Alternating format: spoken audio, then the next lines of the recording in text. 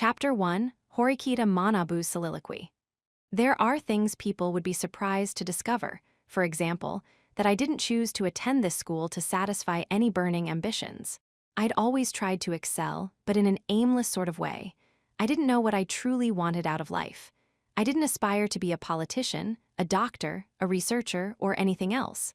For better or worse, I liked to avoid drama. I spent my days working, indifferent and detached, merely focused upon completing the tasks assigned to me, setting an example, being a role model. I believed that this was the right thing to do. However, Nagumo Miyabi continues to take direct action against me, trying to clear me from his path. Perhaps a bulldozer is the description that fits him best. As a matter of fact, I'd given up on taking action against him by the time graduation neared. I'd also never actually tried to make a friend whom I could truly trust from the bottom of my heart. Such things were still foreign to me. At the end of those 3 years, though, it finally hit me. I realized my mistake and the regret that it had left me with. And I realized that this was just the beginning. Chapter 2, A New Special Exam, Mixed Training Camp. On a Thursday morning, shortly after the start of the 3rd semester, several buses traveled in a row down the highway. The buses carried not only first-year students, but second and third year as well, the entire school jointly embarking on one big road trip. The bus that carried us, the first-year Class C students, entered a tunnel. My ears were assaulted by the pressure change. This was the second time I'd ridden a bus since enrolling at this school. No one had explained where we were headed or what we were doing. All we knew was that we had to wear jerseys, and it was strongly recommended we pack several spare jerseys and changes of underwear before we left. This didn't sound like a vacation, though. Since the bus ride was about 3 hours or so, everyone had brought along fun items considered acceptable by the school. Cell phones were a given, but people had also brought books, playing cards, and snacks and juice. Some had even brought along game consoles. Our seats were designated, with our names written on them, and I was seated next to Ike Kanji. I'd intended to get along with him when I enrolled here, but our relationship was still at the just fellow classmates stage, and opportunities to hang out with him had decreased dramatically. Instead of talking to me, his literal seatmate, he knelt on his seat, turned around, and had a loud conversation with Sudo and Yamahuchi, who were seated further away. I occasionally heard the girls tell them off for being annoying, but they didn't pay much mind. It was uproarious in here anyway, so it was no wonder that they weren't holding back. I felt a bit lonely, but there was nothing I could do about it.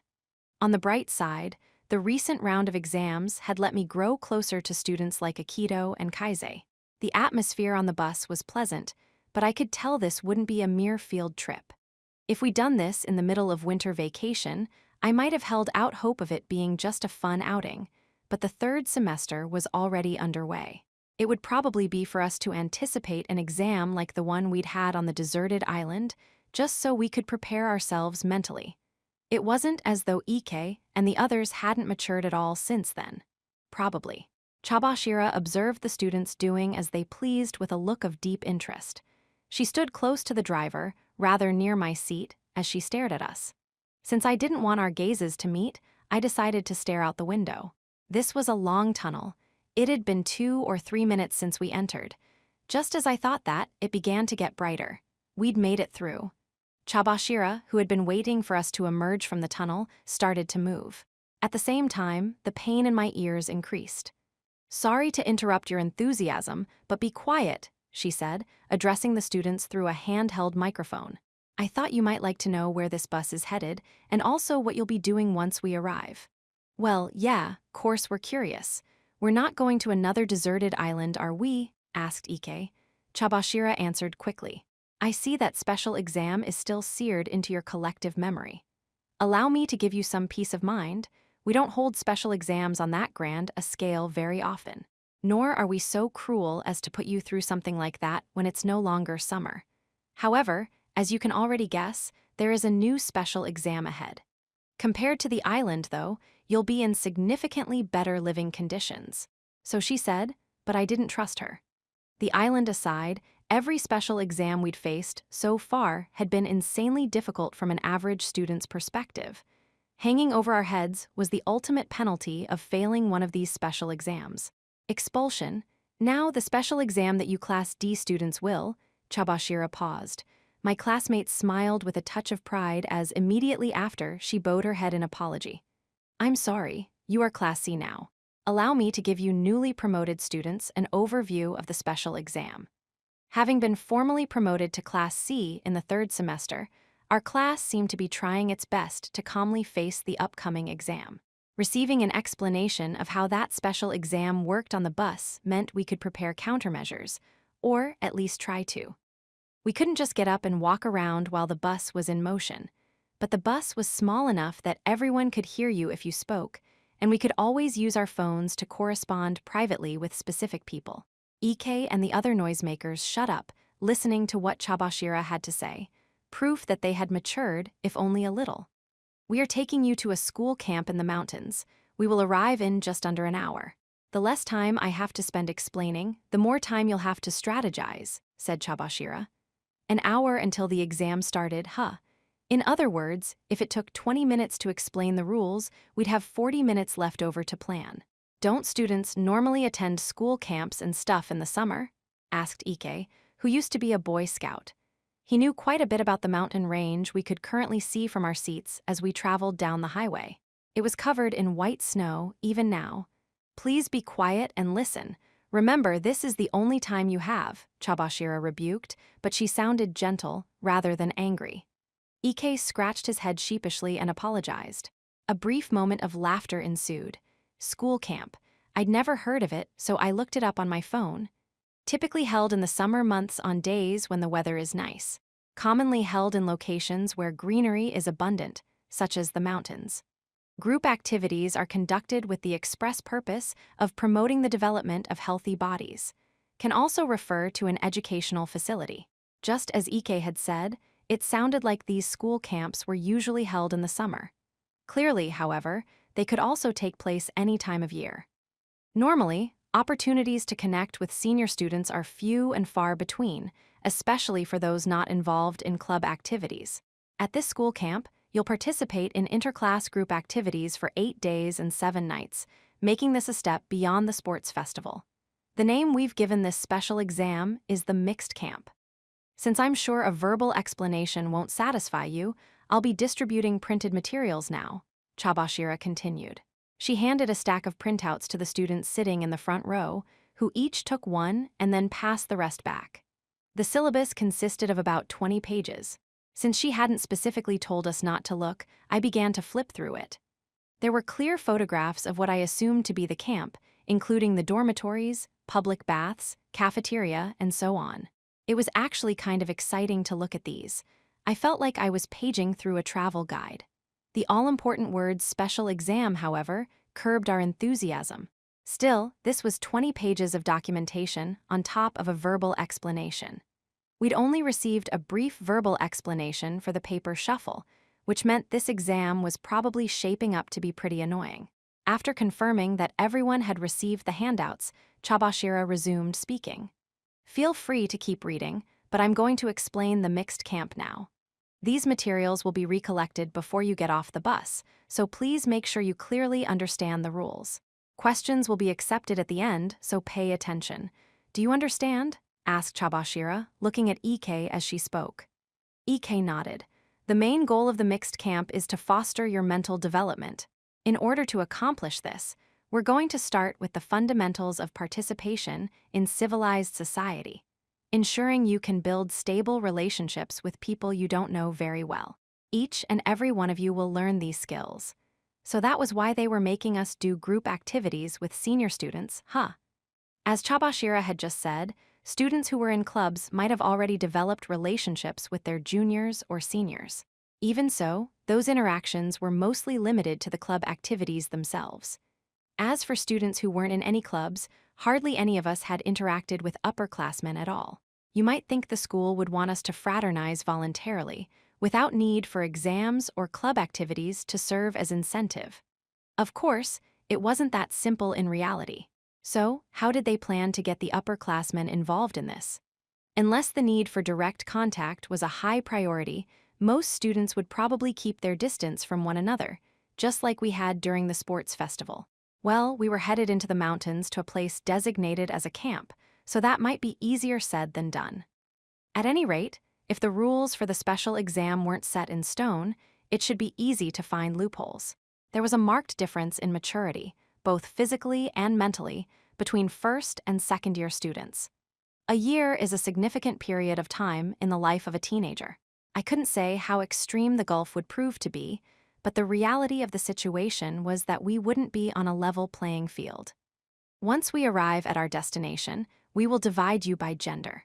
Next, we'll hold a school-wide discussion with all grade levels and then further divide you into 6 groups. Divide men and women, then make 6 groups, muttered Ike, as though he were trying to memorize the information. Chabashira continued, the minimum and maximum numbers of people in each group have already been decided. Take a good look at the guidelines on page 5 of your handout. The students all looked at once. Group numbers are calculated based on the total number of students, then separated by grade and gender. For instance, if there are 60 or more male students in the same grade level, the minimum number of participants in a group is 8, and the upper limit 13. If the total is 70 or more, the limits are 9 and 14. If the total is 80 or more, the limits are 10 and 15. However, in the event the number of students is under 60, please refer to a separate table. Let's assume the ratio of boys to girls in a class didn't vary between grade levels. If there were 40 students in one class, with a boys to girls ratio of 1, 20 boys and 20 girls, then that meant, basically, that there were a total of 80 boys across the 4 classes of a single grade level. That would mean between 10 and 15 people per group, with a total of 6 groups overall. But the fact that the syllabus referenced the total number of students first meant that these numbers would change depending on how many people had been expelled across all grade levels. You're probably already aware of this, but sorting you into 6 groups divided by gender means that students from different classes will be mixed together. For the duration of the test, your group members will be your allies. You'll be in the same boat, as it were. Isn't it kinda ridiculous to ask us to be in groups with people from other classes? I mean, there are enemies, muttered Ike loud enough so that Chabashira could hear him. He'd probably been unable to contain himself any longer, but his own words must have jogged something in his brain because he brightened. Yeah, that's it. We don't really have to do that, do we? We can divide Class C into 2 groups. That'll take care of it, right, Ayan Okoji? He asked, lowering his voice. It was certainly true that Class C could form 2 groups of 10. However, Ike's idea just wouldn't work. A good idea, but things aren't that simple. The rules forbid forming a group with students from just one class. As long as groups abide by the approved headcount, you are free to team up with any class you wish. But each group must have a combination of students from at least 2 classes. More importantly, these groups aren't selected through discussion. They must be agreed upon unanimously, said Chabashira. What she just said was written plainly in the syllabus. Every group must consist of students from at least 2 or more classes. So this means we have to make friends with the enemy? Ike blurted out. It was less of a question and more of something that had just slipped out.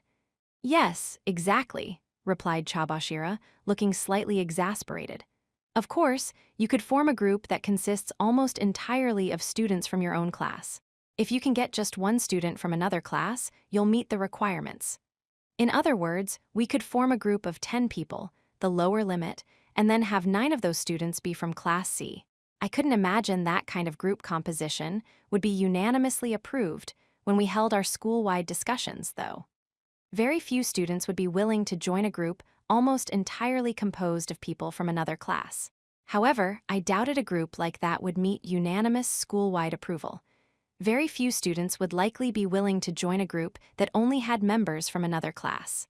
Also, was it better to have more people or fewer? The same number? If the difference in numbers could create an advantage or disadvantage, a smaller group was a risk. But we couldn't know which number would be superior without learning the test's conditions. Our luck would depend on the nature of the exam. I'm sure you're wondering if it's better to have more people in a group or fewer. Numbers will certainly be significant to this test, as you'll see if you turn to the section marked Outcomes, said Chabashira wryly. I will explain it now. Apparently, it was easy to tell we'd all been thinking the same thing. Excuse me, but could you please continue explaining the rules first? I want to learn about the outcomes, but before that, I'd like to know what we'll be doing as a group, asked Hirata. I suppose you're right. If I respond to every one of Ike's concerns, we won't get anywhere. Ike scratched his head apologetically again. Each group will function like a temporary class. I say temporary, but your time together will be significant. Group members will take classes together, of course, but will also cook and clean, bathe, and sleep together. You'll be sharing a variety of life experiences. Both guys and girls let out agonized wails when they heard the words bathe and sleep together. I really don't feel like I could live with people from the other classes, though, grumbled Ike. I understood how he felt. Though we'd cooperated with another class during the sports festival that had been a brief and temporary alliance, we hadn't spent much time together.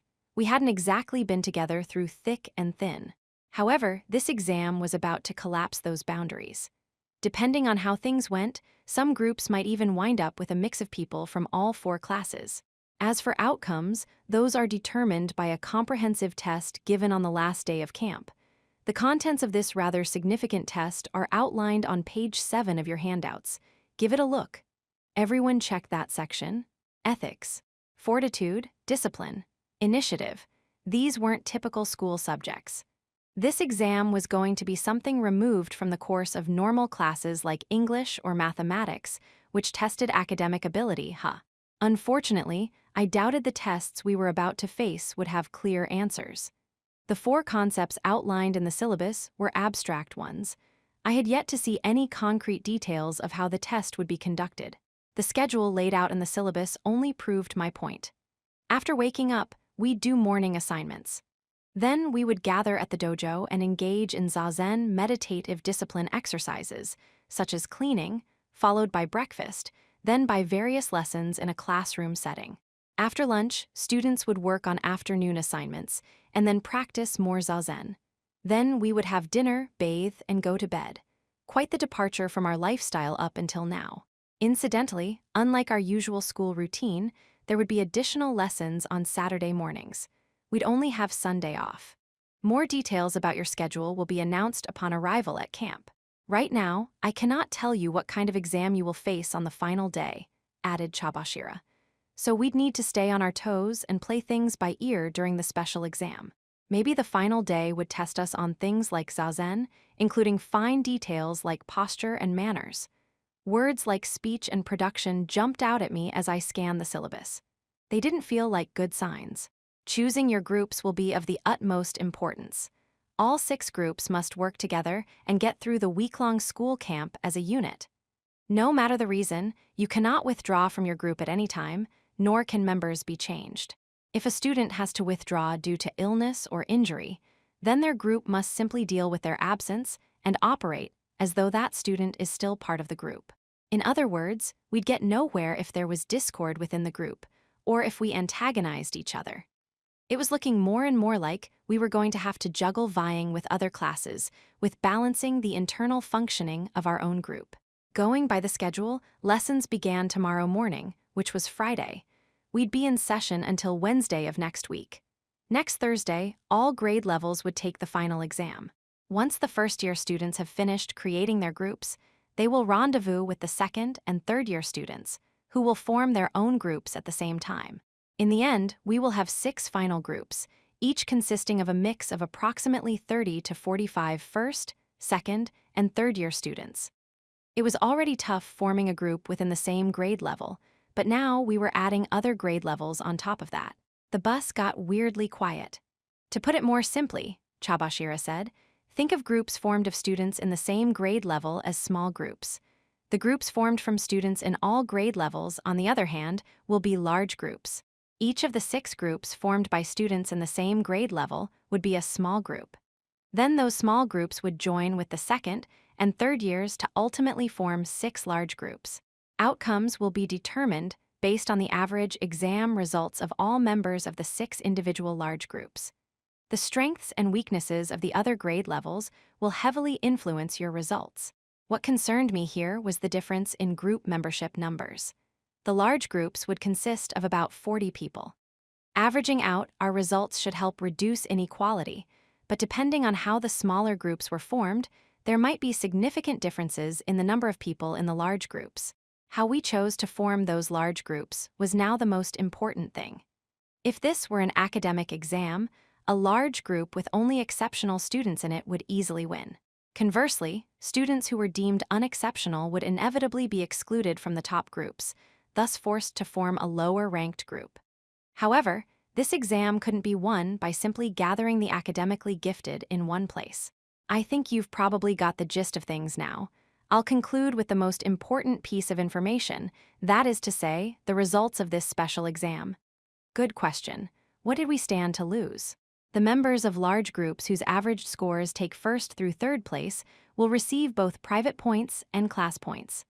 Large groups whose average scores place fourth or below should expect to have points deducted, explained Chabashira. The details were naturally outlined in the syllabus. Basic rewards: first place, 10,000 private points, 3 class points. Second place, 5,000 private points, 1 class point. Third place, 3,000 private points.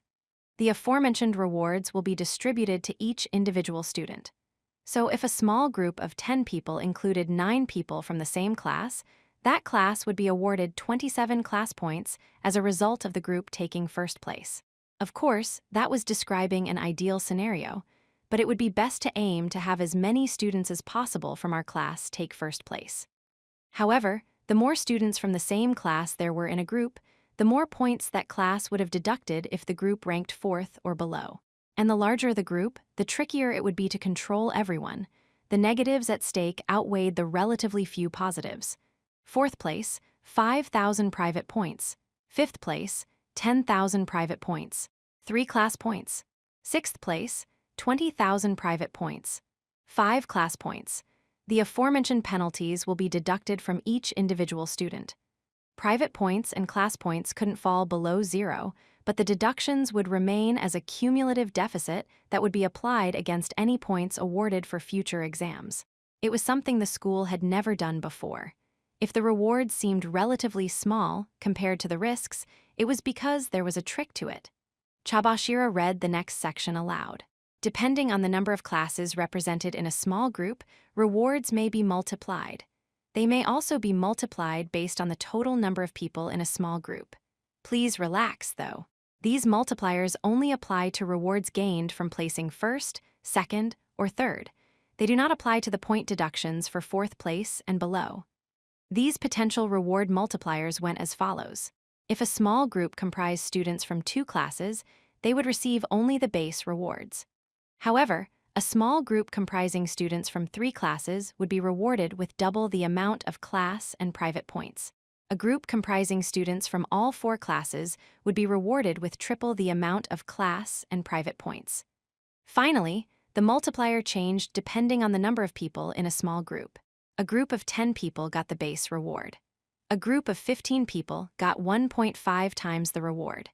In the special event that a small group had only 9 people, their reward would be 0.9 times the default. In other words, if a group comprising students from all 4 classes obtained first place, they'd hit the 3 times multiplier. If that same group also had the maximum number of allowed members, i.e., 15, they'd earn an additional 1.5 times multiplier. Rounded to the nearest whole integer, this meant each member of the group would be awarded 45,000 private points and 14 class points. So far, this seemed like a standard special exam, tricky but interesting. But what came next changed everything. Also, Chabashira said, there is a significant penalty for the large group that comes in last place. A penalty? No way. Yes, the penalty is expulsion. No surprises there. Granted, not every member of the large group that comes in last will be expelled. If we did that, we'd be expelling nearly 40 students at once. Expulsion will only apply to the small group within that large group whose average score falls below the threshold set by the school. So overall rankings were calculated based on the average score of each large group. But when it came to expulsions, it was the average scores of the small groups that were taken into account. That was troubling.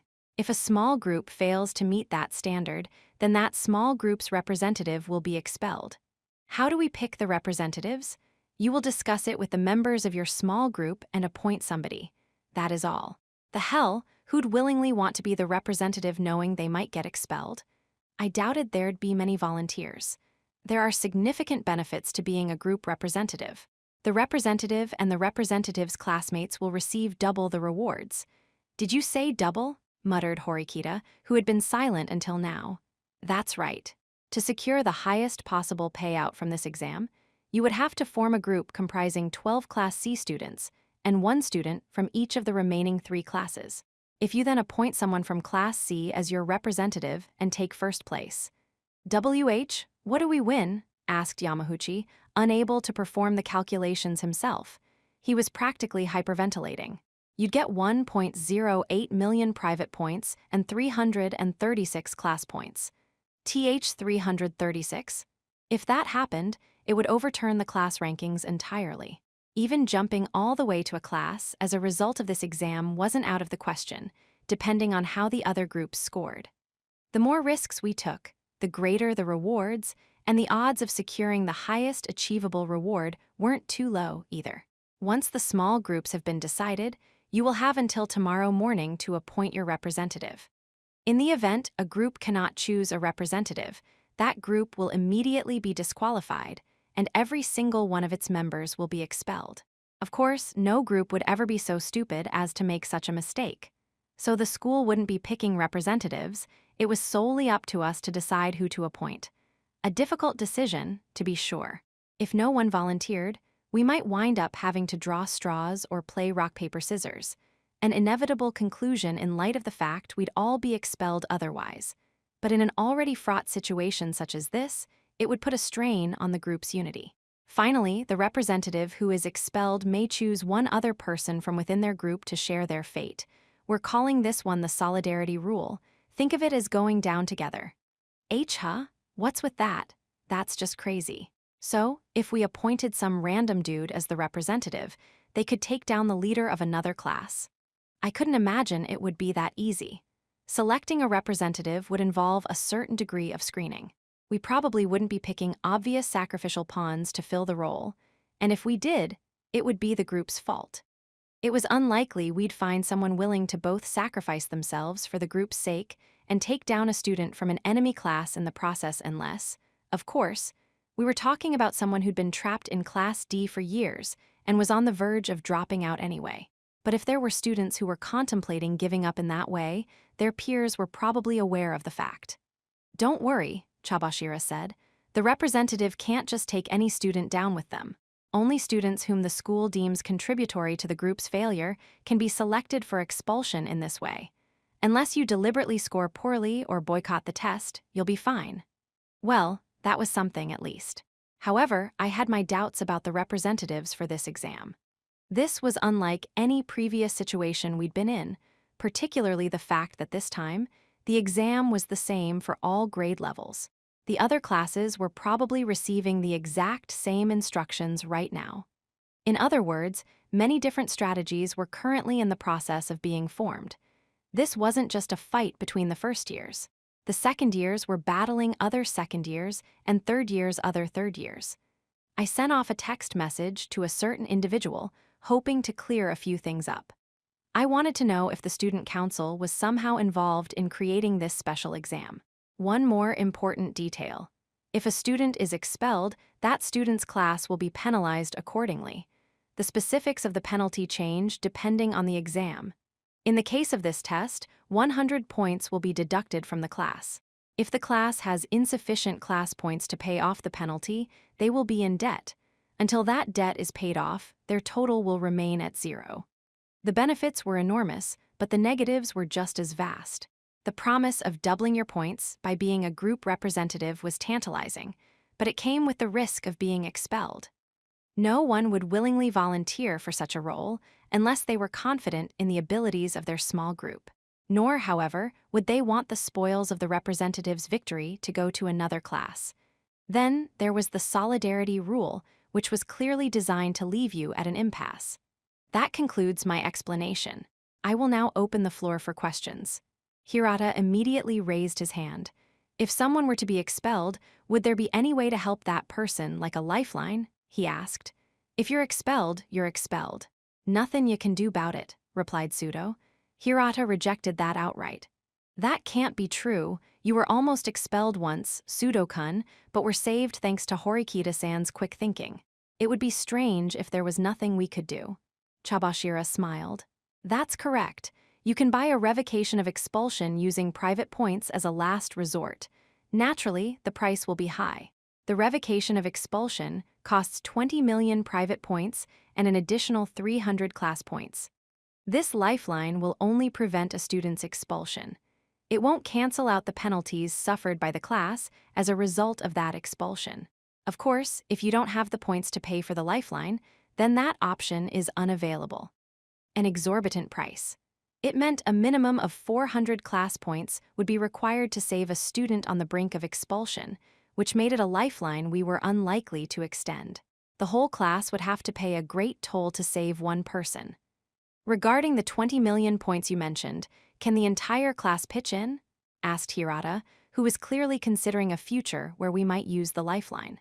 Yes, everyone may pitch in, but this is completely irrelevant since you have only a few points available. With that, Chabashira was done reviewing the materials. There isn't much time left before we reach our destination. You are free to use the remaining time however you like. Right before we arrive, I will recollect the handout. Also, the use of phones will be forbidden for a week. I will be collecting those shortly. Other than that, you are free to bring daily necessities or playthings along with you, but not food. Perishables must be consumed before we arrive, or you'll have to throw them away before you get off the bus. That's all. Students who hadn't reacted to the dangers of the special exam now let out agonized wails at that last comment.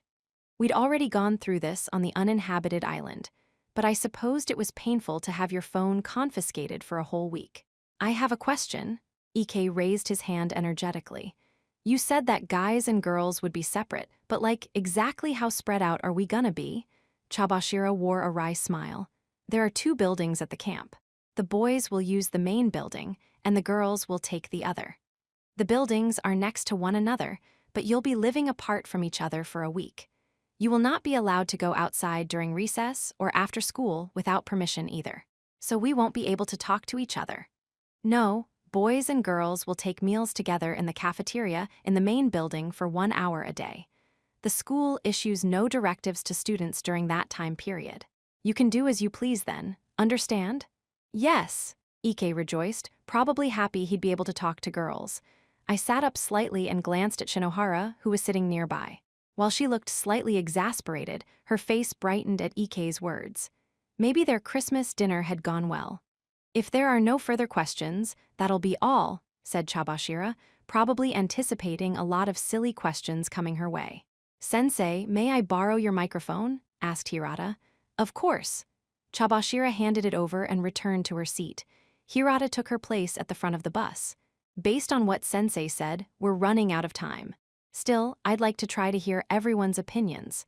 How can we get through this exam? What kind of groups should we shoot for? Wouldn't it be best if we tried to get as many of our classmates in as possible? Pick 12 toppers and then get 1 person from every other class. That'd be perfect, said Pseudo. That would be ideal, but I doubt 3 students from other classes would want to join that group. They'd naturally be on their guard. It would be obvious that such a group wanted to win badly. I couldn't imagine single students from each of the other classes being willing to join them. Besides, if such a group ranked poorly, the damage to the class would be considerable. Hey, if all the smart people get in one group, then the rest of us don't stand a chance, said Yamahuchi. Apparently, he still hadn't figured out that this wasn't about academics. I mean, we really want to get some private points ourselves. His complaints were understandable. This issue had come up during the exam on the cruise ship too. The large group who ranked first would earn private points, but the students in the bottom groups gained nothing. In fact, they would lose a great deal.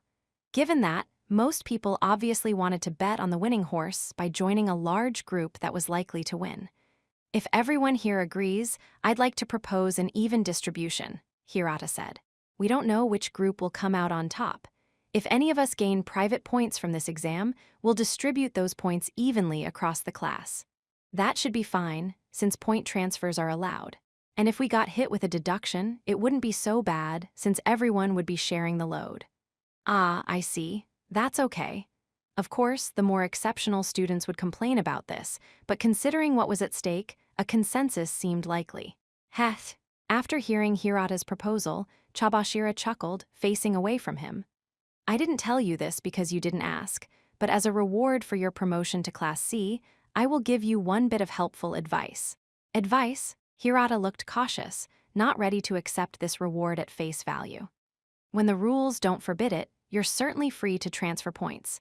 Be it in the middle of an exam or in the course of your daily life, you can transfer points as much as you please, as long as you don't break any rules in the process.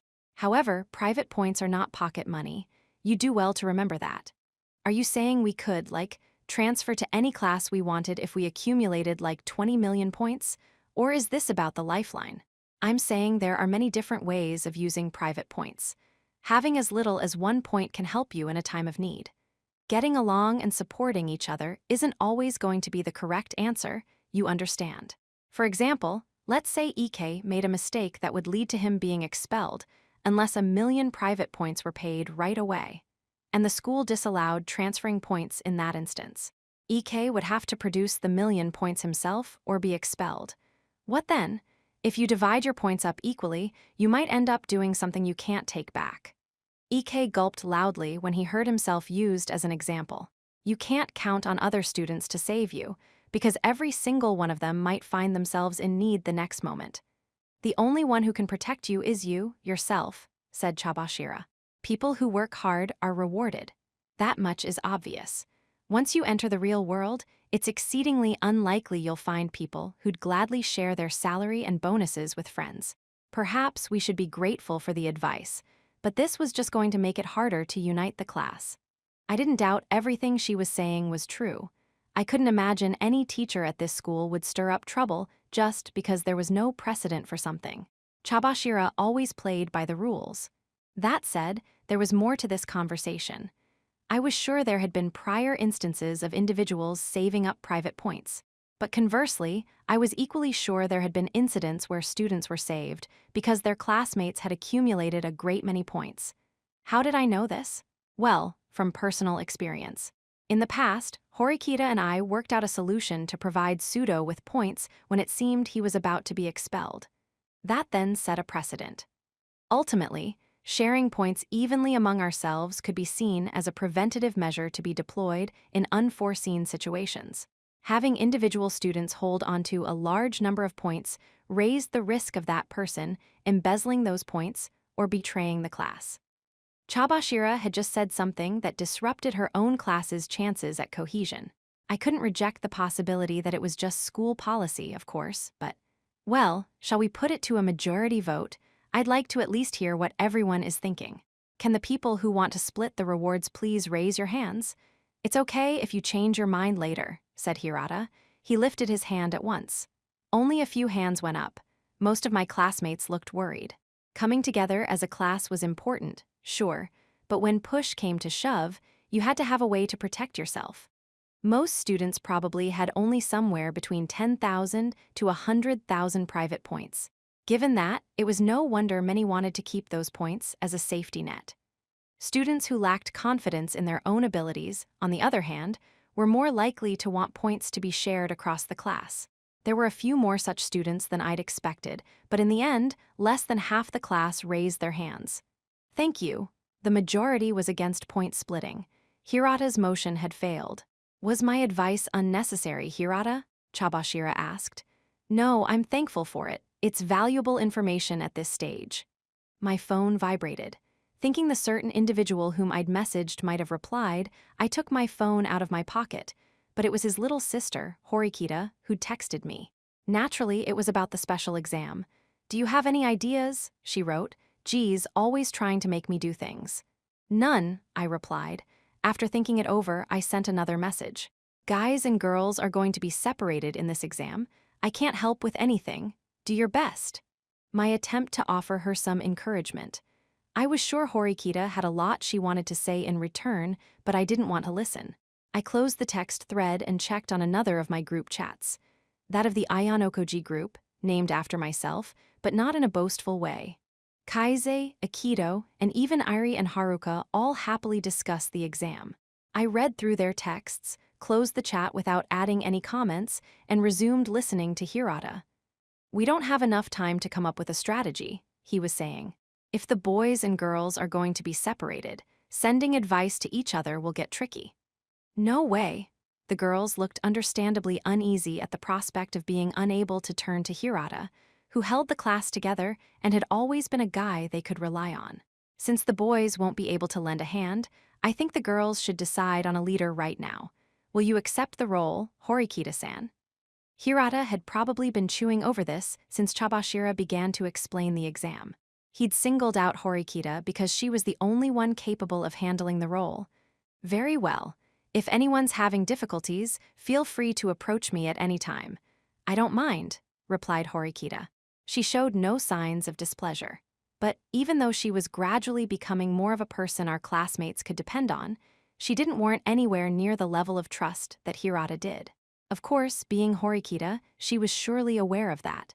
"However, I'm sure quite a few of the other girls will find me lacking," she continued. "I don't like to say this of myself, but I have a somewhat abrasive personality. Yeah, that really wasn't something anyone would want to admit. Which is why I'd like Kushida-san to assist me. What do you think?" said Horikita, directing this to Kushida, who sat near the front of the bus. "Will I even be useful?" asked Kushida. "Of course, everyone in our class trusts you." Well, okay. If you'd like, I'll help." "Thank you. In the event someone finds it difficult to speak directly with me, you can do so via Kushida-san." "I don't mind. I will respond to any issue, no matter how trivial." While Kushida's trustworthiness was a matter of some concern, this strategy was unquestionably the best we had right now. The exam rules made it fairly difficult for guys and girls to meddle in each other's affairs. Despite being held in the same general facility, our classes and tests would take place in separate locations. The guys would have no opportunity to participate in any of the battles being fought on the girls' side. With our phones being confiscated to boot, our only opportunity for contact would be the 1 hour we had for dinner. That being said, it was vital we be able to gather as much information as possible. I was going to need a gopher to funnel information to me from the girls. Kushida worried me. This left Horikita or Kei as options, and the former had a lot on her plate right now. I also had to consider the fact that she tended to read too much into my intentions and take unnecessary actions. More importantly, if she was going to be fielding consultation pleas from the other girls, she probably wouldn't have energy to spare for much else. I supposed I'd have to use Kei after all, though I couldn't force her to survey the entire group by herself. I sent the bare minimum of necessary information over to Kei's phone. She immediately replied with a blank message to confirm receipt. Given we just learned that the unique nature of this test would force the guys and girls to do battle separately for a while, she must have assumed I'd be contacting her. Kei probably wanted some advice herself right now. Considering the rules of this exam, particularly the ones about the representatives and their ability to take someone down with them, it wasn't outside the realm of possibility that Kei might wind up as a sacrificial pawn. I couldn't say she was doing well at the moment, whether in terms of her test scores or her behavior in class. That was why I was going to teach her a few tricks to protect herself. They weren't things that every student could pull off, but they could keep you safer, if only slightly so. As for me, I couldn't really care less about the special exam. I had no intention of executing any winning strategies. All I wanted was to make it through safely and without incident. This didn't mean I wouldn't be making any moves at all, like what I'd just done by giving Kei advice. In a worst-case scenario, this special exam could lead to several students getting expelled from C class. I couldn't protect the entire class by myself. I had to narrow down the list of people I wanted to safeguard. Besides myself, I wanted to protect Kei, who'd become a staunch ally, and Hirata. Considering my involvement with the student council, I needed to ensure that Horikita stuck around, too. Then there were my friends. Kaise, Aikido, Haruka, and Airi. They couldn't be my top priority, but as their friend, I certainly hoped they wouldn't be expelled. Finally, given this rare opportunity for grade levels to intermingle, I should keep an eye on Nagumo's movements. Any other minor skirmishes that occurred around me were beneath my notice. 2.1. The bus got off the highway and began to drive up the paved mountain road. I wondered why our school outings always took place in nature, like this location or the ocean. At any rate, a new special exam was about to begin. Given they were confiscating our phones, this was certainly going to be that annoying kind of test where you had to gather information either on your own or by using your connections. And since more information would be leaked the more carelessly you acted, prudence and discretion would be vital. "I'm not cut out for this," I muttered, letting my honest thoughts slip forth. No matter how many special exams we went through, I just couldn't get used to them. I'd so rarely had to cooperate with other people before. "We will arrive shortly," Chabashira said. "Once there, you will form your groups. Then, as soon as room assignments have been completed, you will have lunch, followed by free time in the afternoon." "That means, yay, we don't have to study," Ike beamed at me. True, but this wasn't vacation. It was a school day.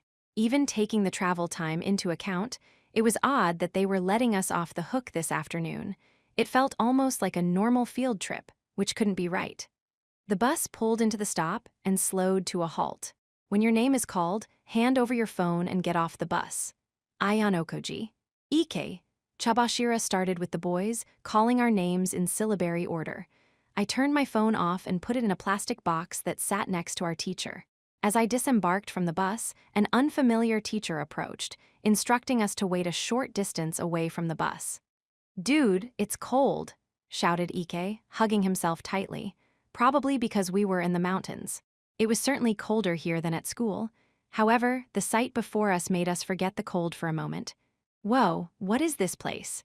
This seems a lot for a school camp." Enormous grounds spread out before us, with some extremely old-fashioned school buildings visible in the distance. Our home for the next week. They were huge, probably because they had to accommodate the students of all 3 grade levels. It felt similar to the test on the uninhabited island. As with that test, I really didn't have much experience living out in the wilds like this. People like Ike, who had been a Boy Scout, were going to be useful here. So would those like Pseudo, with their physical strength. The girls filed off the bus next. It seemed like Horikita wanted to come talk to me, but unfortunately, we were already being queued up into separate lines. The boys and girls each headed for our respective school buildings, with the boys being directed to the larger one, referred to as the main building. Once inside, I found my nostrils tickled by the nostalgic scent of the wood-paneled interior. This really is a traditional wooden school building, isn't it? It's old but still beautiful. It must be exceptionally well maintained, said Hirata. Everyone else agreed. Along the way, we saw what appeared to be a classroom. There was no air conditioning, only a single stove placed in the center of the room. We'd most likely be having classes from tomorrow in rooms like that. Finally, we arrived at what seemed like a gymnasium. The guys from Class A and Class B, who were already there, looked over our way. The Class D students showed up right after us, so the second and third year students were probably on their way in next. We were ordered to form a line and await further instruction. Classes A and B looked calm and didn't chat amongst themselves. They'd probably already finished strategizing on the bus, huh? 2.2. Boys from every grade level assembled inside the gymnasium. The bashful first-year students clumped together to wait in silence, and soon after, a teacher from one of the senior classes took to the stage, microphone in hand. "I'm going to assume you all understand the contents of the exam after the explanation you were given on the bus ride," he addressed us. "Each grade level will now hold internal discussions and form into 6 small groups. The large groups will be formed at 8:00 p.m. today. That is all. As a reminder, the school will play no part in the formation of these groups, whether large or small, nor will school officials act as mediators." Okay, then. I wondered what the other classes' strategies were. They should have some plans in place already, but we'd see how it went. Each grade level, first, second, and third years, distanced themselves from one another, and the discussions began. I was curious about what the seniors were doing, but it was hard to make out any details from here. As I attempted to observe them, though, there was already movement taking place within the first-year classes. I thought we'd try to feel each other out a little longer, but Class A got straight to work, forming one large group. A pretty attention-grabbing move, given the stalemate we were in. There were 20 boys in first-year Class A. 14 of them formed up into a single group, then made the following declaration to the people in Class B and below. As you can see, we in Class A intend to form a single group in this fashion. We have 14 people at present and need one more person to meet the requirements. We are looking for someone to join us. The person who said this was a Class A student named Matoba. I saw Katsuragi among the 14 boys in the group, but if Matoba was the leader, did that mean Katsuragi wasn't the representative either? At any rate, this made it clear that Class A's strategy was to form a group made up of as many of their own people as possible. Hey, what the hell are you selfish punks doing? It ain't fair if you're the only ones who go and do something like that, said Pseudo, glaring angrily at Class A. Is it selfish? Our group would comprise students representing only 2 classes. Even if we take first place, our modifier will be low. I don't think this is a greedy proposal at all. WL, sure. But it's unfair that there's 14 of ya. On the contrary, it's very fair. Since the remaining 3 classes can create 3 groups of 15 people each, you can all make groups similar to ours. Right. I guess, said Pseudo, not quite understanding. He looked to Hirata for help. That is correct, yes, said Hirata. Then this discussion is pointless. By the way, we've agreed that the 6 remaining boys from Class A will happily join whatever groups you make, no matter their makeup, said Matoba, smiling broadly. He turned to Class B's Kanzaki and Shibata as well. Well, I guess this isn't really a bad deal at all. What do you think, Kanzaki? Sorry, I need more time to answer that, Kanzaki said. I can't imagine that Class A students would go so far as to deliberately drag the other classes down, but I suppose it's best to be cautious. Class A was pushing everyone to come to a decision right away, but Kanzaki didn't seem inclined to rush. In response to his stalling, Matoba came back with a strongly worded statement. You have 5 minutes, please make your decision by then. A time limit? We've only just begun to discuss this. Class A gave us an opinion, not an order. You don't get to make an unilateral decision here. A 5-minute window is absurd. Despite Class A's claim that going along with their proposal meant each class could make their own group of 14 people, it would be a lie to say that this was fair for all classes. If you thought about it, Class A was the only class that could afford not to care about a low reward modifier. They were currently ranked first and leading in points. I suppose it wouldn't be fair of us to make this decision solely by ourselves, Matoba said. But you misunderstand. We're not saying we won't negotiate after the 5 minutes are up. We're just offering special terms for someone within that 5 minutes. Special terms. Matoba continued to control the conversation, precisely because the other classes had yet to solidify what they wanted. This was certainly close to what you'd call a preemptive strike. Class A is going to form one group of 14 people, meaning we require one student from another class. Setting aside the merits of this strategy, it's certainly true that we're selfishly pushing this idea on you. As such, the single person whom we will welcome into our group will receive special treatment, he explained eloquently. This had to be the strategy they'd come up with on the bus. The student who joins our group will bear no risk whatsoever. Katsuragi-kun will act as the group's representative, and in the unlikely event that we place last, he will take full responsibility. No one will be dragged down via the solidarity rule. Of course, this only applies so long as the special entrant doesn't intentionally lower our scores or hurt our friends. If your exam scores are genuinely poor despite your best efforts, that's fine. So these were the special terms, huh? Are you serious? The proposal had its merits. Gathering skilled team members in one place to create a group with a high point modifier might be necessary to advance a class, but it was those skilled people, the people at the very heart of the class, who bore the risks of such a strategy going sour. From the perspective of an average student who grappled with fears of expulsion, Matoba's proposed system of special treatment wasn't a bad idea at all. It would guarantee they made it safely through this special exam. Still, why wasn't Katsuragi the one suggesting this? Was this the fallout of him losing status within the class? We intend to take first place, meaning there is a strong possibility that our special entrant will be rewarded with private points. Aren't many of you nervous about this special exam? Asked Matoba, looking around. His words clearly resonated with the less secure students. However, if you cannot decide within the 5-minute window, the special offer expires. In the unlikely event that our class does receive a penalty, we will not hesitate to drag that student down with us. It's an interesting proposal. But after the 5 minutes have passed, the value of joining your group plummets significantly. No one wants to join a team with such a high risk of taking them down with it, said Kanzaki. Yeah, that's right. Who'd be crazy enough to do that? Said a student who'd been briefly charmed by the idea of the special terms. I don't mind what you think, but these are our terms, said Matoba, taking a step back. His group moved with him, signaling the end of the discussion. I think we're better off ignoring them. Once 5 minutes have passed, no one will want to join their group. They'll be back, said Kanzaki. Suppose so, said Shibata. Having said that, they moved calmly away. I didn't see Kanda and the other newly demoted Class D students making any strange movements either. Hirata, however, seemed to be the sole person who felt differently about Class A's proposal. He approached Kaise, Akito, and me, asking, "What do you think?" in a low voice. "About their strategy," replied Kaise, taking the lead in the conversation. "Yeah, surprisingly enough, I don't think it's a bad deal. It is absolutely essential that everyone in Class C makes it through. We've only just been promoted, and I don't want any of my classmates to be expelled. If a student who's nervous about this exam joins Class A's group, they should be able to rest easy," said Hirata.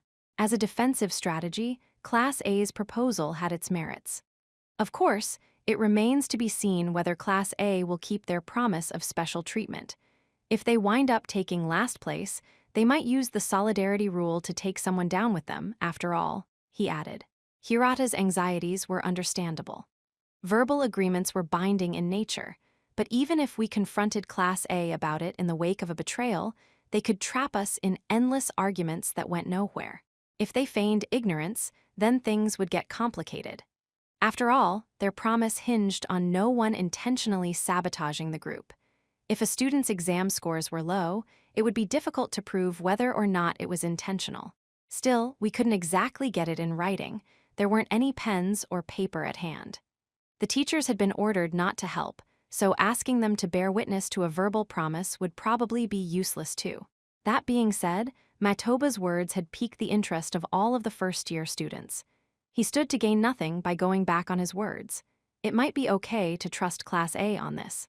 It might be possible to have them protect one person, I stated, joining Hirata and Kaise's conversation. Yeah, if we make a move now, that just leaves the question of what B and D decide. Accepting the offer would be seen as siding with Class A, who had opted for a heavy-handed approach. Even though we only had a tiny window, Hirata seemed to want to think this over until the last possible second. Roughly 3 minutes had passed since Class A's sudden proposal. We didn't know whether they were dutifully counting every second, but Matoba and the others seemed to be leisurely standing by. Maybe they were expecting someone to raise their hand, or maybe they were thinking up another strategy. We watched them carefully for the remaining 2 minutes, waiting for them to make their move, though what they would do, of course, depended on the leaders of Classes B and below. Kanzakishi, I have a proposal. Would you care to hear it? Said Kanda. Rather than whisper, he raised his voice boldly so that everyone could hear, beckoning Hirata to join them too.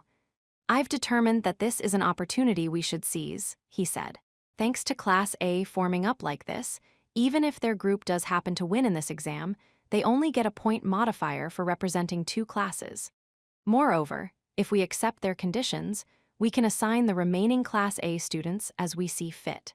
We could configure the remaining groups to include students from all 4 classes, meaning the higher those groups ranked, the greater the likelihood of their members closing the gap between their class and Class A correct. That's only if we can rank higher than them, though. I didn't know what the exact scores were, but during the paper shuffle, Class A had destroyed Class B in a test of academic skill. This could end badly. It's certainly risky. However, this isn't merely a question of academics. What do you think? I say we try to overthrow Class A here and now, said Kanda. In other words, have B, C, and D cooperate to lay siege against Class A here. Letting Class A have a group of 14 of their people is a small price to pay, compared to the point multiplier for representing all 4 classes in a single group. With their offer of special treatment on top of that, it should work out perfectly. That's right. I like Kandakun's strategy, said Hirata. Kanzaki, more cautious, continued to ruminate on the benefits of having people from all 4 classes in a single group. But who's going to join Class A's main group? He said. I doubt any Class B students want to team up with them, myself included. Even if the special entrant would be protected from expulsion, he'd be spending the week in a group made up only of Class A students. It was safe to say it wouldn't be the most comfortable time. Let's ask students from classes B and D would anyone like to step forward, said Hirata. We looked at each other, but no one raised their hand. Then I'd like to ask Class C would anyone like to step forward, asked Hirata, directing the question to our own class this time. But he got the same reaction. Some were likely considering the offer because of the special quota, but also anxious about having everyone's eyes on them. Not to mention being behind enemy lines for a week. This is just my opinion, said Hirata, but I think Class A will keep their word. How can you know that? Because they're Class A, I suppose. If they do force a lower-ranking student into expulsion despite their promise, no one will ever trust them enough to make a deal with them again. We're only in the 3rd semester of our first year. To lose credibility now would be a significant setback. Hirata's words made sense. If this were a final, decisive battle, Class A might act without care for their reputation. But they still had over 2 years to go. If they were seen to keep their word here, they could continue to use similar methods in the exams to come. Hirata was saying they wouldn't do anything too reckless just yet. Not to praise an enemy, but this is Class A, their grades are simply better than ours. I doubt they'll come last or drop below the average. Your safety would be guaranteed. EK and the others could understand that temptation well. Fortunately, there don't appear to be any Class B or D candidates. I'd like to choose someone from Class C to join A's group. Even if they do win, our class would benefit, and someone would avoid the chance of expulsion. How does that sound? Said Hirata. He specifically directed his gaze to Ike and Yamaguchi, no doubt wanting to protect students who were anxious about their abilities. He made sure to confirm the truth of what he was saying with Matoba too. Even if the special entrant scores below the group's average, do you promise you won't seek to punish them? He asked Matoba. Of course. We ask nothing of that student. If they uphold the conditions I outlined earlier, they have my word. I suppose I'll do it, muttered Ike. Upon hearing that, Yamaguchi said the same. I think I would like to volunteer myself as well, added the professor, bringing us to 3 candidates. To keep things fair, how about we settle this with rock, paper, scissors? The winner joins the group, suggested Hirata. They did just that, with Yamaguchi emerging victorious, making him the person chosen to join Class A's main group. And thus, the first group was formed. They reported to Mashima-sensei, leaving the 6 remaining Class A students behind. Now we can form the remaining groups however we wish. I suppose we could do as Class A suggested and form 3 groups of 14 people from the same class. And, just like Class A, we could pledge not to invoke the solidarity rule against the one person from another class. Personally, however, I would prefer we do as I had suggested earlier and blend all 4 classes together. That's right. Now that we're going with Class A's plan, I think we should blend them. No objections here. What do you say, Class C? Kanzaki and Kanda's strategy was one designed to secure the highest point multiplier. If we're aiming to win, this is what we need to do. No argument from me. Wait a minute, Hirata. Is this really okay? Like, I don't want to join a group with someone like Ishizaki in it, interrupted Sudo. It wasn't just Sudo either. Kaise and other Class C students felt similarly, and grumbled complaints could be heard from a number of Class B and D students too. Having students from all 4 classes got you a high multiplier, but it also courted conflict. If students who fought like cats and dogs got stuck in the same group, it might even affect scores. I understand. I don't think this is something we can decide immediately. What works for Class A may not work for us. Given how satisfied the Class A students looked, they'd probably agreed to split the rewards equally among all their classmates. They might even have promised to give the 6 students excluded from their main group a greater share of the rewards to offset the greater risks they faced. They could afford to do so precisely because they were Class A and in a relatively safe position. Why don't we form hypothetical groups for the time being? If anyone objects, we can stop and start over. Sounds good. Trying to feel things out wastes precious time and won't get us to a consensus, and Class A's already moved on to the next step. Arguing back and forth would get us nowhere. The other students must have been leaving matters to their respective leaders because there were almost no dissenting opinions. "No objections here," said Kanda, accepting the offer without any resistance. We began to form groups smoothly and efficiently. Even though no one had spoken up, though, many students still wore skeptical looks on their faces. Raiwin, not Kanda, had been Class D's original leader. Everyone here was aware of that, but Raiwin wasn't participating in the group discussion at all. In fact, he was keeping his distance from everyone and didn't even look like he was paying attention. Now that the third semester was underway, it was common knowledge that he'd vacated his position of authority a while ago. Among the students who didn't know the specific details behind his fall, there were several who suspected that the whole thing was a charade. "I'd like to ask you something. Did Raiwin tell you to do this?" asked Shibata, voicing the question Hirata and even Kanzaki didn't dare to. Kanda removed his glasses and blew dust off the lenses. "No, this was my idea. His opinions are irrelevant, and even if he and I were collaborating behind the scenes, I'm the one talking to you right now. Any problem with that?" His expression turned somewhat grim. "I just wanted to make sure." "Sorry if I offended you," Shibata apologized. "You didn't. Now let's continue with our discussion. We don't have the time for chit-chat." Designing these groups was a tricky task. Each group would have to work as a team, while their individual members tried to avoid expulsion and assist their class at the same time.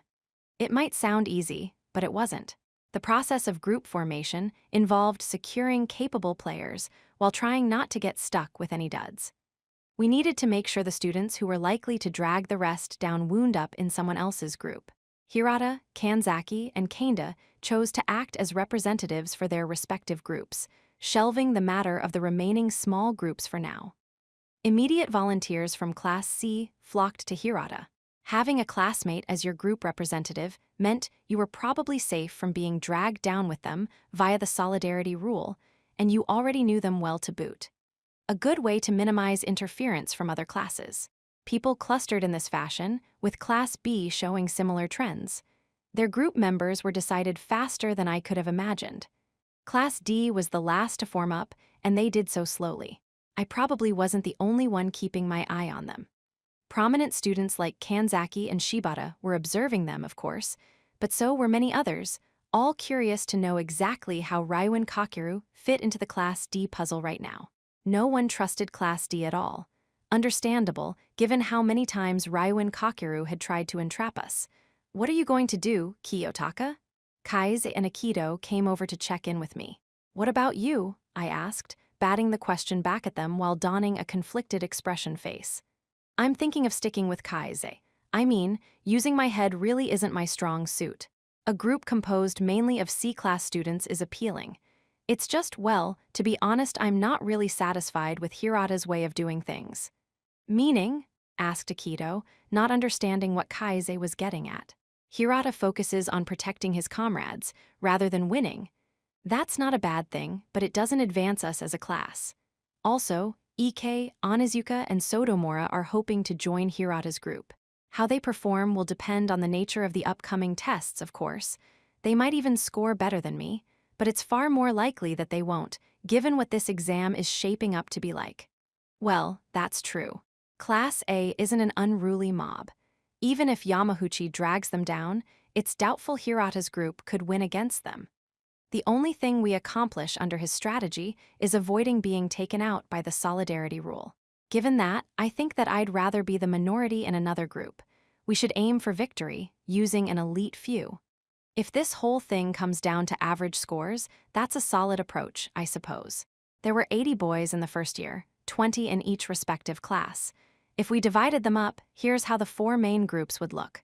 Group A 14A, 1C equals 15 people.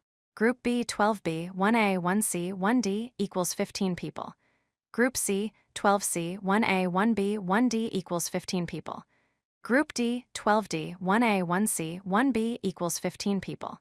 That left 20 people, 3 from Class A, 6 from B, 5 from C, 6 from D, who would probably have to form 2 groups. However, While the majority of students were doing as their class leaders directed, some didn't seem inclined to cooperate. One such student was unmistakably Class D's Ryuin Kakeru, who had avoided interacting with anyone, standing around alone as if he had no interest in participating in this exam in the first place. Despite being alone, it didn't look like he was wallowing in loneliness or anything. If anything, he looked like he was proudly waiting out his solitude. Either way, one of the remaining groups was going to have to take him in. There was only one student I could imagine doing such a thing in a situation where even Ishizaki, Ryuin's classmate, wouldn't talk to him. "Ryuin-kun, would you care to join our team?" Of course, it was Hirata. I could understand why someone like Ryuin, who'd halfway retired from interclass competition, would find a mandatory collaboration exam like this one annoying. That said, he probably wouldn't imprudently defy the school's will either. Wait, Hirata, taking Ryuin? That isn't funny. Everyone who joined Hirata's group resisted. Who'd want to work alongside the ultimate ticking time bomb? Ryuin was the single most unnecessary element of a strategy to climb to Class A. The students understood this, but at the same time, they had doubts rising within them. Doubts, that is, about the scenario where they graduated from a class other than A. Failing to graduate in Class A meant they would never benefit from this school's too-good-to-be-true guarantee of getting you into any institution or career you wanted. What was even the point of graduating if you couldn't do it in Class A? That question haunted everyone at this school. It was the same kind of mingled unease you got when good news and bad news reached you at the same time. Without Class A, you'd be labeled an underperformer. Universities or workplaces might outright refuse to admit or hire those who didn't have what it took. Of course, there were undoubtedly many who held graduates of the advanced, nurturing high school in high regard. Spending 3 long, hard years in the pure meritocracy of a government-sponsored school had its own value. Graduating from this school at all was still a substantial achievement, as long as you didn't get your hopes up too high. As for the second-year students, Nagumo was already top dog of Class A, far ahead of Class B and below. With a year left to go, other classes could still turn things around, but it was an uphill battle. The third-year students had it tough, too. While their situation certainly wasn't as one-sided as the second years, I had heard that Class A, where Horikita's brother was placed, had never once surrendered its lead and was still going strong. At this point, there was almost no chance for the second and third years in Class D to make any kind of comeback. Barring some kind of miracle, maybe, if this were one of those quiz shows where you could shoot to first place simply by getting the crucial final question right. But I doubted that would happen here. Putting aside the first-year students who hadn't yet grasped the bigger picture, everyone was likely terrified of expulsion. I couldn't imagine a university or employer welcoming an expelled student with open arms. The systems in place for this exam, like the solidarity rule, were deterrents at best. The systems in place in this exam, like the representative being able to drag someone down with them, was at most a deterrent. It was a rule created to ensure that students wouldn't be getting forcefully expelled. However, being vigilant was still important. There was still a possibility that there was a student out there who didn't mind getting expelled, and in the off chance that a representative gets expelled, they probably wouldn't hesitate to bring someone else down with them. This meant everyone would be wise to score higher than their representative, even if only by 1 point, to escape the solidarity rule. Also, it was important not to incur the representative's wrath. "Oh ho, ain't you a big shot, Hirata, talkin' me in? But it doesn't look like people are on board," said Ryuin. That's right. They wouldn't agree, and the group wouldn't form unless Hirata managed to talk them into it. "Hey, Kaise, wouldn't being part of an elite crew be pretty risky?" muttered Akito, looking at the remaining members. "Yeah, maybe more than I thought." Kaise let out an exasperated sigh. Aside from me, the remaining 5 Class C students were Kaise, Akito, the professor, Onizuka, and Kuenji. The professor and Onizuka had wanted to join Hirata's group, but that group was full up. As for Kuenji, he did his own thing, so to speak. He didn't participate in any discussion. We could argue that we'd like those 5 to all stick together, but then we'd have 2 groups of 10 remaining, meaning the other classes wouldn't be able to make the same move. On top of that, since there were practically no students left who would proactively step up and take on the role of representative, Students' movements became rigid, as if time had come to a halt. "As long as I'm not in a group with Rywin, I'm good," said a Class B student. "I'd also like to avoid Rywin," said Kaize. Everyone was on team not Rywin, probably because they had no idea what he might do next. Even his old allies like Ishizaki kept their distance. Shiina Hiyori, who hadn't been involved in that rooftop scuffle, might have supported Rywin, but she wasn't here. This isn't going to be easy. The best plan would be to put him with the Class D group. That would be great, sure, but we're in a bit of a bind right now. I heard they had a falling out, but I don't have enough evidence to know if that's true. It was understandable that Kanzaki, no, that everyone here, would have doubts. They probably saw this whole situation as Class D intentionally cutting Rywin loose in the hopes he'd sabotage someone else. "Kanzaki-kun," Hirata said. "If Rywin-kun really is having trouble, I think that we should do something about it." "By do something about it, you mean Classes B and C should help him, is that it?" "Yes. Even if it helps out Class D, 2 other classes would be hurt in the process. If you weigh the risks, it's not a good idea." Kanzaki was right. If including Rywin meant taking a risk, then that risk should be shouldered by his own class. Kanda and Ishizaki might not like the situation, but they had no right to saddle another class with Rywin, and we didn't need to take responsibility for their problems. Mind you, if we'd been competing in pairs, Hirata would probably have paired up with Rywin in the blink of an eye. But this was a group test. One person's goodwill couldn't carry the day, as evinced by the silence that followed. It seemed forming groups was going to take longer than expected. The paranoia and suspicion emerging from the 3 groups that had formed right off the bat as a result of excluding Rywin didn't help. 2.3. Allow me to suggest something. The problem we're facing right now is Rywin. We're fighting over which group to put him in, right? In that case, I'd be willing to act as a group's representative in exchange for that group taking Rywin, said Akito, who had been carefully observing the situation next to me. Of course, declaring that he would accept Rywin when no one else wanted to instantly raise people's suspicions. "What are you plotting?" "It's simple. In return, I want the lion's share of the reward for first place." I didn't think people would resist the idea, but then again, they all understood that taking in Rywin came with great risks. It was just that, well, I never imagined. Akito would make a move with the intention of getting the reward. I suspected he was simply trying to come up with a reason to take Rywin in, since no one else was willing to do so. "What are you proposing, exactly? You're not planning to use the solidarity rule to take someone else down with you if it comes to that, are you? Unless someone tries to blatantly sabotage me, I won't do that. And the rules say I can't anyway." The members of the hypothetical groups fell silent after hearing Akito's well-reasoned argument. And so, despite encountering a few bumps in the road, the first years finally managed to form 6 groups. This included my group, which was composed as follows. From Class C, we had Kuenji, Kaize, and me, 3 people. From Class B, we had Sumida, Moriyama, and Takatu, 3 people. From Class A, we had Yahiko and Hashimoto, 2 people. Then, from Class D, we had Ishizaki and Albert, 2 people, 10 people in total. Our group was clearly unlike the other 5. We had a far more even mix of students from different classes, though I suppose the group Akito was representing wasn't too far off. However, my group still needed a representative.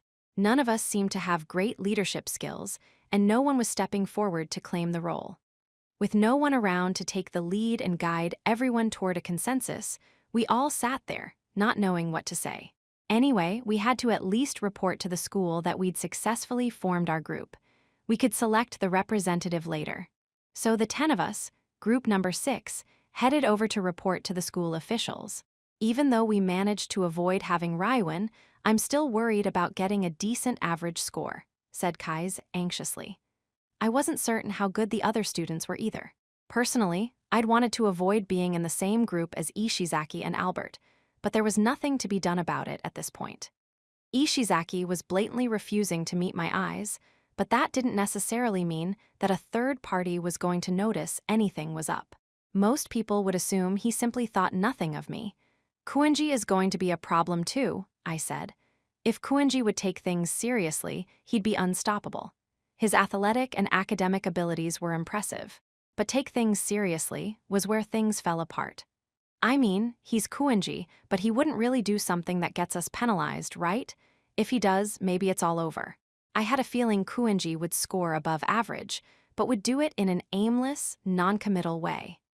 The only certain thing about him was that his motives were impenetrable. If he remained unmotivated, our future was uncertain. When we finished giving our report, I noticed a group hanging around. It was the one with mostly Class A students who should have been long gone. At first, I thought they wanted to find out how the remaining 5 groups had organized themselves, but it seemed that wasn't the case. There were second and third-year students waiting around, too. More importantly, so was Student Council President Nagumo Miyabi, who ruled the second years with an iron hand. After confirming that all the first-year students had formed their groups, he called out to me, "You guys were surprisingly quick. I thought that would take you longer." It seemed the second and third-year students were almost all done composing their small groups too. "I have a proposal for you first-years," Nagumo said. "How about we form a large group right now?" "Aren't we going to decide that tonight, Nagumo-senpai?" That's just the school being flexible. They didn't expect that the small groups would form so quickly. Since all grade levels have finished, wouldn't it be best if we moved on to the next step? Apparently, his suggestion was unexpected, even to the teachers. Sensing that we were about to start forming large groups, the teachers began to move in a hurry. Since the student council president himself had proposed this, the other students could hardly refuse. "You don't mind, do you, Horikita-senpai?" "I don't. This is more convenient for us too." Discussions were underway, with Nagumo at the center. "So, how do we do this? Should we have a draft pick system? One person from each of the first-year small groups plays rock, paper, scissors against the others. The outcomes determine the order in which people make their picks. Based on that order, they can choose which second or third-year small groups they want, and thus will get large groups. A fair and quick process. The first years don't have much information to go on. That doesn't seem fair. It's never going to be completely fair. We all have different amounts of information in the end." A brief but important conversation between Nagumo and Horikita's brother followed. There was no way a first year could interrupt. "What do you first years think? If you have any complaints, speak up," said Nagumo, knowing full well that no one would talk back to him. "We have no objections," answered Matoba, apparently now representing the first years. "I see. In that case, how about we get started?" Nagumo smiled and then joined up with his own small group. The second and third-year students reformed their groups so that it was easier for us to tell them apart. Then the representatives of 5 small first-year groups stepped forward. Nagumo regarded us fondly, like we were adorable children. Now all that's left is that group.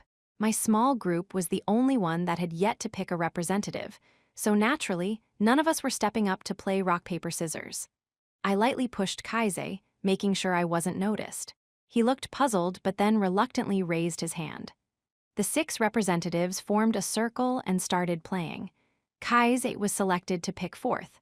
First up was Matoba's group, which was mostly filled with Class A students. Second was Hirata's group, consisting mostly of Class C students. Third was the Class D group, represented by Kanda. You can discuss among yourselves which group you'd like to pick. 2 groups that immediately stood out as top choices. The group containing the leader of second-year Class A, the Student Council President Nagumo, and the group led by Horikita's brother, a third-year student. But someone like Hirata, who had many friends and acquaintances across different grade levels, might be able to spot an excellent group that didn't appear to be one at first glance. Matoba's group, the first to pick, chose the third-year group containing Horikita Manabu without hesitation. Next, Hirata carefully assessed each of the 11 groups. In the end, he didn't go with one of the 2 obvious choices I mentioned, but picked a group of third years that didn't have a single person I recognized. "Hey, Hirata, you sure that's a good idea? Shouldn't you pick the student council presidents or something?" Ike interrupted, unsurprisingly. "Yes, I'm sure. I think this is a good choice. Exceptional people have their appeal, sure, but they can bring trouble in their wake. Besides, the seniors I chose aren't half bad," replied Hirata, nodding with apparent confidence. Ike decided not to push the matter, a sign of the trust Hirata had cultivated with our class. The majority Class D group was next. Kanda consulted his classmates, which is to say, he simply informed them which group he wanted to choose. There were no objections, and he made his selection immediately. I would like to join second-year Gauda-senpai's group, please. Once again, Nagumo's group had been passed over. I wonder why they're avoiding Nagumo, I muttered doubtfully. Akito, standing next to me, offered an answer. Because aside from Nagumo-senpai, the other members are kind of iffy. Is that so? Well, I suppose they're not all iffy, but there are a lot of C and D guys. The second-year group with lots of Class A students is the one Kanda picked. In other words, it wasn't that Kanda had avoided picking Nagumo, just that he had chosen reliable, strong allies. I was curious as to why Nagumo hadn't formed a group of mostly Class A students. I knew he controlled all the second years. Bringing members of his own class together seemed like a more reliable option. Finally, it was Kaise's turn. Is it okay for me to decide? He asked the rest of the group. I don't care. Don't really get it anyway, said Ishizaki. It seemed Ishizaki, and by extension the Class D students, were fine with leaving the decision to Kaise. The Class A students had no real opinion on the matter either. The Class B students said nothing at first, but after thinking it over for a while, they made the following request. Please pick Nagumo-senpai's group. Though Nagumo's group was mostly composed of Class C and D students, I was guessing it was the presence of the council president that made them rate it so highly. After hearing the Class B students' request, Kaise chose Nagumo's group. After that, discussion came to an end. The 6 large groups had formed successfully. Horikita-senpai, since we're in separate large groups, how about we have ourselves a little contest? Proposed Nagumo. Horikita shot him a sharp look. I heard a somewhat exasperated sigh, and a third year named Fujimaki stepped forward to admonish Nagumo. I recognized him as the person who'd taken charge during the sports festival, meaning he wielded a certain degree of influence. Nagumo, how many times have you done this? Enough already. Whatever do you mean, Fujimaki-senpai? You keep challenging Horikita to competitions.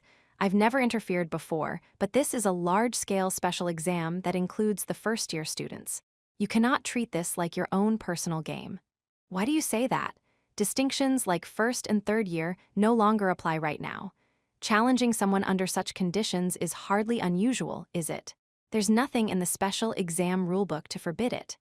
Rather than cower before Fujimaki's impressive bulk, Nagumo chose to taunt him. We're talking fundamental morals here. Even if something isn't expressly against the rules, some actions are good and some are bad. That's obvious. I don't really think so. If anything, it's precisely seniors like you who hinder the growth of younger students by refusing to do battle with them, wouldn't you say? You may be student council president, but that doesn't mean you can do as you please. You need to be aware of the fact that you're overstepping your authority. If you think that's the case, then please make me aware of it. How about you be my opponent, Fujimaki-senpai? You're third-year Class A's number 2, aren't you? Replied Nagumo, stuffing his hands arrogantly into his pockets, acting as though Fujimaki were an afterthought. It was cheap provocation, but it seemed to successfully antagonize some of the third years. A few students started to step forward. However, Horikita kept them back. I have rejected your demands until now, Horikita said. Do you know why? Let's see. I'd say it's because your friends are scared you might lose, but that can't be right. You are superior to every other person I've met, Horikita-senpai. You're not afraid to lose. You never even think that you could lose. The second-year students listening to Nagumo wore worshipful looks on their faces. He wasn't a friend or a patron. He was a rival, a hated enemy, but also someone they deeply respected. It seemed he inspired a variety of powerful emotions, anyway. In the 2 years he'd been at this school, Nagumo had accomplished many things that no ordinary person could. Not even the third-year students could comprehend the extent of his achievements. The first-year students even less so. I'm the same as you, Fujimaki-senpai. I don't want any feudal conflict either. The conflict you do want gets too many other people involved.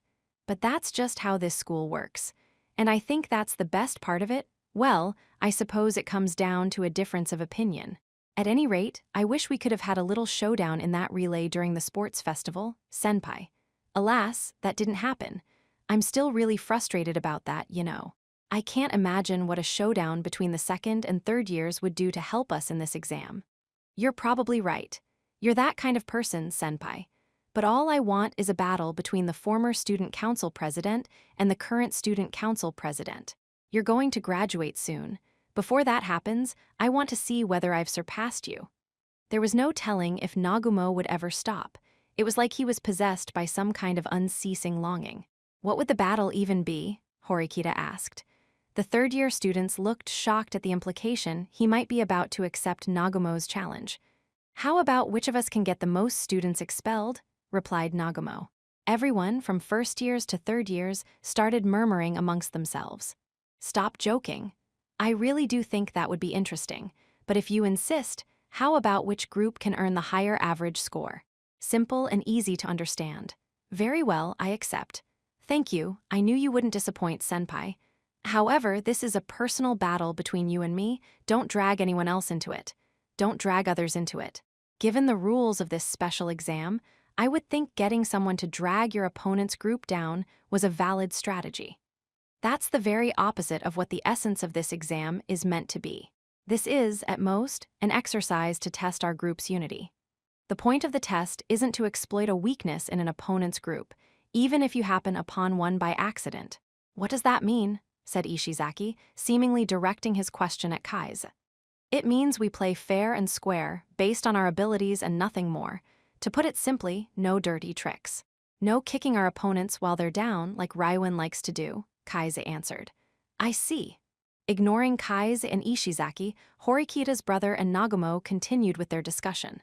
If you don't agree to my conditions, I won't accept your challenge, said Horikita. In all likelihood, the ultimatum was meant as a way to hamstring Nagumo. So I can't win by attacking Horikita-senpai's pawns, huh? Fine, I'd expected him to object, but surprisingly, Nagumo agreed readily enough. However, Horikita's brother wasn't finished. This isn't limited to my group. I refuse to acknowledge any methods that cause harm to spill over to other students either. Our competition is invalid the moment I determine you've been meddling in others' affairs. Just as I'd expect, Senpai, you miss nothing. I'd considered recruiting other groups to launch a joint attack, but Nagumo smiled audaciously. Well, since I'm the only one who really wants to compete, I don't mind agreeing to a certain number of conditions. All right. Fair and square, let's see who scores higher and works better as a group or whatever. Let me say this, though no need to penalize the loser, yeah? After all, our pride is what's on the line here. Horikita's brother said nothing to either confirm or deny that. That probably meant he didn't even intend to put his pride on the line for this. 2.4. With that, the long opening act was finally at an end. But then Nagumo called out to our small group, stopping us in our tracks. Hey, now that the seniors are gone, it looks like you guys haven't decided on a representative yet. Huh. How could you tell? Asked Kaise, sounding slightly panicked. When I suggested everyone play rock, paper, scissors, it took a minute before you stumbled out. If you'd had a representative picked, he'd have stepped forward right away. I noticed one other group had a delayed reaction too.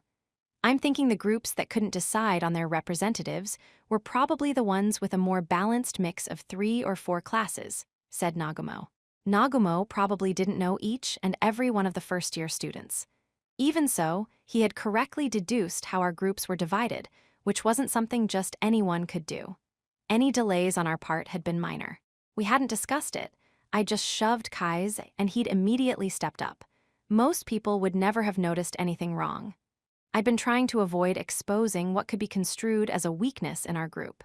I guess my attempt had been in vain. I thought the school didn't mind if we decide on a representative later. That's right, but we want to know who the first-year representatives are. I want everyone to be aware that it's better to select a representative early on. The later someone assumes that role, the more time they have to spend playing catch-up. I wasn't sure how accurate that was, but Nagumo's meaning was clear. He wanted us to select our representative now. What do we do? Asked Kai's, directing his question to the group. Other than me, he wasn't very familiar with its members and probably didn't want to be pushed into the role. However you decide is fine. Pick a representative now. If the student council president was giving us a direct order, then even ostensible delinquents like Ishizaki and Albert couldn't object. No one's gonna volunteer for this. How about we go with rock, paper, scissors again? Said Ishizaki, balling up his fist. I agreed. The 9 of us formed a circle, 9 fists, That meant we were short one person. Hey, Kuenji, said Kaize. Kuenji was looking out a window and didn't even bother acknowledging us. Blondie, hurry it up, said someone from the second years, their voice containing a hint of anger. Kuenji finally turned around and said nothing about rock, paper, scissors, only his hair. Heh, you find my hair to be a truly exquisite shade, do you not? What? Kuenji, get serious. About what? Is a game of rock, paper, scissors what you'd call serious? Hey, first year, Kuenji, right? Are you mocking us seniors? As expected, Kuenji was already drawing attention to himself. Mocking you? I am not mocking anyone. I have absolutely no interest in you at all. He might have intended to convey that he wasn't mocking them, but of course, this had the exact opposite effect. I will not participate in rock, paper, scissors. I have no interest in being representative. I'm not interested in being representative either, neither is anyone else. But this is the only option, said Kaize exasperatedly, but Kuenji showed no sign of complying. You say bizarre things, boy. If you don't want to do something, then there's no reason to participate. Don't you agree? No, those are the rules. The rule is that someone from the group must become the representative. In that case, someone other than me will do it. Stop screwing around. Being selfish ain't gonna fly here, snapped Ishizaki, who once had fought with Kuenji together with Raiwin. Heh. In that case, why not go ahead and make me the group representative? Said Kuenji, brushing his bangs aside. Ishizaki froze. Then you'll be the leader, you're okay with that. You are free to push that job onto me. I have no intention of objecting to each and every little thing. If we have no representative, then the group will be punished, yes. If you're afraid of that, I'm fine with this option, said Kuenji. However, what he said next left everyone dumbfounded. I will do whatever I want to do. If I don't want to do something, then I absolutely will not do it. This means I won't be fulfilling the duties of the representative. It doesn't matter who seeks to consult me, my resolve will not waver. I may even boycott the exam, even if that results in our scores dropping below average, even if that results in someone being expelled. Okay, that's if you do all that, you'll get expelled too. Heh heh. Yes, I suppose so. It was like he didn't fear expulsion at all. However, this talk is really just silly. Even if I do get a 0 on the exam, our average score is unlikely to drop to dangerous levels as long as the rest of you put forward your best efforts, said Kuenji, combing his hair. But there was no guarantee that was true. It was just Kuenji's self-serving interpretation that the exam wouldn't be that difficult. Or perhaps he just wasn't thinking it through because he just didn't care. In any case, his brand of uniqueness had been thoroughly proven for all to see. Talk about a weirdo. He must have a few screws loose, muttered Ishizaki, taking a step back and nodding. However, I'd noticed a contradiction in Kuenji's words. Ishizaki and the others probably didn't see it, because there were no falsehoods in what Kuenji was saying and doing. Which meant that if he'd intentionally created that contradiction then, to find out for sure, I'd have to risk waiting until exam day. Well, whatever. He probably doesn't have the guts to get a 0 or anything, just make him be the rep. Ishizaki wanted to force the troublesome and risky role of representative on Kuenji if he could.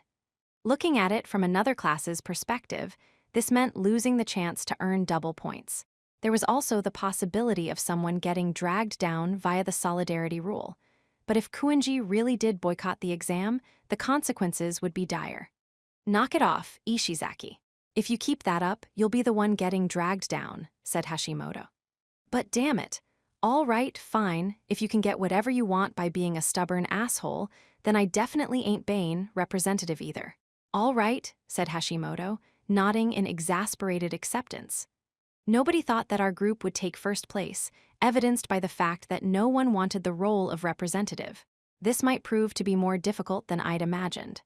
If Kuenji continued to act like, well, himself, we'd lose a considerable number of points. He was the chaotic element the second and third year students hadn't factored into their calculations. But then someone stepped forward and interrupted our conversation to comment on Kuenji's bizarre behavior. Even I've heard rumors about you, Kuenji. Nagumo, who'd never have a reason to interact with Kuenji under normal circumstances, approached him as though he had found something of great interest. Well, this was unexpected. I know about you too. You're the new student council president, are you not? Asked Kuenji, brazen as always. Act the fool as much as you like, but do you really not care about being expelled? Asked Nagumo. The way this school's set up is a pain, but despite that aimless attitude of yours, you've gotten this far. It must be because you do want to graduate from here. But you're fine with having the role of representative foisted on you. And you say you'll boycott the exam? Bullshit. You just don't want to put in the effort to reach Class A, but you don't want to be expelled either. Ha ha, you say some rather amusing things. How can you be so sure of my bullshit? I was with Nagumo on this, though. Shortly after Kuinji had enrolled here, he'd been asked whether he had any intention of trying for Class A. He said he wasn't interested, that he only wanted to graduate. He didn't want to get expelled, but he didn't want to climb the ranks either. Much the same as what I was hoping to get out of this school. Even if he held back on the exams, he'd be fine. That's why he was so self-assured. It's written all over your face, said Nagumo teasingly. Kuinji laughed cheerfully. Bravo, bravo, he applauded. Clap, clap. Then he answered honestly, almost as if delivering a confession. I lied because I don't want to be the representative. Please allow me to set the record straight. I have no desire to aim for Class A, but neither do I have any intention of getting expelled. In light of both those desires, I think an aimless attitude is perfectly acceptable, said Kuinji. Nagumo apparently wasn't ready to accept that. You have no interest in Class A, huh? That's a lie too. My, oh my. Have I already been branded as a liar? If you're not lying, then I'm curious about something, Kuinji. As of now, do you have a surefire way of graduating from Class A? Asked Nagumo abruptly. Everyone was shocked. Oh, you do say some rather interesting things. Please dazzle me with your logic. You sure? If I explain the logic, then that surefire plan of yours will become unusable. No, I'll make it unusable. Understand? Heh, I don't mind. I want to know whether or not you have any idea what you're talking about. Rather than act frightened, Kuinji smiled. You plan to be promoted to Class A by using 20 million points, Nagumo said. It's a strategy everyone's considered at least once, but of course, it's not easy to accumulate that many points. Not impossible either, though. Right after you enrolled here, you looked into what happens to third-year students' remaining points when they graduate. Keep going. Upon graduation, private points are cashed in, meaning they can be used even outside of the school. Their cash value in the outside world is naturally less than the equivalent on campus, but it's still quite an extraordinary system. You intend to buy private points from third years by paying them more money than they could earn by cashing them in. Right? Everyone looked understandably thrown for a loop, unable to hide their shock. Kuinji, hearing his strategy explained to him, gave a satisfied nod. Precisely. I came to that conclusion shortly after enrolling here. No matter how far I plummet during my time here, if I can obtain private points through legal means, I can graduate from Class A. Ever since then, school has become boring to me. A miraculous gambit, and one available to him precisely because he was rich. Buying private points from students who'd given up on Class A, or from those whose victory was already secured, or from students close to graduation. It wouldn't surprise me if many students opted to take such a deal in exchange for guaranteed cash. That said, buying points for the same price they'd net if cashed in, alone, would be 20 million yen. Not the kind of funds a high school student could reasonably be expected to have access to. Would people even believe him if he said he was good for it? Fortunately, Kuinji continued, before I enrolled here, I had my picture and profile posted on the company website, proving I'm next in line to be president. I have tens of millions of yen at my disposal. It was easy to convince people to trust me. Yeah, I'm aware some second years are planning to sell their points to you, and I bet a fair number of third years are too. You've gotten people to keep mum about it, but more than a few second years have put their absolute trust in me. Some of them consulted me, asking if they should take you at your word. Of course, I said it was all right. It's not without risk, but you seem to be a fairly rich guy. Nagumo looked over the assembled second and third years. However, that ends today, he said. Even if he really is rich, Kuinji isn't a man you can trust. As you just saw, he lies without batting an eye. It's best not to do business with him, even by mistake. Oh, and by the way, I intend to raise this issue with the school. Purchasing private points prior to graduation shouldn't be allowed in the first place, after all. That's fine by me. I've merely been making plans to move up to Class A. I hadn't decided if I was going to carry it out. Kuenji seems to have envisioned this as but one strategy of many. What an outrageous idea. Well, truth be told, it was just the one-of-a-kind strategy that only a rich kid like Kuenji could pull off. I thought you were weird, but you came up with that strategy all on your own, huh? Impressive, muttered Hashimoto, sounding both impressed and exasperated. What's Kuenji planning to do by abandoning his own strategy then? Several gazes fell upon Kuenji's classmates, Kaise and me. We had no idea, though one thing came to mind. A rich kid like Kuenji didn't need to graduate from Class A. Even if he hit upon a way to make it to Class A, he didn't need to actually implement his idea. If his only goal was to graduate, irrespective of class, then making allies and cooperating with other students would be rather pointless. It would explain why he didn't care if Nagumo blew the lid on his plans. Maybe he'd even enjoy coming up with another strategy. Nagumo's insight into Kuenji's affairs was quite remarkable. This was the first time I've ever seen Kuenji get busted, muttered Kaise. I had to agree. And yet. However, student council president, this only proves I have no real reason to play rock, paper, scissors for the position of representative. Now that my plans have been revealed, I can simply say I have no intention of taking on the role. I see. Whatever tricks Kuenji might still have up his sleeve, his stance hadn't changed. On the contrary, he had exposed his own lie, which was also his only vulnerability, and tossed it out himself. This left us with no way to force the role of representative on him against his will. Someone with his degree of wealth and privilege had no reason to fear expulsion. I couldn't imagine his future being tarnished at all by such an event. We could hypothetically resort to drastic measures to railroad him into being the representative, but no one in our group dared try something of the sort. If we lost, he might take one of us down with him. I guess I should do it, said Kaise, raising his hand resignedly. Some of the students from other classes reacted to that, but with delinquents like Kuenji, Ishizaki, and Albert in the group, and because we had little chance of winning, no one challenged Kaise for the nomination.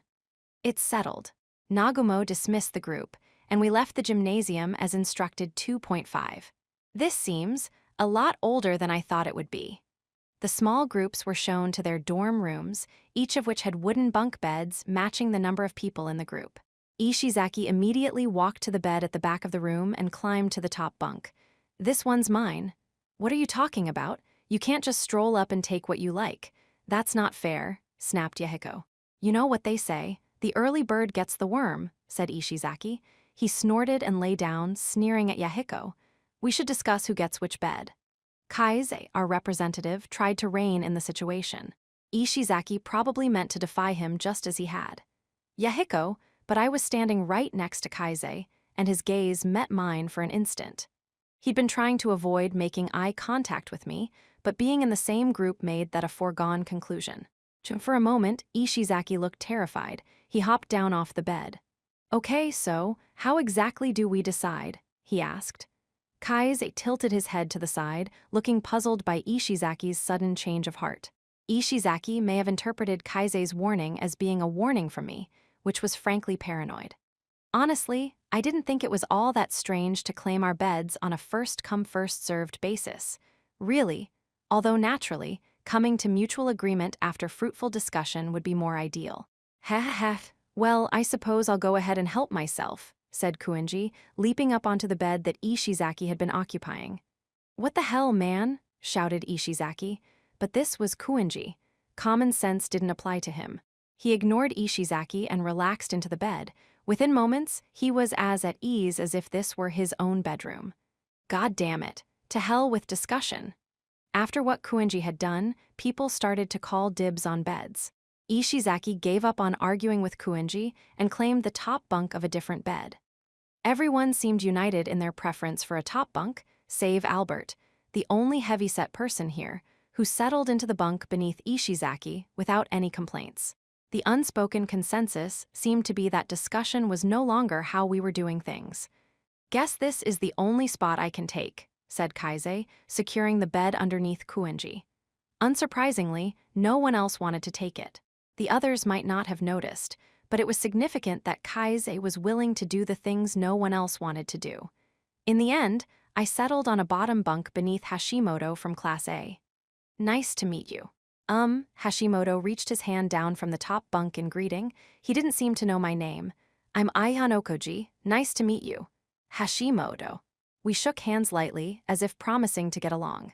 We were now free for the rest of the day, and, as such, abandoned all pretense of group unity to just do whatever we wanted. A natural-born leader like Hirata might have tried to get us talking, but, as for me, my feelings were fixed. While it was unfortunate that I wasn't getting to know any students from other classes better, it was also a relief to not have to deal with annoying small talk. This might be a stupid question, but can Albert speak Japanese? He understands Japanese, right? Hashimoto lay on his top bunk, directing the question to Ishizaki and Albert. Of course he does. Right, Albert? Answered Ishizaki, peering down at his friend. However, Albert just continued to stare straight ahead in silence. Or maybe he doesn't. Aren't you guys classmates? Hashimoto laughed. I don't know, all right. Ryuan-san's normally the one giving orders, replied an irritated Ishizaki. Ryuan-san, huh? Ishizaki's respectful and contradictory use of the honorific was interesting. Is it true you guys had a fight and ousted him as leader? God, shut up. Of course it is. Calling him San was just old habits, that's all. Rather than come together as a group, we were already sniping at each other. I decided to escape the escalating conflict and take a walk around the building. 2.6. Finally, IT was mealtime. The first time we'd seen the girls since getting off the bus that morning. The cafeteria was quite spacious, so much so that it even had stairs to a second floor with a view of the first. From what I saw, this place could apparently fit about 500 people, and it was currently packed. It's not easy to meet up with someone when we don't have our phones. Horikita and Kei were probably looking for me, but I didn't set out to search for them. If they did happen to run into me, their reactions would probably be polar opposites. Horikita would probably snap at me for avoiding her, while Kei would wait and see what happened, understanding that since I hadn't sought her out, there was no reason for us to make contact right now. Touching base with various students on the first day was to be expected. I doubted many people had eyes on me, but it was quite possible that Sakahiyanagi and Nagumo were watching. Even though I could say that Hirata and Sadu had only been hanging out with us over Christmas, Nagumo understood that I had a special relationship with Kei. I wanted to avoid conspicuous contact. I stayed solo, observing who was hanging out with who, but first, it was time to eat. The strict allotted hour was precious. I carried my tray over to my seat and sat down alone. Back at school, students would be separated by grade level to a certain extent, but here, first, second, and third years mixed together. Many of the small and large groups stuck together, but there were more than few students scouting for information. More importantly, this was the only place and time we got to see the girls, making it the only time couples could spend together. Siig, I heard a cute, exhausted sigh be released near me. It belonged to first-year class Beast leader, Ichinose Hanami. A bunch of guys and girls were crowded around her. I decided to sit nearby and listen in on their conversation, confident I'd remain relatively unnoticed. Pathetic to be proud of taking up so little space, I muttered. Ichinose and the others didn't react to me at all. Well, the cafeteria was crowded. They couldn't pay close attention to every single student. Good work, Hanami-chan, was it tough? Ah ha ha. Well, I suppose it was, yeah. I thought deciding on a group wouldn't be so bad, but when people want to fight, they're gonna fight. Nothing we can do about that. The other classes are enemies.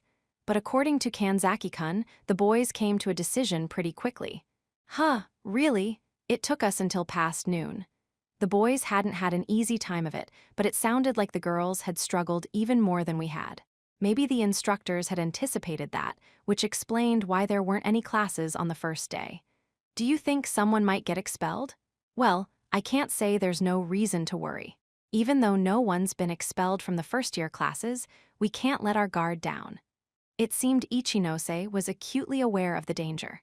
What should we do if someone gets taken down by the solidarity rule? It'll be okay, Mako-chan. As long as we take this seriously, it's not going to come to that. Are you sure? If that time does come, we'll all help each other out, said Ichinose gently. Though she looked the most exhausted of them all, she remained stout-hearted as ever. Ah, I'm beat.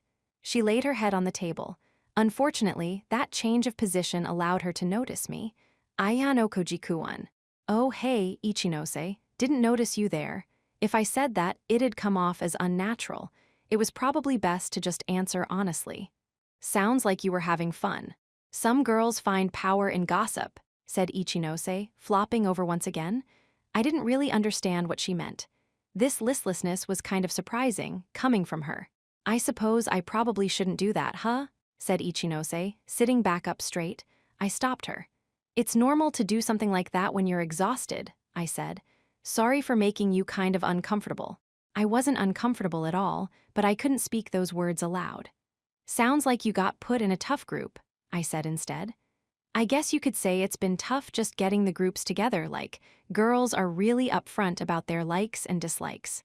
Or rather, there are more than a few girls who are willing to just tell another girl they don't like her to her face.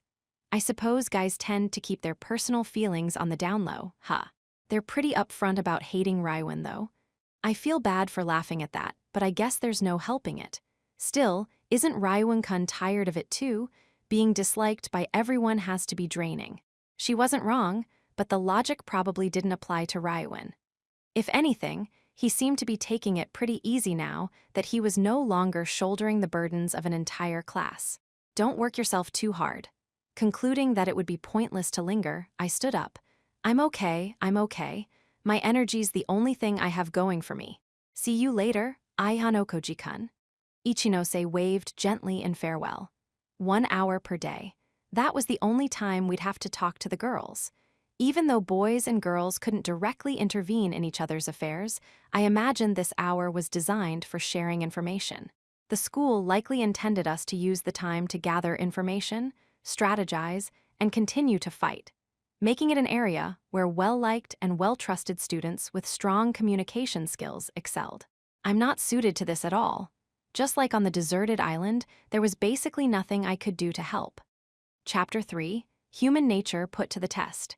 It was past 6 in the morning when lighthearted music began to reverberate throughout the room from speakers, clearly a signal for us to get out of bed. The room was still dark. I couldn't even see sunlight through the thin curtains. The hell? God, shut up. Ishizaki's grumblings were the first words that we heard. Some students lay in bed even after hearing the music, but most of us slowly started to rouse, sitting up in bed, putting on our glasses, and so on. I guess we're getting started, Hashimoto muttered with a sigh. For the time being, it'd be best if we all get up. If even one of us is absent, we'll get hit with a deduction, said Kaise, putting on his jersey. As long as we shared a room, collective responsibility was unavoidable. Hey, Kuenji's not here.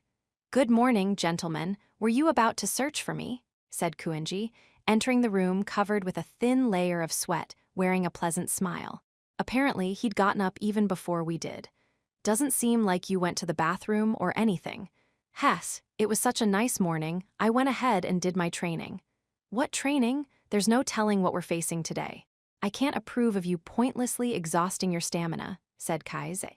Not that Kuenji was listening. On the contrary, he offered a gleeful rebuttal. Even after a full session of training, I have unimaginable reserves of stamina to spare. This is nothing, really.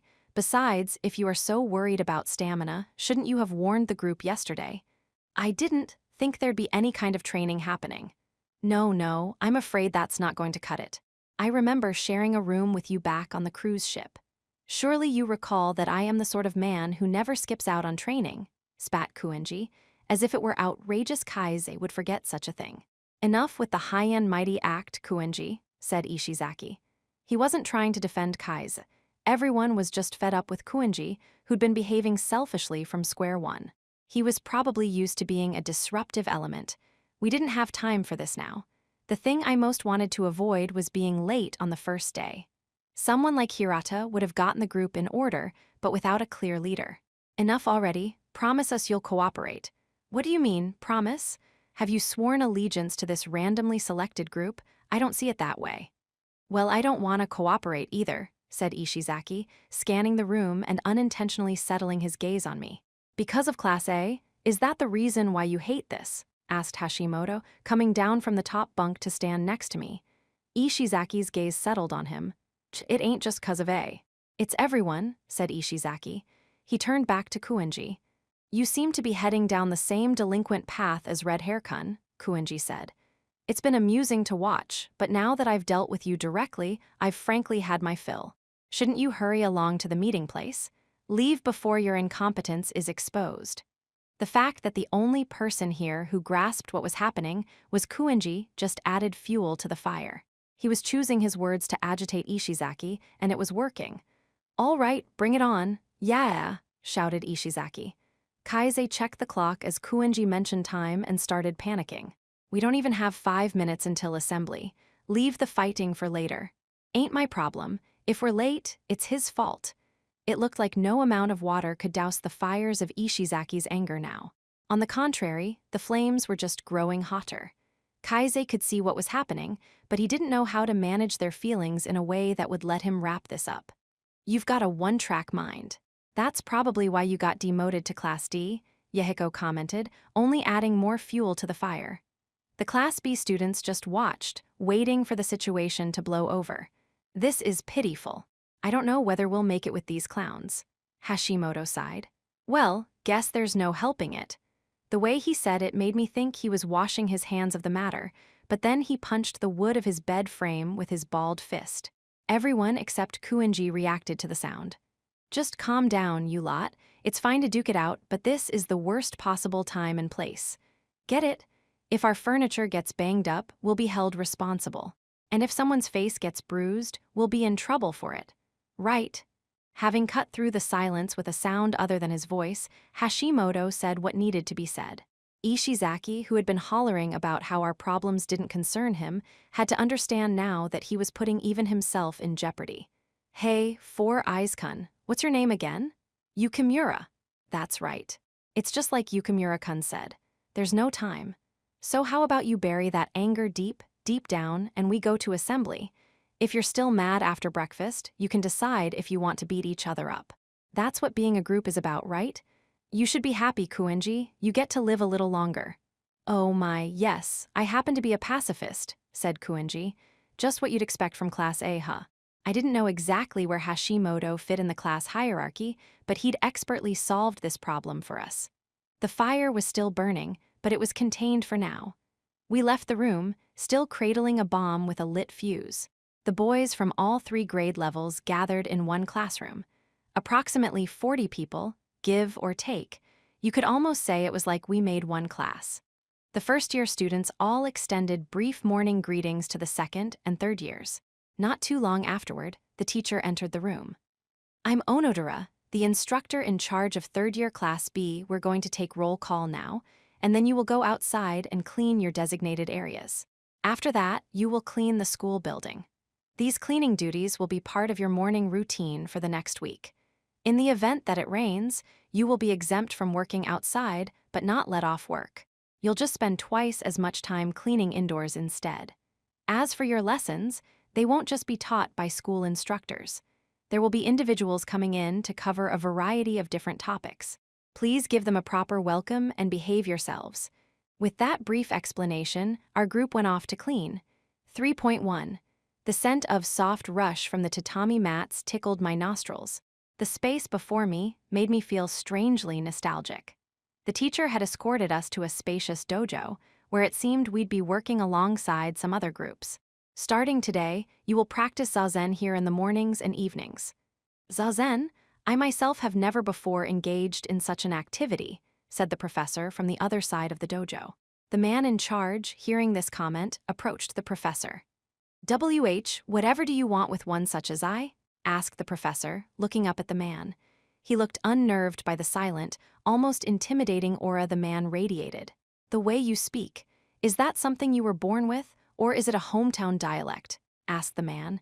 Mayhap I would say that is not the case. You're not a time traveler from the Muromachi period or the Edo period, are you? Asked the man. Huh? No, of course, I myself have never engaged in the luxury of time travel. I see. I don't quite understand what you think you're achieving by talking like that, but here's some advice. Fix that ridiculous speech pattern and grow up. What? What would someone think of you if you spoke that way to them upon your first meeting? Do you need me to elaborate? I didn't know why the professor chose to speak that way, but even I could tell it was a deliberate affectation. He certainly wouldn't be permitted to speak that way in the real world, or at the very least, in a formal setting. There were no rules against it, of course, but it went against socially accepted codes of morals and manners. You could dig in your heels and defend it as a personal quirk, but very, very few people could successfully get away with that. All right, listen up, and listen well. There are people out there who sling their words and actions around without consideration for others in an attempt to stand out, to show that they're special. This is true not only for the young, but also for the elderly too, our instructor said sternly. You don't need to change your personality to be a part of society. You're free to express your individuality, of course, but you must take other people's feelings into consideration as you venture out into the world. These lessons will help you cultivate that mentality, using techniques such as Zazen. By bringing your words and movements to a halt, you will be unified with the people around you, merging with the group. Consider others and finally think, what kind of person am I? What can I do? He deliberately directed his gaze over toward the professor, as if to say, get it now? I have felt gotta be careful. He might not be able to get rid of his speech pattern right away, but practicing Zazen might teach the professor to look inward, for instance, at why he'd slipped just then. The groups were seated individually and then given a brief explanation. This room was called the Zazen Dojo. While in here, we were to ball either our right or left hand into a fist and wrap the other hand around it. We had to keep it that way whether walking or standing. Also, we needed to keep it at the height of our solar plexus. That was a stance known as shashu. Depending on which sect you were in, there were different rules about how to form your hands. We received an explanation on one more thing regarding Zazen. Simply, it was nothing more than one form of meditation. Practicing Zazen wasn't about emptying your head, but about forming an image. There was also something known as 10 bowls, a series of poems and accompanying pictures that illustrated the path toward enlightenment. I was new to this Zazen stuff myself. After you've crossed your legs, place your feet on your thighs. Practice a lot because sitting in the lotus position will have an effect on your exam results. Ow, wait, for real? I can't even get one leg up. If you are unable to do it at the start, you may instead use half lotus position with just one leg crossed. The man in charge demonstrated the pose. I was able to cross my legs without any problem, so I decided to go with the lotus position. Surprisingly, it seemed a lot of students couldn't do it, though Kuinji, who was starting to intrigue me, had his legs crossed effortlessly. He wore a faint smile, looking as though he'd already entered a state of zen. Since his posture needed no correction, the man in charge moved past him without complaint. He can really do it, huh? Said Takatu in a hushed voice. He was also able to pull off the lotus position. He doesn't appear to dislike this kind of thing. That's a relief. Yeah, our instructor was a scary-looking guy, but this was Kuinji after all. He might have simply refused to do the lesson. Now that all of the students had grasped the general idea, Zazen time began. However, since we'd spent quite a bit of time having things explained to us, our first session was limited to just 5 minutes. 3.2. After morning cleaning and Zazen, it was around 7 o'clock, breakfast time. But we were led outside instead of into the large cafeteria we'd used yesterday evening. There, we found a spacious eating area prepared for us. Several groups had already arrived. The school will provide a meal for you today, but starting tomorrow, provided that the weather is clear, you will be making breakfast with your group. You must discuss how you wish to divide the work with your whole group. For real, I ain't ever cooked a meal before, grumbled Ishizaki. But if that was the rule, then there was no avoiding it. Preparations for breakfast were underway while we received instructions on how to prepare food from tomorrow onward. It looked as though the breakfast menu had already been set, and handouts on how to prepare the items were being distributed. At least we'd know what to cook. Is this all there is? The meal was simple. A Japanese breakfast consisting of soup, rice, and 3 other dishes. For students with hearty appetites, this wasn't going to be enough. While it seemed we could choose to swap in other dishes, we'd need to prepare everything ourselves. Thank goodness for that island test. Compared to that, this is luxury, said Kai's, sounding somehow relieved as he began eating. If we're going to do this fairly, let's have each grade level take turns at cooking, said a third-year boy who appeared to be a representative, addressing his mealtime rotation proposal to Nagumo. Yeah, I've got no objections. I'd like to start with the first years. How about it, first years? Any objections? There was no way anyone could object. Assuming we had clear weather for the remainder of our time, we'd be making breakfast 6 times. The order in which we'd be cooking would be different, but that wasn't reason enough to complain. I wouldn't say it was unquestionably the kind of thing underclassmen should knuckle under and accept, but I was fine with it.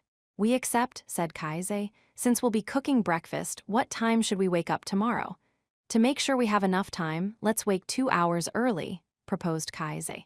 Ishizaki vigorously rejected the idea. Kaise's proposal meant he'd have to be up and ready to go by 4 o'clock a.m.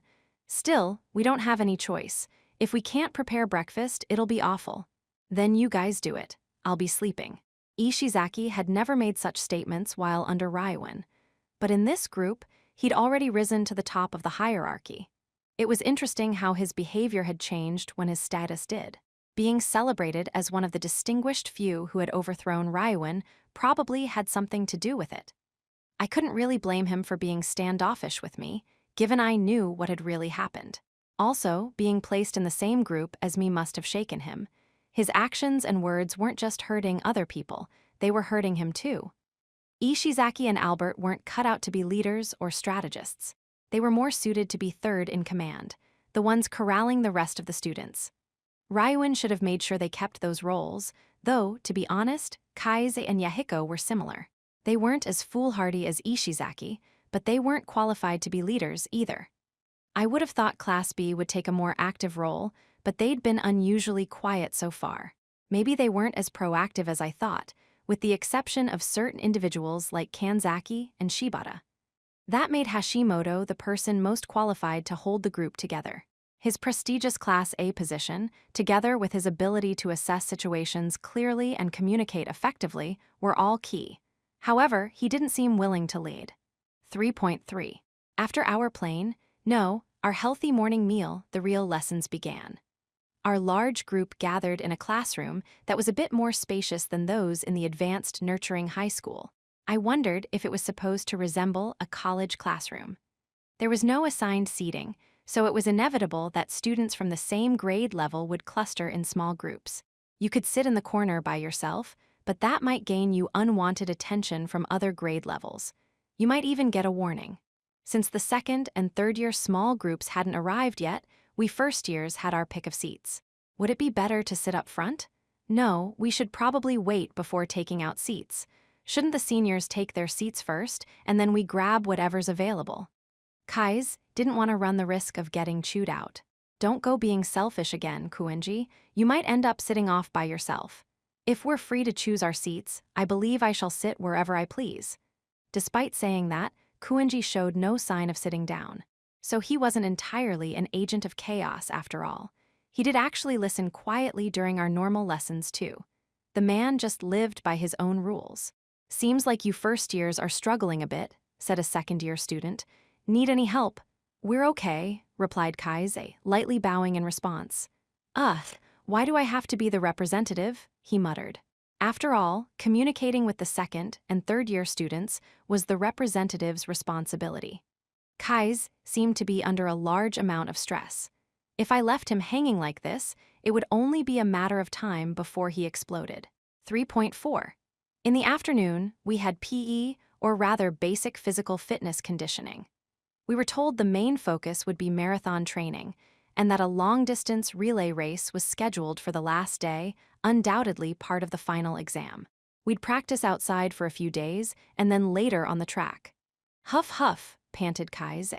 The many tasks we'd already completed since morning had depleted our stamina, and he was struggling. I could have helped him with a knowledge-oriented problem, but when it came to physical fitness, there was nothing I could do but watch.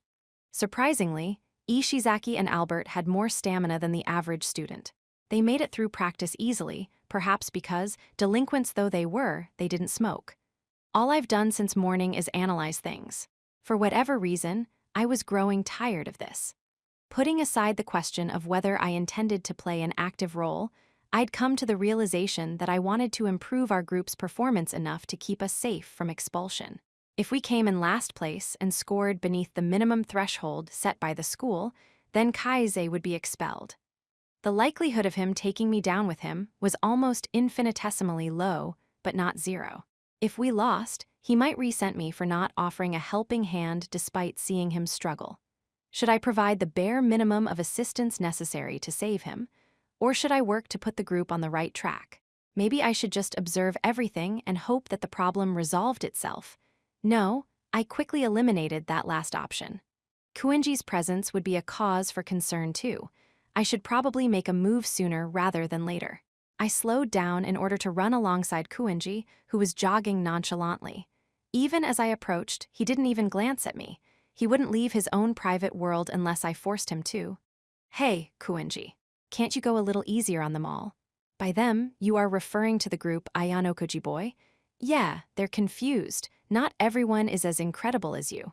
Ha ha ha, I certainly am one of a kind. However, wouldn't it be the absolute height of stupidity to hold myself back in order to keep pace with common riffraff? Well, I don't know if that's right, but what are you trying to say? It would be nice if the group could score reasonably well. I'd like to avoid expulsion. If that's what you want, then you must work hard to make it happen, I'm saying this to you because I intend to work hard. Kuenji didn't respond, leaving our pounding feet as the only sound we heard. He'd gone right back into his own little world. Guess talking to him was a wasted effort after all. Half-assed threats or pleas were meaningless when it came to Kuenji. Reflecting on everything that had happened so far told me that much. It didn't matter if the class joined forces to plead with him or if the teachers put their weight behind us. If he didn't want to do something, that was that. He was an obstinate, utterly self-involved person. 3.5. Perhaps because it was our first day of classes, or because our marathon training had been so demanding, the rest of the lessons consisted solely of explanations for what to expect this week. It was, however, made clear to us that the primary goal of these lessons was to teach us socialization skills. Of course, the first years had no idea what that meant. The second years, on the other hand, seemed to take it calmly in stride. The experience gap between us was impossible to ignore. Our final lesson for the afternoon, Zazen, had ended. Kaize collapsed, unable to move. Are you okay? I'd like to say I am, but my legs feel all numb. Please give me a minute. Looked like the lesson had been unexpectedly hard on Kaize. He remained stiff and motionless for about 2 minutes, waiting until the numbness in his legs subsided. Ishizaki hadn't done so well with Zazen either. He bent forward in agony. Damn, okay, food and bath. Yeah, bath. Give me a hand, Albert. Albert approached Ishizaki, grabbed his arm, and pulled him up. Gah, more gently. Let go, thud. Ishizaki collapsed. Gah? I couldn't help but be amused by watching that interaction play out. The rest of our group, however, just found Ishizaki and those like him a pain in the neck. Kaize moved to leave, ignoring them, but I purposefully held my ground. They're an amusing duo, huh? I asked, deliberately drawing Kaize's attention. Kiyotaka, just leave them alone. They're goofing around. Don't look at them too much, or you'll draw their attention. Kaize moved in front of me, blocking my view. He might not be as bad as Sudo, but Ishizaki's still the type to punch first and ask questions later. This might end up being like Ryuin all over again. Still, we're in the same group. I'm sure they won't mind a certain amount of contact, right? I pointed. Ishizaki noticed us and glared. Kaize flinched, but Ishizaki just left the dojo, dragging Albert with him. What? I asked. You're surprisingly bold, Kiyotaka. That was because I knew what was really going on with Ishizaki and his posse. I wanted to find a way to indirectly tell Kaize not to worry too much about it. As long as he was in charge of our group, he had to maintain a certain degree of control over the students from other classes.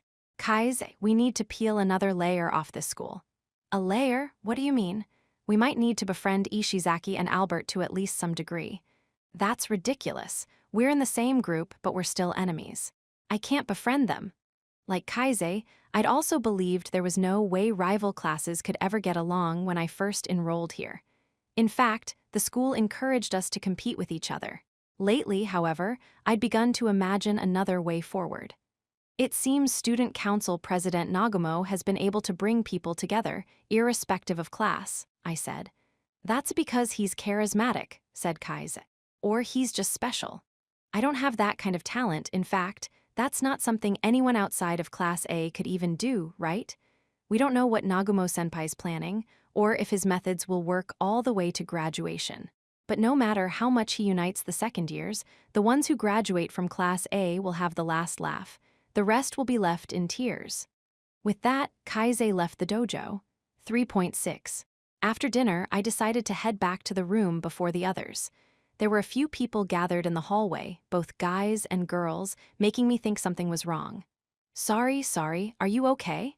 Yes, no need for concern. Yamaguchi, a member of my class, reached his hand out apologetically. It looked like he'd knocked over Sakahiyanagi Arisu from first-year class. She didn't take Yamaguchi's hand, but instead tried to get up herself. She couldn't do it unaided, though, so she grabbed her cane, which lay on the ground. Then, leaning against the wall, she slowly got back up. It didn't take her long, but with everyone staring at her, it probably felt like an interminably long time to Sakahiyanagi.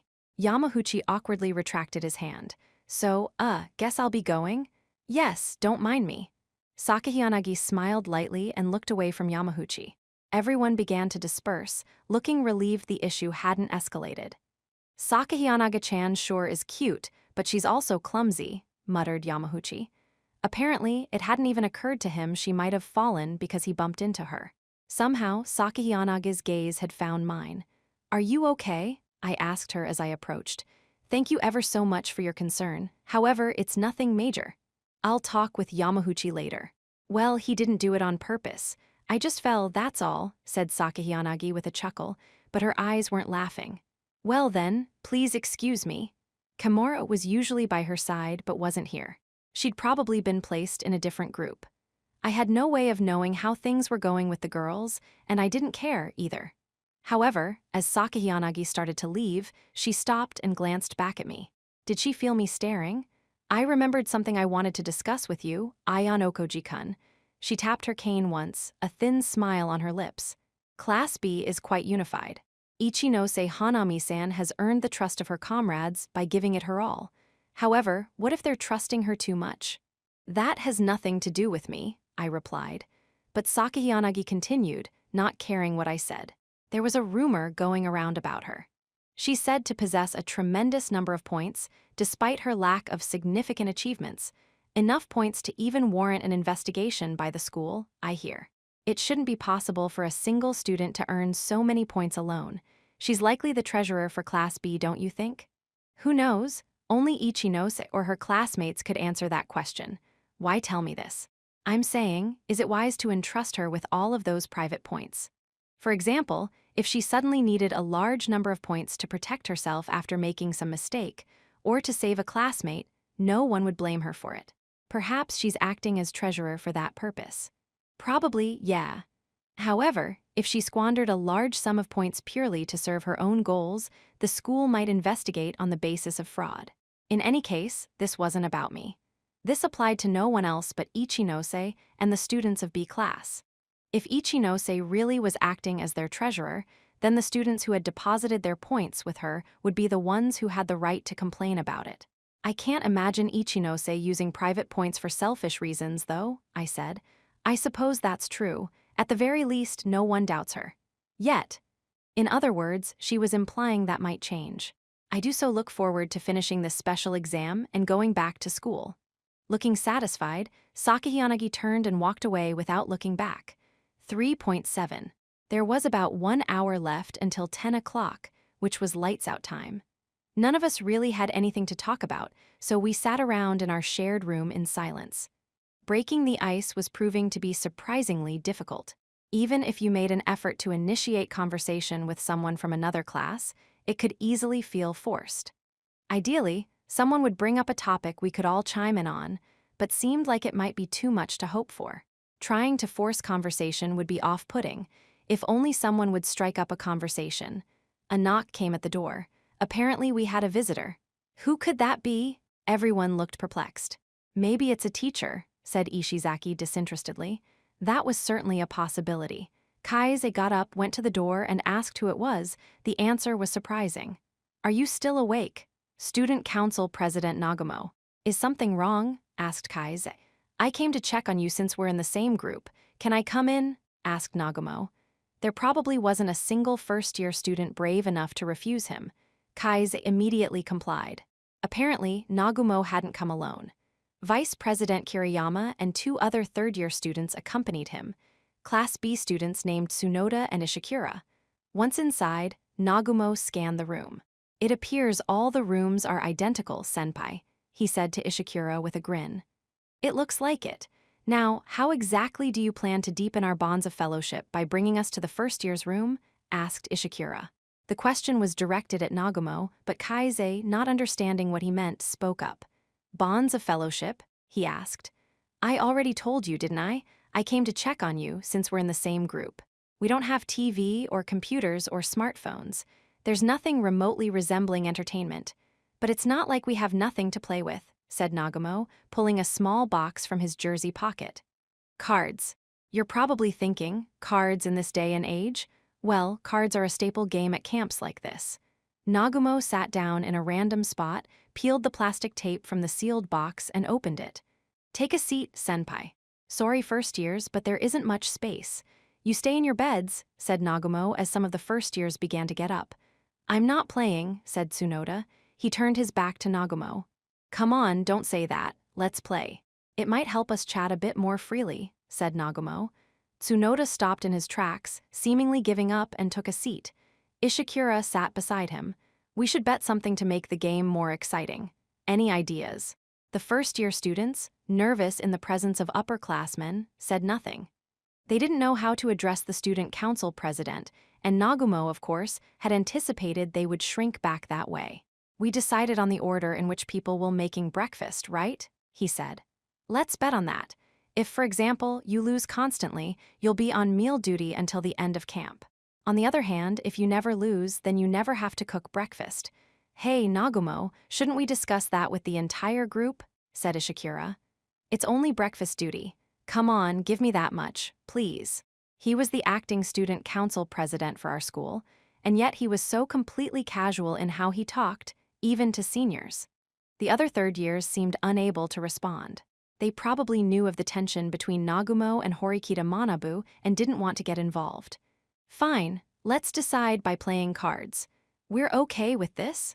Kaise asked the other first year, sounding slightly apprehensive. Ishizaki, Hashimoto, and the others nodded, as did I. The others eventually nodded too, except Kuenji. "Kuenji, you object to this." Nagumo should have just ignored him. Their little exchange in the gymnasium this afternoon probably made him want to poke the bear. "I neither approve nor object. The majority has already spoken." "I don't care about the majority. I want to know what you think." "Then allow me to answer, student council president. I haven't the slightest interest in this exchange. I don't care enough to either approve or object. Does that satisfy you?" Kuenji's comments seemed designed to cause more problems. However, Nagumo let loose an unexpectedly amiable laugh. "Why don't you join the student council, Kuenji? I'd love to have someone as interesting as you aboard. I've heard you're fairly accomplished in both academics and athletics too." Everyone in the room, including the third years, was shocked. Kuenji was the only one who didn't react. "Well, that's quite unfortunate. I have no interest in the student council." "I suppose you wouldn't.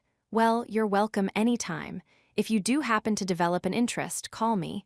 Now then, how about we get this card game started?" Nagumo looked away from Kuenji. "What game exactly are we playing?" "How about something simple? Old Maid? The person holding the joker in the end loses. 2 players from each grade will participate in 6 games total."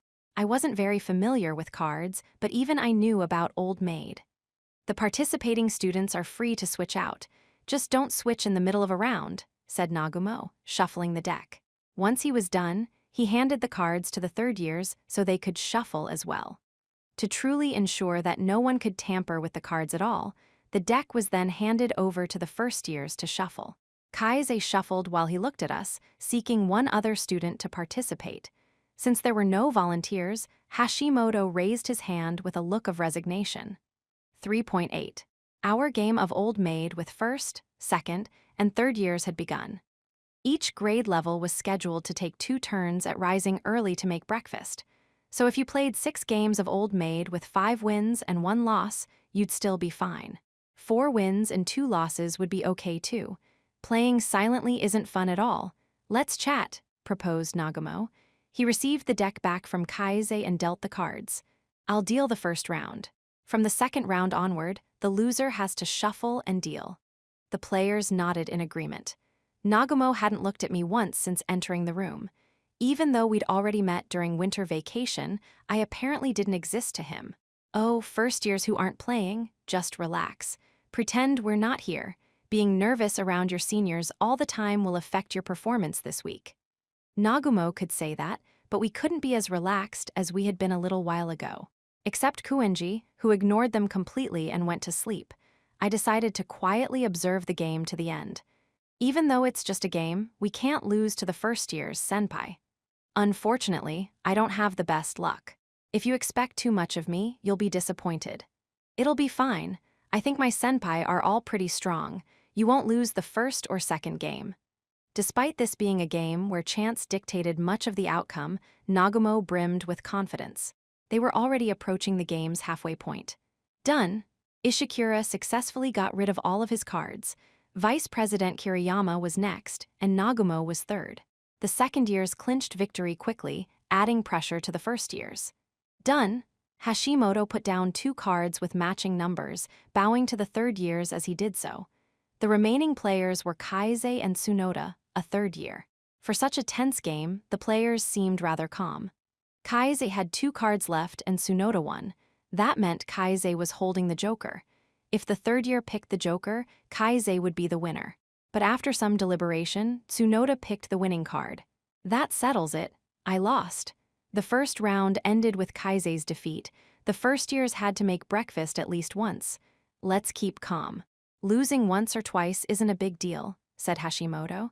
Kaise nodded but seemed apologetic. He was probably worried he'd lose another round. Hey, I already told you, didn't I? The loser collects the cards and deals them, Nagumo said. Sorry, said Kaise, collecting the cards in a panic. The second round soon began. From where I was seated, I could see one of the third year's cards. He had the joker. He held it until about halfway through the round, but eventually passed to another student. The final 2 players were Kiriyama and Kaise. Kaise couldn't help but look incredibly nervous at being in the one-on-one showdown for the second time in a row. On top of that, judging from the number of cards remaining, I knew that Kaise was holding the joker.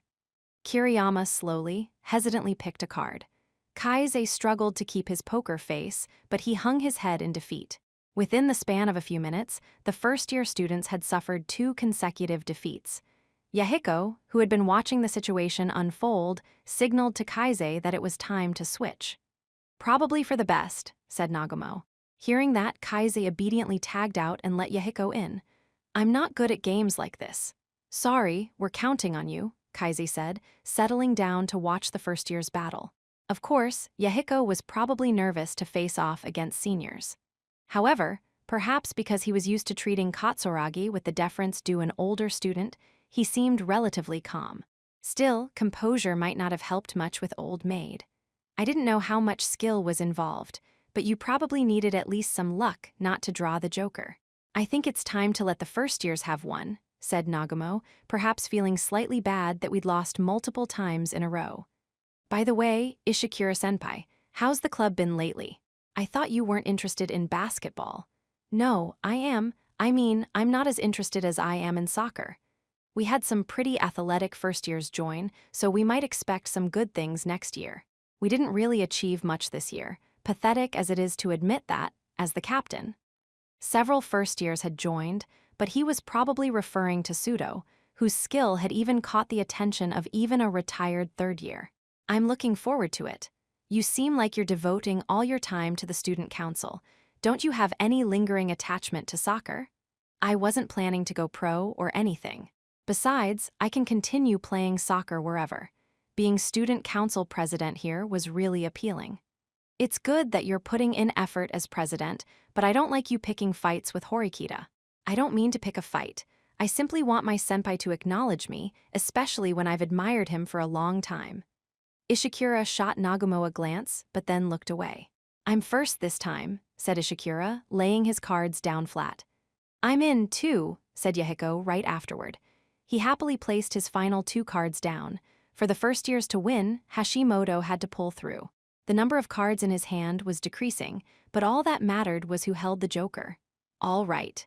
After another second-year student took third place, Hashimoto also got rid of his cards. Oh ho, looks like the first year survived this time. Congrats! Thank you very much, Nagumo-senpai. The final players were Nagumo and Tsunoda. However, Nagumo had the advantage with a 50% chance of victory. Here goes, said Nagumo, claiming the card on the right. However, he'd grabbed the joker. Too bad. Nagumo held out the 2 cards in his hand. Tsunoda picked the card on the right just as Nagumo had done. That settles it. In the end, Nagumo had the joker, and the second years suffered a defeat. Looks like I got beat. All right, should we start the 4th round? Nagumo began dealing the cards, not looking frustrated in the least. You first years finally won a round, so how about you lose again this time? I mean, we are your seniors. I'd like you to take over our duties. If I remember right, Sudo is from Class D. Who here are Class D students? Asked Ishikura, looking around.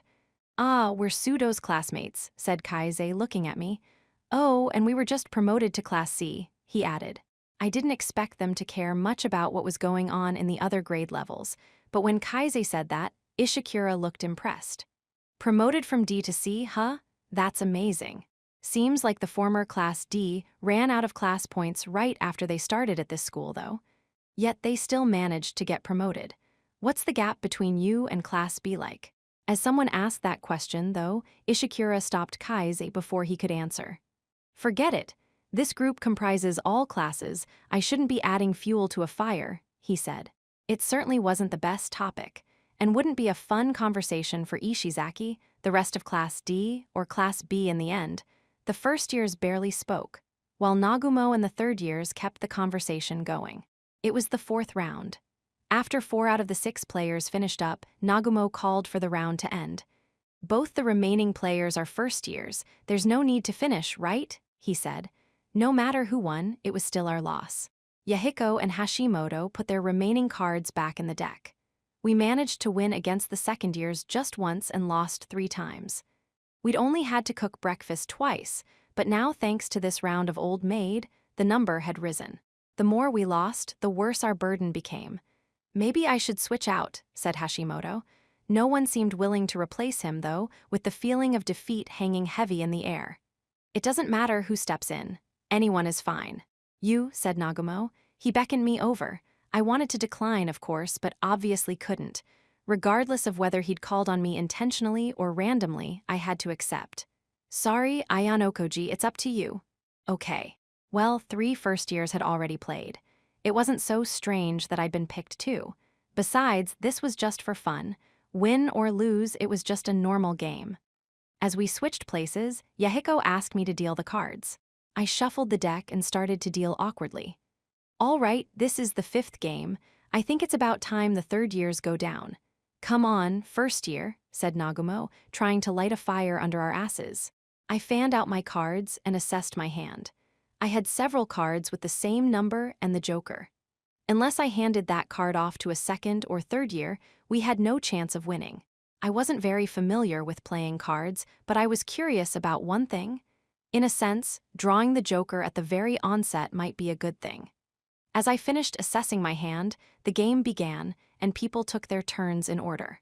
It seemed no one was going to draw the joker from me. Occasionally, one of the seniors would put their fingers on the card, but then immediately pulled their hand back. However, during the 5th round, someone finally took the joker from me. The senior who took it looked at me for an instant, but then immediately regained his composure and resumed the game. This time, Yahiko was the first to finish, and then I finished second. The first years were done. The first years came out on top this time, huh? Maybe the tides have turned. The game came down to a one-on-one between the remaining third years. Exactly what Nagumo had hoped for, probably. Only one game left. As a first year, I wanted to avoid losing again. This next game's the last one. I'll deal, said Ishikura. As he did, Kuinji spoke up. Student Council President Nagumo. What is it, Kuinji? Do you finally feel like participating? I'm feeling a tad bit curious, I suppose. How do you foresee this final game will end? Nagumo ignored Kuinji's pompous way of speaking, focusing only on the question. How do I foresee? Said Nagumo. Nagumo glanced over the participants. Even though this is just a game, the seniors are experienced. It's unlikely the first years are going to win, he said. Kuenji closed his eyes and smiled, as though satisfied. Most probably didn't understand the intention behind Kuenji's question. Only the senior students had a grasp on the situation. I agonized over what I should do. If I relied on luck alone, I was almost guaranteed to lose. However, if I attempted to influence the results, I might end up drawing Nagumo's attention. I checked my cards. One of the cards in my hand was the dreaded Joker. I had to get rid of it if I wanted to avoid defeat. I'd like to leave the first years with 3 losses, but I'm also okay with 4, said Nagumo. I couldn't imagine that statement was random. The final round started, turns being taken in clockwise order. Every player discarded 2 cards. In a minute or two, the outcome would be decided. 3.9. Sorry, first years, but I finished first.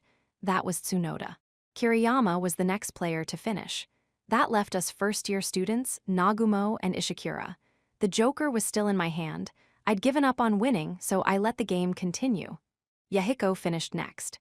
He sighed in relief, hand to his chest. Right after that, Ishikura finished. The match became a showdown between Nagumo and me. You don't seem to be having fun, Ayanokoji. That's not true. I just have a hard time expressing myself. Really? You've looked kind of pale ever since we started. Have you had the Joker all this time? Nagumo's remarks weren't strange at all. Since he didn't have the Joker and I was the only player left, he obviously knew what that meant. You might be right about that, I replied, trying to be evasive. Engaging him directly might be bad. I knew what Nagumo wanted from me, after all. He wanted me to talk back to him like Kuenji had. I silently offered him the 2 cards in my hand. One was the Joker, the other the exact card Nagumo needed in order to win. In all likelihood, Nagumo would draw the winning card, but I didn't understand the look on his face. Nagumo smiled as he put out his hand, and then, "You must be glad, Ayanokoji. Looks like you escaped." Nagumo had drawn the Joker. "Talk about a surprise. I was sure you'd draw the winning card," said Ishikura to Nagumo. "In the end, card games come down to luck. When you lose, you lose." Nagumo shuffled the 2 cards in his hand and offered them to me. "All right, take your pick." From an outsider's perspective, I had a 50-50 chance, but that wasn't really the case here. Even though he'd taken the cards from a sealed box, Nagumo had been the first to deal. That was probably when he'd marked the Joker. Though almost invisible, there was a minute notch on the card. I'd arrived at this conclusion by looking at the spread of wins. In the 5 games so far, Nagumo had predicted the outcomes would be ahead of time. Even though, with inexperienced first-years in play, there should have been no way of knowing how a game would go. But Nagumo was evasive, only saying which team had a high probability of winning and which did not. The senior students who'd realized the trick who'd been told about it, had an overwhelming advantage. Disgusting. From where I was sitting, the card on the right was marked, meaning it was the Joker. There was no mistaking it. If I picked the other card, though, would what happen? The answer was simple. Nothing. I'd have just won by a 50-50 chance. I can't tell which is which no matter how hard I try, so I'm just going to pick randomly. "Here goes," I said, reaching out, but Nagumo pulled his cards back. "Give it some thought before you pick. I don't know that thinking it over will do anything." "Still, try," he insisted. "I understand. I'll give it some thought," I said, looking at the cards. Of course, I wasn't really thinking. After about 2 seconds, I grabbed for a card. "I like the one on the right. I'll take that one," I said, as fine a reason as any. Nagumo didn't stop me that time, and I drew the winning card. "Sorry," I said, showing that I'd won. "You lost, huh, Nagumo?" "Guess so." "Well, we were already scheduled to cook breakfast twice anyway, so I don't really mind." He gathered up the cards that were scattered about. "That was fun, wasn't it? I think you and I might get along just fine, Ishikura-senpai." "I wonder," replied Ishikura, brushing aside Nagumo's seemingly good-natured words and abruptly leaving the room. "It's fine if we start with the first years, right? Take care of breakfast tomorrow." "Why, yes." "Thank you very much," said Kaise. The seniors cleaned up the cards, then got up and left. "You know, we didn't really interact with them at all," muttered Ishizaki. I understood what he meant. Ultimately, the game had done nothing but increase the first year's ever so slight responsibilities. Chapter 4, A Premonition of Defeat. We normally had Saturdays off, but lessons were still being held at this outdoor school. However, the timetable was slightly different from weekdays. Our lessons were only in the morning. Once those were finished, we had free time. The special exam had started on Thursday. It was already the third day of camp, and discord was beginning to manifest within the group. It started early, just after 5 o'clock in the morning. "Ah, I'm so goddamn tired," shouted Ishizaki at the outdoor cooking area. "So is everyone else." "Ah, please measure the ingredients correctly, don't mess up the amount of miso," said Kaize, flipping through the breakfast menu the teachers had given us. "Shut it. Why do I even gotta help make food in the first place?" Ishizaki groused, though he kept stirring the miso to make it dissolve. "Look, we don't have a choice. We could get hit with a penalty if our whole group's not here." "Whatever, dude, like hell I care. God damn it. Oh, what was that?" "Nothin'. No, that was something. Where's the salt you were just holding?" "I put it all in." Kaize turned off the fire in a panic. He tasted the soup and choked. "You put in way too much? Ack, it's not even edible." If we'd given that soup to the seniors, it would have invited a lot of criticism. Not to mention it was probably unhealthy too. "You have to start over." "Screw that, you do it." "Or what about Kuinji?" "It's not like I know. You're in the same class, aren't you?" Hashimoto shot a backward glance at the two of them fighting over the miso soup, his hands occupied by skillfully wielding a frying pan on the camp stove. "Dude, you're really good." "I've always cooked my own meals," said Hashimoto without a trace of arrogance. As he continued to cook up a storm, Albert approached him silently, carrying a bowl filled with whipped eggs. "Thank you. If you're up for it, could I ask you to cut up some vegetables too?" Despite his bulky frame, Albert skillfully brought the kitchen knife down on the cutting board, dicing vegetables with ease. We'd be feeding a lot of people, so Hashimoto kept churning out fried eggs. Clearly, he and Albert were our team's trump cards as far as cooking went. Meanwhile, I'd lucked out by landing the easy job of preparing the raw vegetables and tableware. There were a lot of vegetables to be prepped, and although I couldn't help with the frying, I felt I could at least pitch in on the dicing and chopping. I stood beside Albert and tried to communicate with him silently, just using my eyes. "Can you handle cutting vegetables?" "Probably, yeah." Somehow, we seemed to understand each other, at least enough that Albert handed over a kitchen knife. Thankfully, living in the dorms had led me to develop some skill with a knife. I began to dice vegetables, keeping pace with Albert. Where had Kuinji gotten to anyway? It had already been half an hour since he went to the bathroom. Classes A and B each sent one student to look for him, but since they hadn't returned, it was a safe bet they hadn't found him. In the end, Kuinji didn't return until breakfast. When he did return, all he would say was that he'd been holed up in the bathroom due to a stomachache. Needless to say, his relationship with Ishizaki was wrecked beyond hope of repair at this point. 4.1. Something happened while I was studying morality during our third period that Saturday.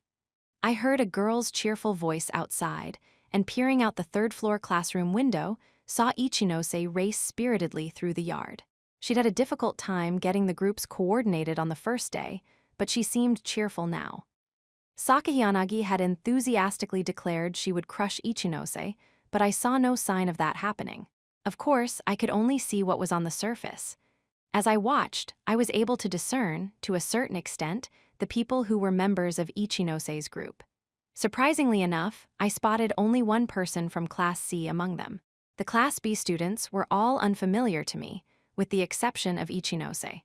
Had they gone with the same approach as the boys, picking the minimum number of people from Class B in order to have an even mix of people from all four classes? I wasn't really sure who the Class A and D students were.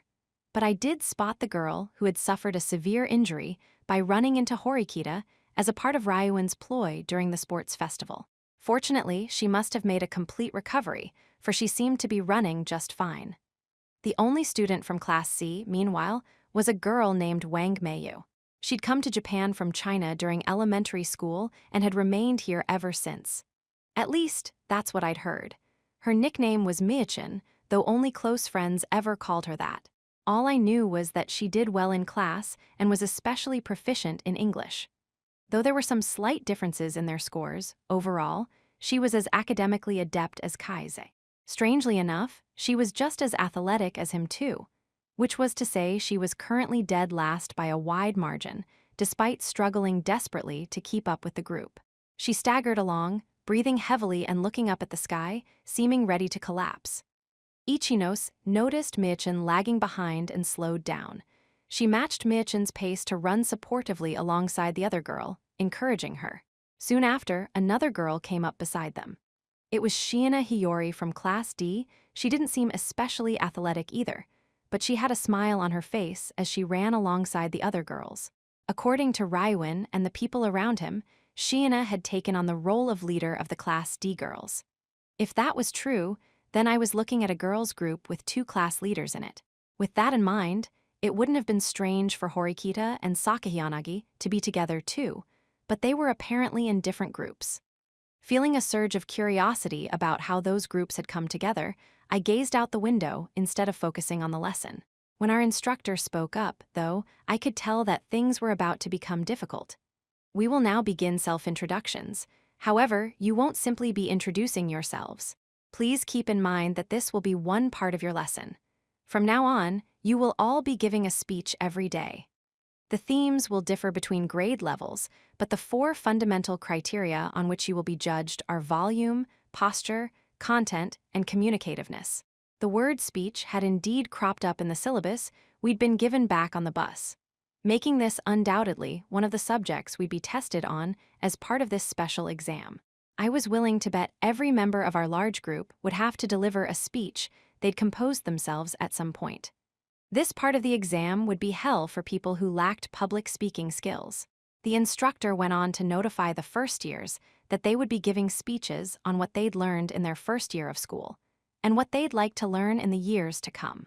The second and third years had to speak about their plans for the future, like attending university or getting a job. For real, talk about a shit exam, spat Ishizaki. I understood how he felt, but he was being much too loud. Even the teacher seemed to have heard him, though he didn't take Ishizaki to task over it. We could do as we pleased, but we needed to remember that our actions would ultimately affect the group. When free time rolled around, a young man approached the first-year group. Ishizaki, who had had his legs sprawled on top of a desk, instantly corrected his posture. The new arrival was Kiriyama from second-year Class B, who served as vice president on the student council under Nagumo Miyabi. He used to be in Class A, but had been demoted after losing to Nagumo, and it seemed that, deep down, he wished for Nagumo's downfall. Horikita's brother had put us both in touch. I think you should adjust your attitude a bit, he said. Sure, well, I wasn't really mackin' any fuss or anythin'. I'm not just talking about you, Ishizaki. That applies to you, too, Kuenji. Much as he might crave Nagumo's downfall, Kiriyama still had to play the part of a dutiful vice president. He had to address anything that might affect the large group's overall scores. We're going to be evaluated based on the test on the final day, right? I don't think taking these lessons seriously is that important. The written test isn't everything there is to this special exam. Haven't you considered the possibility that our instructors will be taking your behavior in class into account? And how exactly do you plan to score well on the test if you don't take the lessons seriously? Simple is best. This is me we're talking about, no? I see. You're saying getting a high score is easy for you, eh? Well, we'll see if you can make good on those boasts when the special exam comes around. You're part of this group. Shouldn't you want to avoid acting in ways that make your teammates uneasy? A group that's made uneasy by my actions is a group that has no value. You don't get to decide that, Kuenji. Then who, may I ask, does? No one person. The whole group does. Every student here decides. Ishizaki couldn't help but grin after hearing that, probably because he loved seeing Kuenji get told off. However, common sense wasn't going to work against Kuenji. I'm worth far more than the rest of you combined. An average person cannot correctly judge the exceptional. You're too ignorant and infantile to even be called a high school student, Kiriyama said. Kuenji didn't flinch, but before I knew it, nearly half of the second years had begun to encircle us. Even Ishizaki's smile faded, his face growing stiff. Threatening words could be heard being murmured around us. Besides, it's not just Kuenji. There's a number of you who have been causing all sorts of problems. He probably meant Ishizaki, but I honestly couldn't think of anyone else. We'd all been taking the lessons seriously, in our own way. Kiriyama was probably lumping us first years together because he wanted us to focus, letting us know that we'd be earning our seniors' ire if we continued to behave impertinently. Kuenji was merely the straw that broke the camel's back. I think that's enough, Kiriyama. Unable to stand by and watch the situation unfold, Ishikura, a third year, stepped in to help. I know you're just trying to coach them, but the way you're doing it could come off as bullying. If that happens, you'll be the one in trouble. The first years understand the situation well enough. Isn't that right? Ishikura looked to us for confirmation, and every one of us, including me, nodded. Except for Kuenji, of course. Excellent, Ishikura-senpai. You really got a handle on things, didn't you? Said Nagumo happily. He'd been watching the whole thing go down from the sidelines. You really are too good to be kept in class, maybe you're just really unlucky, Ishikura-senpai. Luck, huh? Much as I hate to admit it, I think it's just that my skills aren't up to par. I don't think that's true. The only reason you haven't been able to rise to Class A is because there's a genius like Horikita Manabu in your way. I know you've fought the good fight for 3 years. There's a 312-point difference between Classes A and B right now. Even though graduation is around the corner, I think you're closing in on them. Are you saying you'll lead this group to victory? Exactly. If you're willing to trust me, Ishikura-senpai will win this special exam. And, as I'm sure will bring you no small amount of delight, I'll help you get to Class A. We might even be able to get Horikita-senpai removed from the school. Unfortunately, Horikita doesn't seem to be a group representative, and you aren't either, are you, Nagumo? There's nothing you can come up with that would be enough to drag him down. It doesn't matter if he's the representative or not. There are many ways to crush him, said Nagumo with a laugh. Sorry, but I can't trust you. Not with the fate of Class B. That's unfortunate. Nagumo had simply laid out all his plans in front of everyone. Was he genuinely that guileless? Or was he just trying to make himself appear guileless? I doubted it was the former 4.2. AT dinner, I decided to make some minor moves.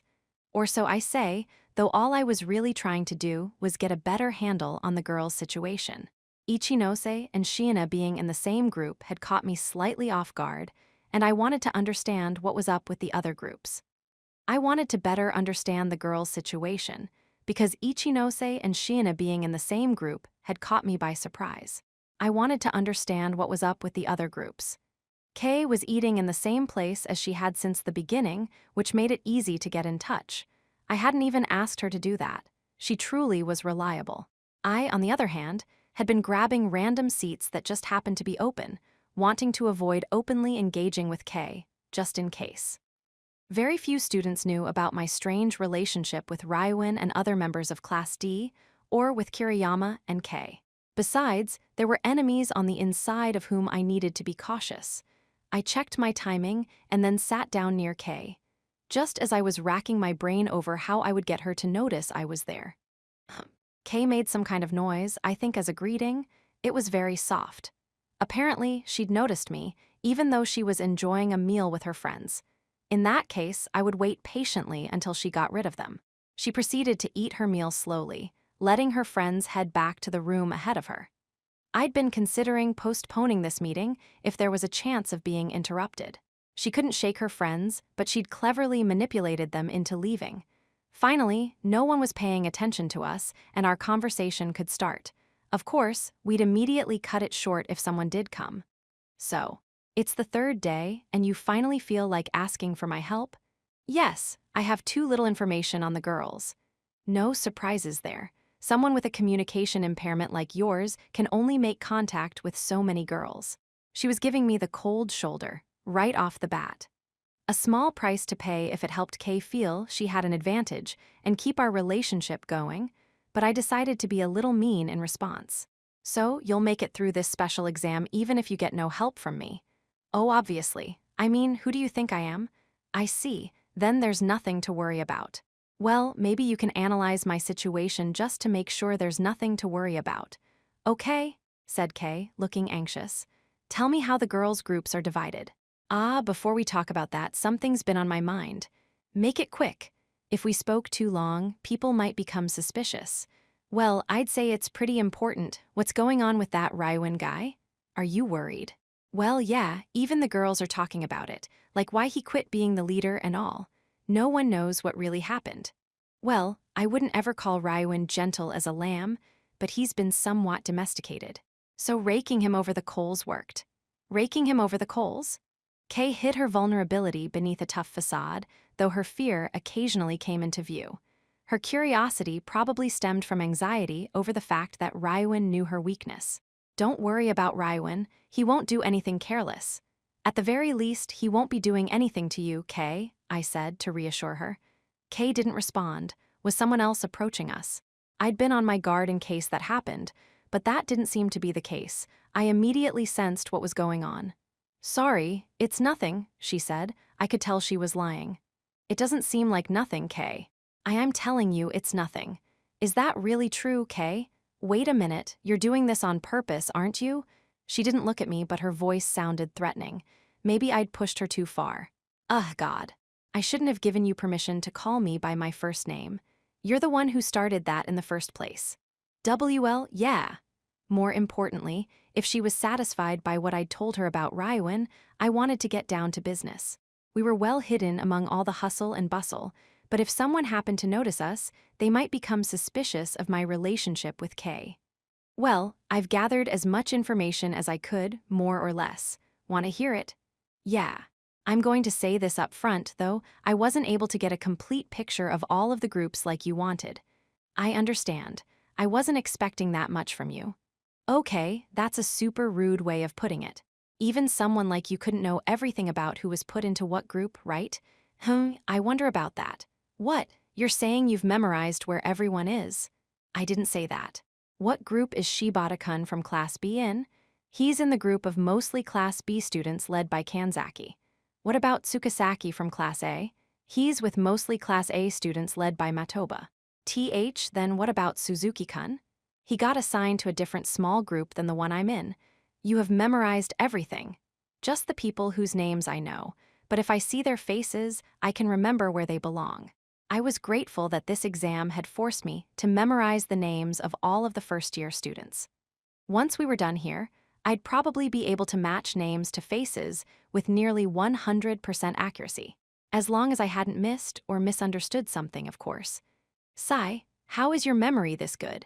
Don't tell me you're one of those nerdy four-eyed tryhards who spends all his time studying or something. Unfortunately, I had no idea what Kay was saying. Let's get down to business. What's going on with Sakayanagi and Kamoro's group? They're in the same group. It's made up of students from 3 classes, with 9 students from Class A. Class A was the first to put their groups together, explained Kay.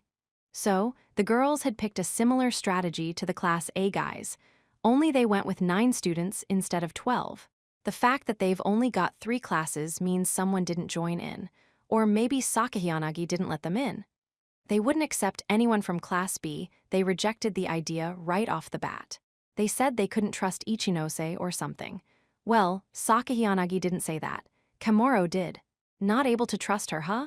I guess you wouldn't fully trust any student from another class, but they specifically named Ichinose. But isn't that kind of weird? I mean, even I've heard nothing but good things about her.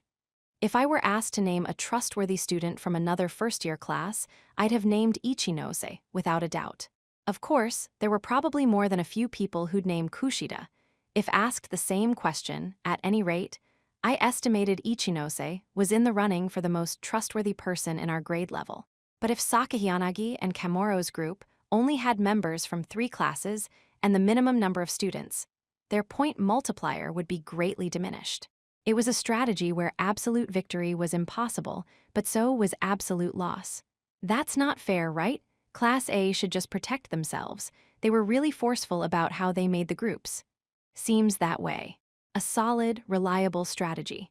Sakayanagi had almost certainly devised that plan. It was surprising that someone as aggressive as her would adopt a defensive strategy like this. So, what should I do now? Set a trap or something. Cheap tricks won't work in this exam. There are some people I'd like you to monitor, though, I replied, naming some of the major players. That'll be pretty tough, but I'll try. She obediently followed orders. That was Kay's strong point. Anyway, what's up with this exam? Do we really have to worry about things like manners and ethics? I wonder. If this were a story, I'd say it was almost like a MacGuffin. MacMuff. That's not what I said. I know that, so what is it? She had no idea. It's an element that's important because it motivates the characters but is otherwise unimportant to the story itself. I don't understand. Look, I know you're a smart guy, Kiyotaka, so just explain things in a way that's easy to understand. I'm saying manners and ethics may be necessary, but aren't really important in and of themselves. Dinner time was almost at an end. Students started to disperse. But this exam, let's just say a storm is coming. A storm? What do you mean? Are you saying something bad is going to happen? Relax. At the very least, I say no harm will come to you. Things probably wouldn't get too bad for the first years this time. I grabbed my tray and stood. If I need you again, I'll call. Understood. With that, I decided to return to the room. 4.3. As night fell on our third day, I entered the large bathhouse. Several guys were gathered in one corner. I saw not only Yamaguchi and Ike, but also some Class B students like Shibata. I exchanged glances with Kanzaki, who entered the bathhouse at the same time as me. This is a pretty unusual combination of people, said Kanzaki, surveying the gathering with surprise. Yeah, sure seems that way. How's your group? Any trouble? Dunno, but I can't say it's going all that well, I replied honestly. Kanzaki seemed unsurprised. Well, if you have a small group made up of an uneven number of students from 4 different classes, there's bound to be tension. I wish that were all it was. Moriyama and the others told me, sounds like you guys really have your hands full with Kuenji.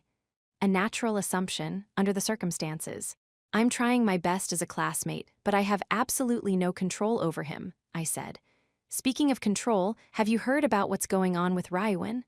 No, I haven't heard anything. It was 3 days since Akito had entered Ryuin's group. Even though we saw each other in the bath, on the way to the toilet, or during mealtimes, we hardly ever spoke. If he were scheming or something, there'd be reports. But I haven't heard anything. If Kanzaki, Class B's second-in-command, said no rumors were going around, then it was probably true. As someone who knew the full extent of the situation, I doubted Ryuin would try anything, but the other students probably weren't going to let their guard down for a while. Many probably suspected he would spring some kind of trap by the end of the exam. If you're ever in trouble, find me. I'd like for our good relationship with Class C to continue. Ichinose feels the same way, of course. I sincerely appreciate that.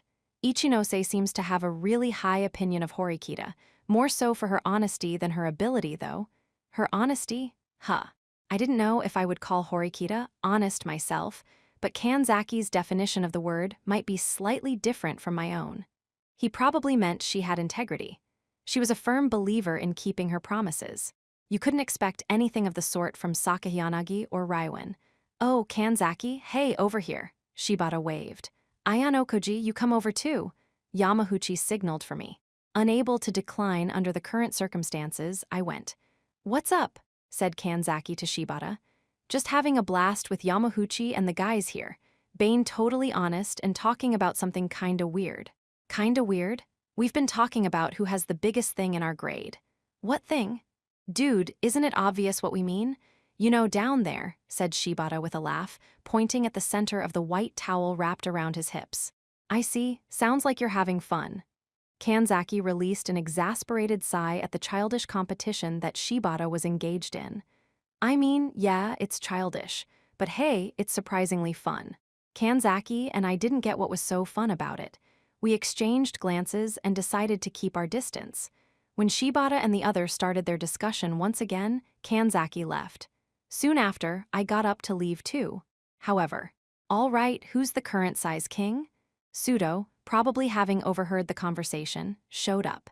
He radiated confidence as he grabbed tightly me by the shoulders, preventing my escape. I have no clue. I dodged the question. While the majority of us wore towels, Sudo was proudly naked. Oh, that's what I'd expect from Sudo, said Shibata. I could tell that he was anxious. Kanda from Class D's the current king. Kanda, that gangly 4 eyes. Sudo pushed past Shibata. Move it, he said, before joining up with Yamaguchi and the others. Kanda, who seemed to have no intention of joining in, looked uncomfortable. Oh, dude Ken, you came? You're the only one we can count on. Leave it to me. Sudo, representing Class C, confronted Kanda, who looked perplexed at being dragged into this competition. You wear glasses even in the bath. If I don't, my vision is so bad that I can't see well enough to walk. That's so. It wasn't an aggressive competition. They simply stood next to one another. The outcome of their showdown was decided in an instant. Hot damn! Pseudo confidently pumped his fist as he posed. He shouted in triumph, his voice echoing throughout the bath. Kinda fled, the sentiment, finally, the game is over, written on his face. I was sorry he'd gotten dragged into it. That settles it. I'm the king, Pseudo declared. It was unlike anyone would challenge him, having seen the power he was packing. I hoped this pointless competition was at an end, but… King? Don't make me laugh, Pseudo, said Yahiko, challenging Pseudo with a loud laugh. Pseudo just glanced at Yahiko's naked crotch before dismissing him. You ain't no match for me. No, I'm not, but I'm not your opponent. It don't matter who I'm up against, the result's the same. The king is Class Dece. No, Ken, we're Class C now, Class C? Yeah, that's right. The king is Class CS Pseudo-Ken Sama. You're just above average. You can't win against Class A's Katsuragi-san. Apparently it wasn't Yahiko challenging Pseudo, but rather the person that Yahiko idolized, Katsuragi. The man in question was sitting on a stool nearby, reaching for some shampoo. Since he was completely bald, I wondered where exactly he was going to apply the shampoo, then decided not to ask that question. Knock it off, Yahiko, said Katsuragi. I have no interest in such nonsense. We can't let this pass. We have to win. This is about a man's pride. No, Class A's dignity is on the line. What a stupid competition. But that's not really true. Is it, Katsuragi? Said Hashimoto. Yahiko just looked disgusted. Like Yahiko says, Class A's pride is on the line. What you're packing makes you the only one here that can measure up against Pseudo. Hashimoto had personally checked out Katsuragi's thing. He clearly had confidence that Katsuragi could win, laughing boldly at the possibility of victory. Katsuragi, however, made no move to stand. Bring it, Katsuragi? Katsuragi remained calm in the face of Pseudo's provocation. However, everyone else was getting fired up. They cheered, wanting to see Katsuragi and Pseudo square off, for crying out loud. I can't even wash my head in peace, said Katsuragi. So that meant that he really was planning on applying shampoo on his head after all, huh? The contest will be over in a second, Katsuragi. Have it your way. Katsuragi, having determined the best way was to accept the challenge, slowly got up. Everyone let out a sigh of admiration at the sight of his large frame. This is… Yamaguchi, who was the judge, crouched down. He scrutinized each combatant, looking from one to the other, but the differences seemed almost non-existent. Pseudo offered his opponent praise as he waited for Yamaguchi to pass judgment. Nice, Katsuragi. That's the reason they call you Class A's trump card.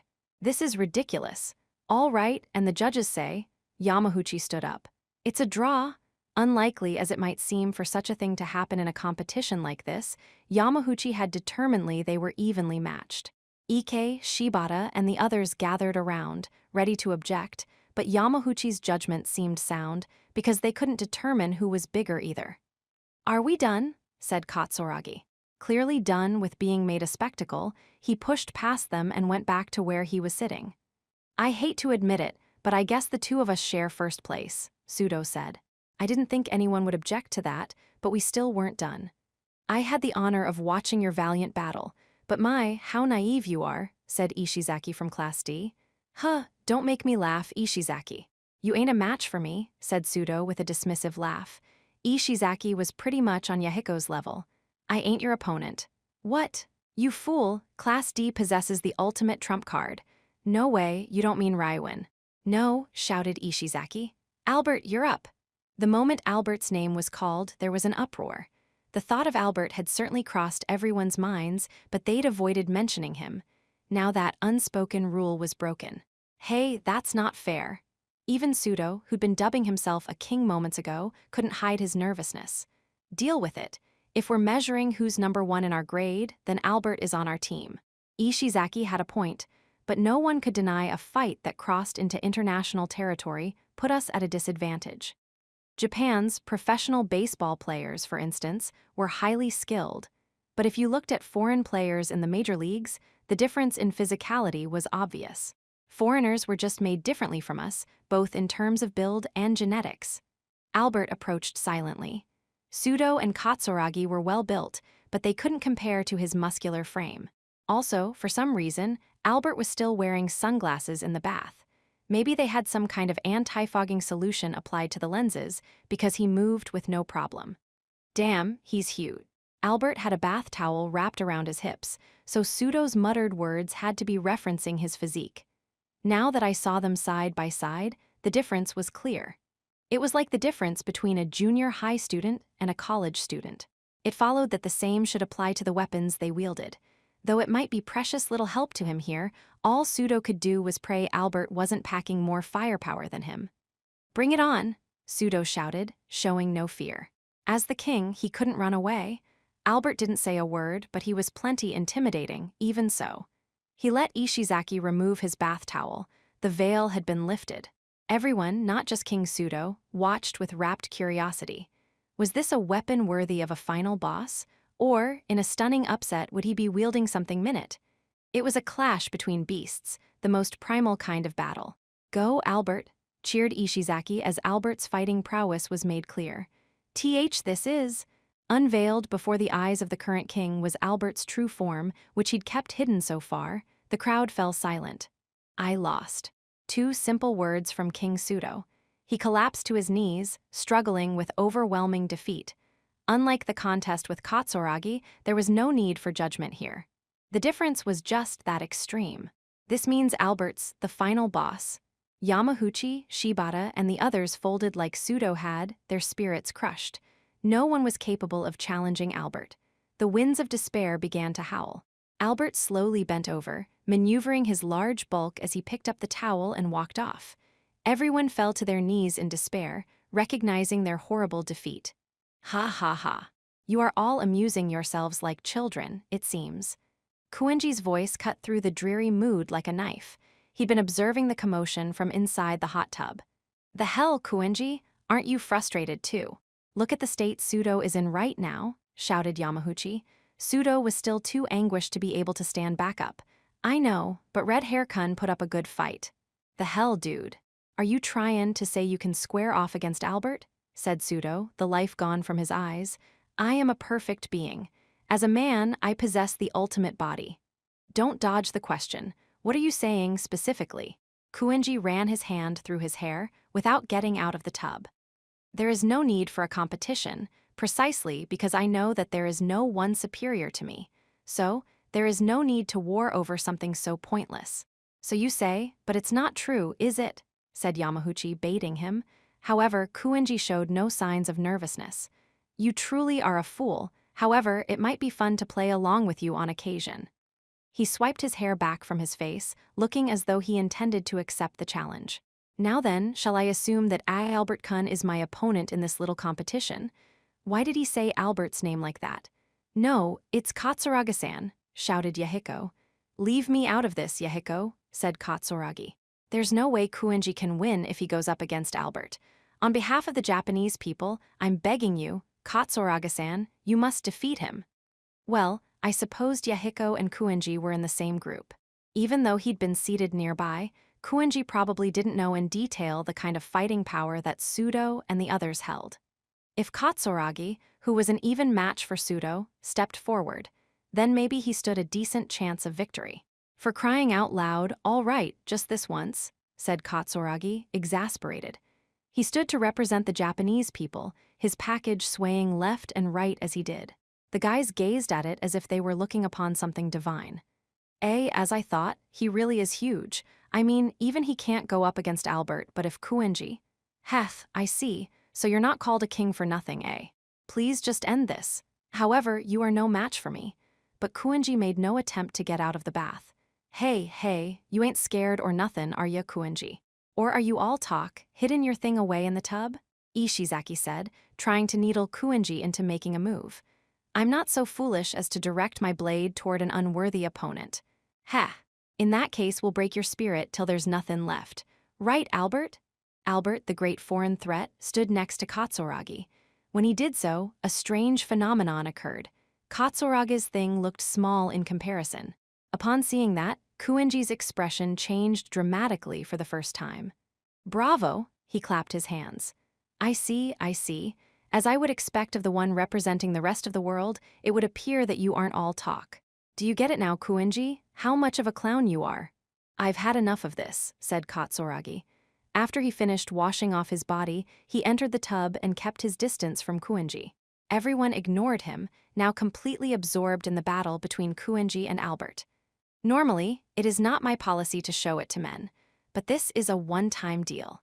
Kuinji stood, grabbing a towel and wrapping it around his hips to conceal his weapon. So you really gonna do it, Kuinji? The ultimate eccentric and the king were going head-to-head. I've known the outcome of this battle from the start. Now everyone here shall bear witness too. Kuinji struck a pose as he removed the towel that had been concealing his lower half. In that instant, a dazzling light hit everyone's eyes. A mighty sword, complete with a dyed blonde lion's mane. No, it was too enormous to simply be called a sword. I heard Albert mutter softly in English beside me. "Oh my God," he said, "and thus I have proven that I am a perfect being." The guys who just borne witness couldn't even utter a sound. "Are you even human?" said Pseudo. That was all he could say in the face of a power so overwhelming, it crossed national borders. If Pseudo and Katsuragi were rifles and Albert was a bazooka, then Kuinji was a tank. Nobody could win against such overwhelming firepower. Its colossal size, armor, and destructive power would take down anyone in its path. There wasn't a single student in this massive bathhouse that could defeat Albert, which meant none of them who could stand up to Kuinji either. Then, just as everyone was about to hand him the crown. "Ha, hold it, Kuinji." A voice emerged from the vicinity of the tub that Kuinji had been in moments ago. "Our Raiwin," someone stammered. Raiwin, the former leader of Class D himself, was warming up in the whirlpool bath near Kuinji. There was fire in his eyes. He must have been watching Albert and Kuinji's battle. "You can't possibly think you're a match for me," Kuinji said. "No, not even I can win against that thing you're packin'.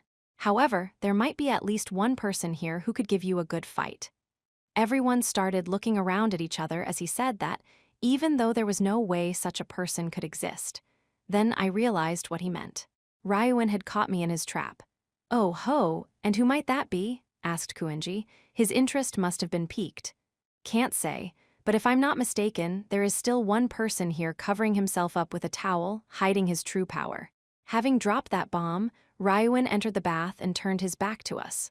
Fortunately, only a few people seemed to buy what he'd said, and yet, everyone's gazes were intensifying.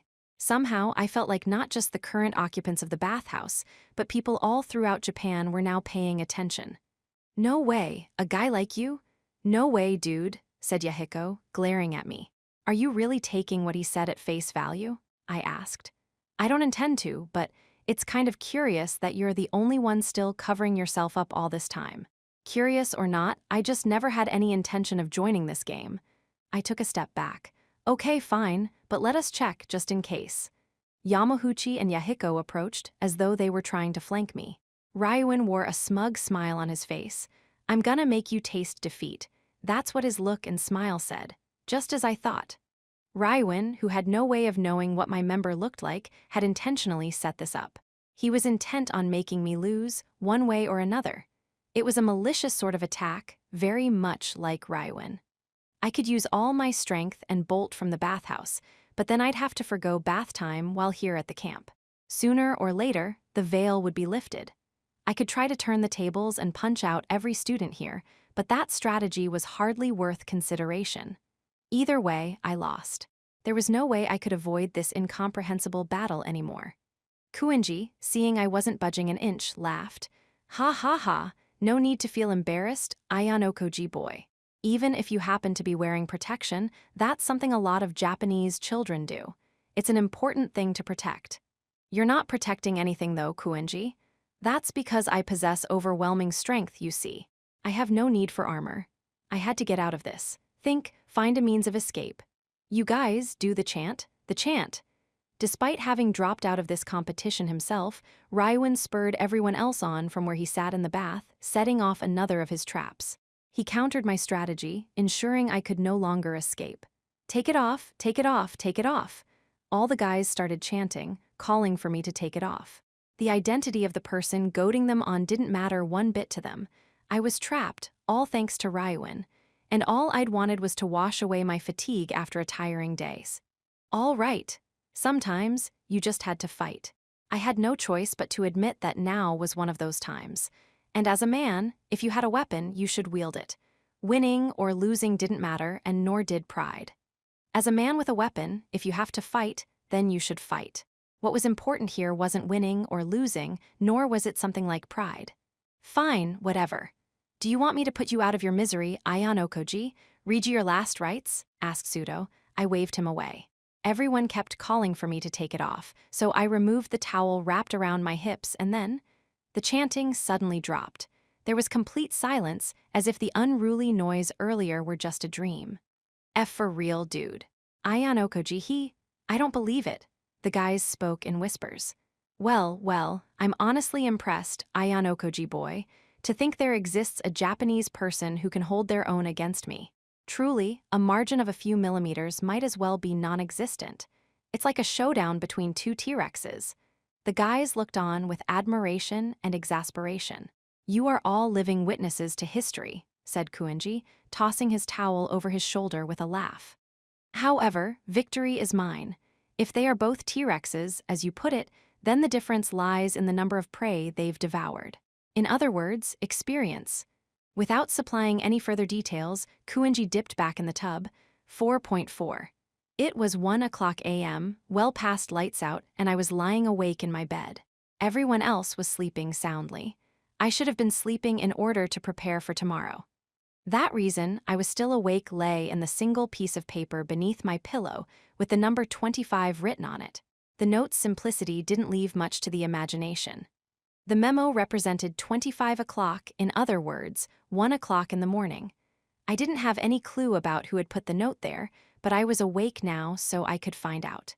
If it were just a simple prank or something completely different from what I was imagining, then, well, that would be that.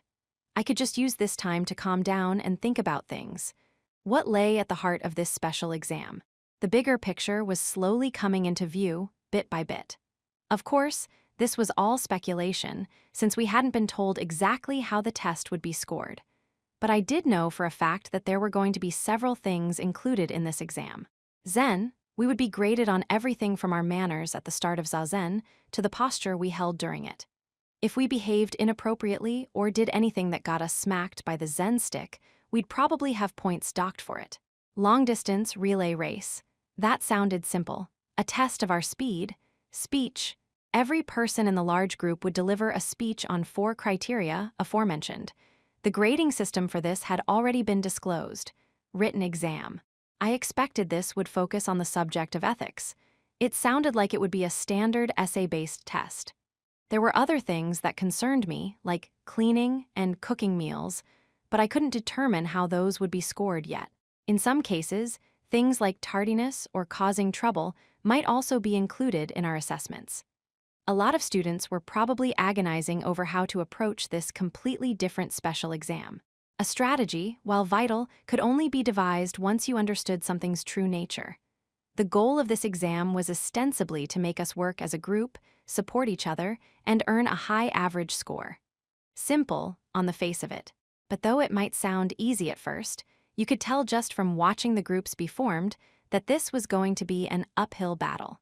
It was extremely difficult for students who were normally hostile toward one another to truly cooperate. Horikita and Hirata, to speak of our own class, or Ichinose and Katsuragi, to speak of others, were probably focusing on encouraging such cooperation. Wielding influence within your group and having leadership skills made all the difference. Selecting the members of your group was important, of course, but it was nearly impossible to tell right off the bat which students were capable of scoring well in this exam. Although Kaise's academic prowess was nothing to scoff at, and thus he could be expected to do well in that regard, he seemed to struggle with even the 2 5-minute sets of Zazen on the first day. Some students couldn't cross their legs at all. It was still too early to tell whether academic or athletic skill would be a good measure of how students would do from here on out. Rather, it was the most adaptable students who were likely to come out on top. Additionally, it was probable that more than a few students were opting to pursue strategies that deviated from the basic one of encouraging cooperation. I'd sensed when the rules were explained to us that even the school had struggled to prepare for this rather unorthodox special exam. This had been true of every special exam, of course, but there had always been loopholes in the rules to exploit, blind spots that the school couldn't see, such as how Ibuki and Horikita had traded blows back on the uninhabited island, even though violence was prohibited. Of course, if you did happen to get caught committing breaking the rules, then the consequences would be huge. The majority of the students probably wouldn't risk it, with immediate expulsion at stake. Besides, the situation was far too complex for a mere rule violation to secure you a victory. Could you find a barely existing blind spot, exploit a loophole, and take a shot that would somehow outdo the people following the traditional strategy? A high hurdle to overcome. I'd tried a lot of things in the special exams we'd had so far. On the uninhabited island, I had Horikita retire and switched up leaders. On the cruise ship, I had the trick with my phone. I purposefully drew attention to myself during the sports festival, and I shut Kushida down during the paper shuffle. But this time, I decided not to take action. I would just sit and observe, continuing to collect information. I had determined that was what I had to do in order to fade into the background and graduate like any ordinary student. Even if that meant Class C took some hard blows this time around, I wouldn't do anything. I also wanted to show Sakayanagi and Nagumo, who both had a certain degree of interest in me, that I had no intention of fighting, though I had my doubts about how well that would work. Horikita's brother couldn't really blame me for anything if all I did was observe. However, there was one measure I could take, and it was defense. If there were a student out there who was trying to get me expelled, then it was only natural that I would defend myself. It was already past 25 o'clock now, and I had yet to see anything out of the ordinary. If that was the case, should I go back to sleep? But just then, something happened. The hallway door cracked open slightly, and a little bit of light came through. It was Morse code. They were communicating via the flickering light. Since it was extremely dark in the hallways at night, several flashlights had been made readily available to us, and the person out there was probably using one. Light made no sound, the perfect way to signal me to come meet with them. I got out of bed and silently stood. Our rooms weren't equipped with toilets. Getting up to go to the bathroom in the middle of the night was a perfectly natural thing to do. 4.5. The corridor was pitch black, but I could tell someone was moving from the faint sound of footsteps. I followed that sound, and the person holding the light turned out to be Horikita Manabu. To think you'd contact me. Isn't that kind of conspicuous? I asked. In order for him to place a note on my bed, he'd have to know where I slept. In that case, there were only a couple people who might have helped him. It was probably either Ishikura or Tsunoda, the third-year students who'd played cards with Nagumo. They could have told Horikita which bed was mine. More than a few students meet in secret when others are fast asleep. There are probably 2 or 3 schemes being implemented during this exam, after all. Everyone, first, second, and third years alike, was pulling out all the stops in order to win. That being said, such clandestine meetings rarely led to anything good. Do you know why I called you here? Because Nagumo is acting weird. I can't think of any other reason. Exactly. I thought you might have something on him, since you're in the same large group. Plus, I wanted to respond to the message you sent me back on the bus. I'll say this up front, prepare to be disappointed. There's no sign Nagumo is up to anything strange. I was lying. There were several things about Nagumo's behavior that concerned me. He directly challenged the elder Horikita to a contest in front of a huge crowd of people, and losing that contest would be a pretty poor showing for the second years. Both his upperclassmen and underclassmen would view him with skepticism in the future. If you were going to do combat in public, you should do so only when you were sure the odds were in your favor. I didn't sense that was the case here. Since Horikita's brother had instructed Nagumo to fight fair and square, I'd expected Nagumo to be strict about making sure everyone in our large group paid attention to our lessons. But there was no sign of him doing anything of the sort. That was probably making Horikita Manabu anxious. If not, he wouldn't have taken the massive risk of contacting me like this. Then you think Nagumo is going forward without any kind of scheme? Who knows? I think not involving any third parties really limits what you can actually do. Even if you could remind people not to talk in class, doze off, or be late, that wasn't going to improve test scores by leaps and bounds. At most, it might avoid having points docked. Currently, our large group is more unified, Horikita's brother calmly assessed. True, his group was mostly composed of Class A students, including those from the first year. Whatever the test was, there was a strong chance they'd win. That had to be why he felt anxious about Nagumo's inaction. What are the odds he'll go back on his word? I said. Maybe he wants to see you lose no matter what it takes. Nagumo shows no mercy to those who defy him. He's employed underhanded methods like Ryuin more than once. He's also directly responsible for the second year's unusually high expulsion rate. However, he's never once broken a promise. You believe he's serious about not involving any third parties? Yes. Horikita's brother nodded decisively. He and Nagumo had served together on the student council for nearly 2 years, and he must have seen how the other boy operated. I had my doubts, but hearing the certainty in his voice gave me that answer. An answer that applied not just to Horikita's brother, who was before me right now, but perhaps to all the second and third-year students too. After hearing those words of absolute certainty from him, I felt doubt at first, but then I had arrived at my answer. I could say that for Horikita's brother, who was in front of me right now, and perhaps for all of the second-year and third-year students as well. I should give Horikita's brother some advice here and now, but it probably wouldn't do much good. He'd already determined that his best defense was to trust in his enemy's principles. This has been a waste of time, apparently, said Horikita's brother, turning his back to me. Oh, to answer your earlier question, the student council can influence the special exams. The council is supposed to represent the students' perspectives and can therefore make significant revisions to penalties or meddle with the rules. However, the council cannot make these decisions on a whim. I see. With that, Horikita left. He might lose, I muttered, unable to keep it in. Well, perhaps that was the wrong word. Horikita's brother would make no mistakes. He would doubtlessly manage his group well. But even so, we clearly didn't fully understand this exam. It was possible this would drastically change the course of our third semester. Chapter 5. The first half of the girls' battle, Ichinose Hanami. By the time day 3 rolled around, it seemed like a lot of stuff had happened with the boys. But as a girl, I, Ichinose Hanami, couldn't know the details. Let's rewind to the day that the special exam started and tell the story from there. Now that we've formed our groups, let's do our best to get along, everyone. That was what I said to all the members of my group before bedtime. Despite the many twists and turns, ups and downs, and ongoing drama, at least I now knew the allies who'd be facing this exam by my side. Wang Meiyu-san, Shiina Hiyori-san, Yabu Nanami-san, Yamashita Saki-san, Kinoshita Minori-san, Nishino Takiko-san, Manabe Shiho-san, Nishi Haruka-san, Matadoi Chikako-san, Rikaku Mamo-san, and I formed a group of 11 people. I was the only one from Class B. And there was also only one person from Class C. The rest were from Classes A and D. Manabe-san and Nishino-san seemed to be considered problem children even within their own class. In short, we were a group of oddballs. I didn't know Meiyu-san well, and the remaining students who'd been brought in to fill the group didn't really know each other either. I needed to hurry up and build some relationships fast. Let's do our best, Ichinose-san. Looking forward to working with you, Shiina-san. I've wanted to get to know you for a while.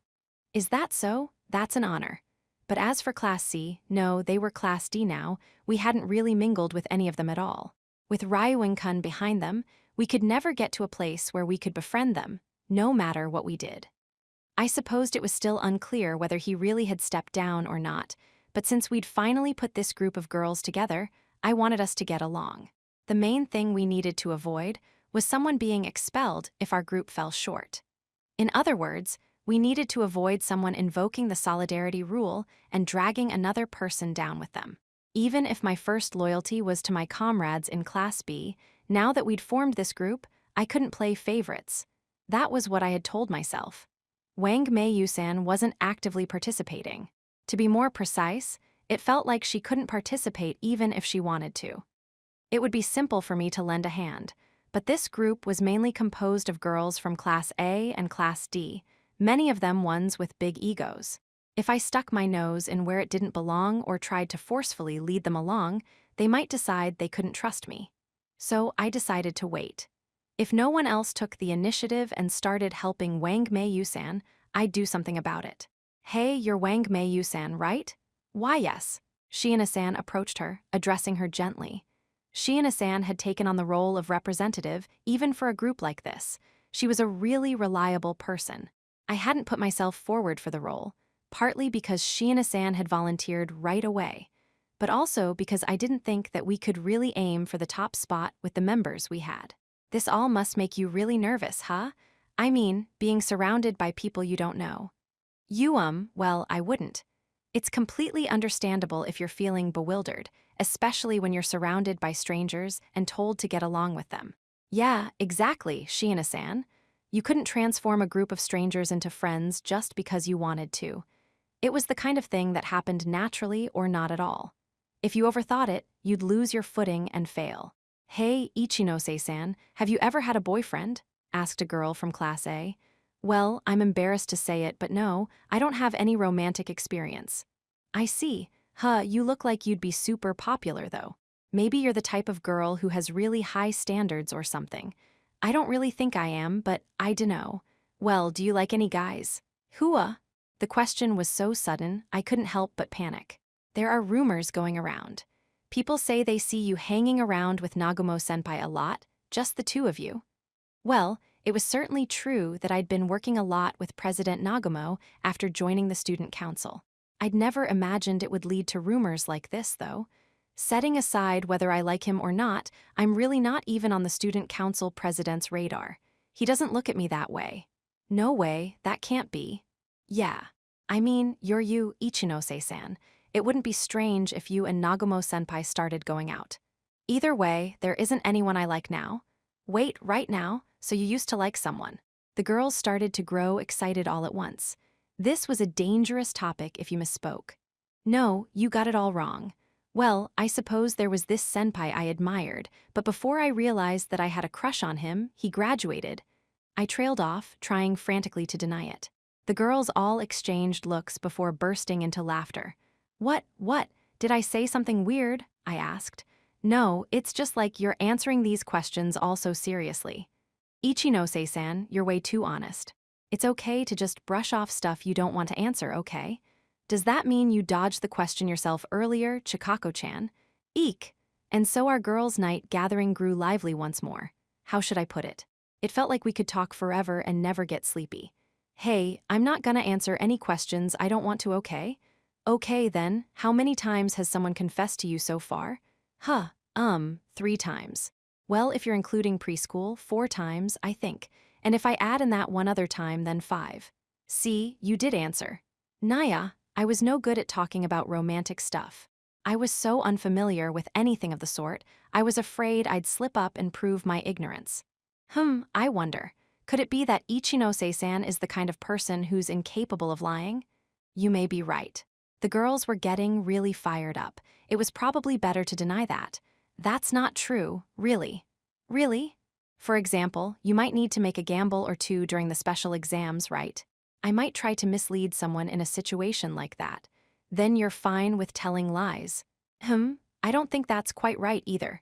I don't think anyone really wants to tell lies. The best way to put it might be, I try to tell the truth as much as possible. Well, that's not entirely right either. I guess I don't like telling lies to avoid hurting people.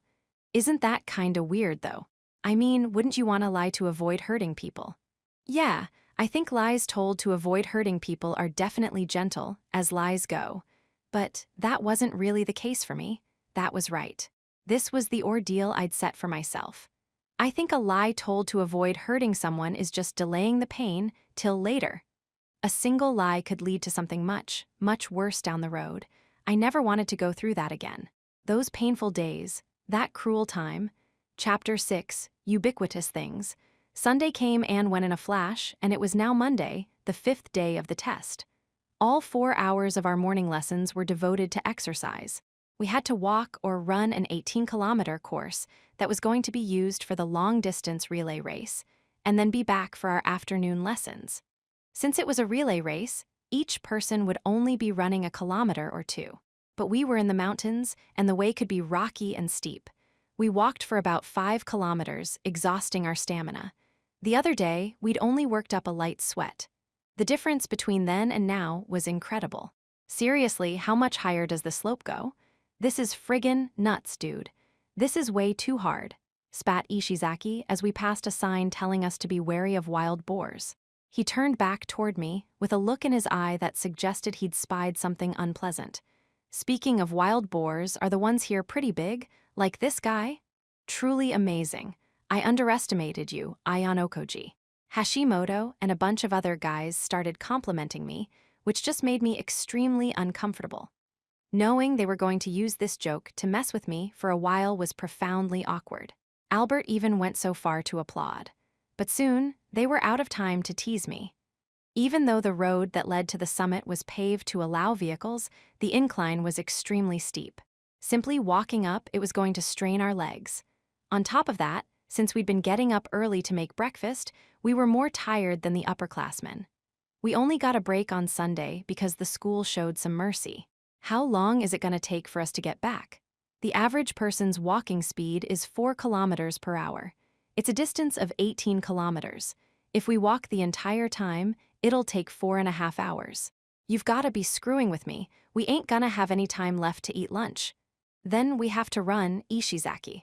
The more we run, the sooner it'll be over, said Class BS Moriyama rather bitterly. Though our whole large group had started out together, most of the second-year and third-year students were moving faster than us. Don't talk crazy. No way in hell I can run 18 kilometers. Don't tire yourself out by talking for no reason. We're all here because you agreed with my strategy, right? Warned Kaize, panting heavily as he spoke. Students with decent stamina could have started to sprint right away, but doing that continuously for 18 kilometers certainly wasn't the best idea. Kaize's strategy was that we would walk for the first 9 kilometers until we reached the turnaround point and run from there. We'd mostly be going downhill by then, something that Kaize had factored into his proposal. We ain't even started running yet. Like hell we'll be able to hold out until the turnaround point. Shut up, just be quiet and walk. Kaize wasn't very good with physical exertion. His legs must have been hurting him already, because his composure was starting to fray. With 13 kilometers or so to go, we might not be able to make it back within the stipulated time. It was only natural to want to keep talking to a minimum and focus on walking. That said, this exercise had made me begin to understand who the runners were. Yahiko and Kaize were definitely not suited to this task. Kuenji, who was lagging behind us, could probably be an asset to the group, but I doubted he'd take it seriously enough to run. Be quiet and walk, huh? You're actin' all high and mighty for someone who looks like a zombie, Yukimura. Ishizaki kept at it. It didn't seem like there'd be any cutting back on the chatter. I'm saying this for the sake of the group as the representative. Please don't talk. Oh, as the representative? Screw you. Maybe because of all the stress he was under, Ishizaki just kept verbally assaulting Kaize. Moriyama and Takatu from Class B couldn't let that slide.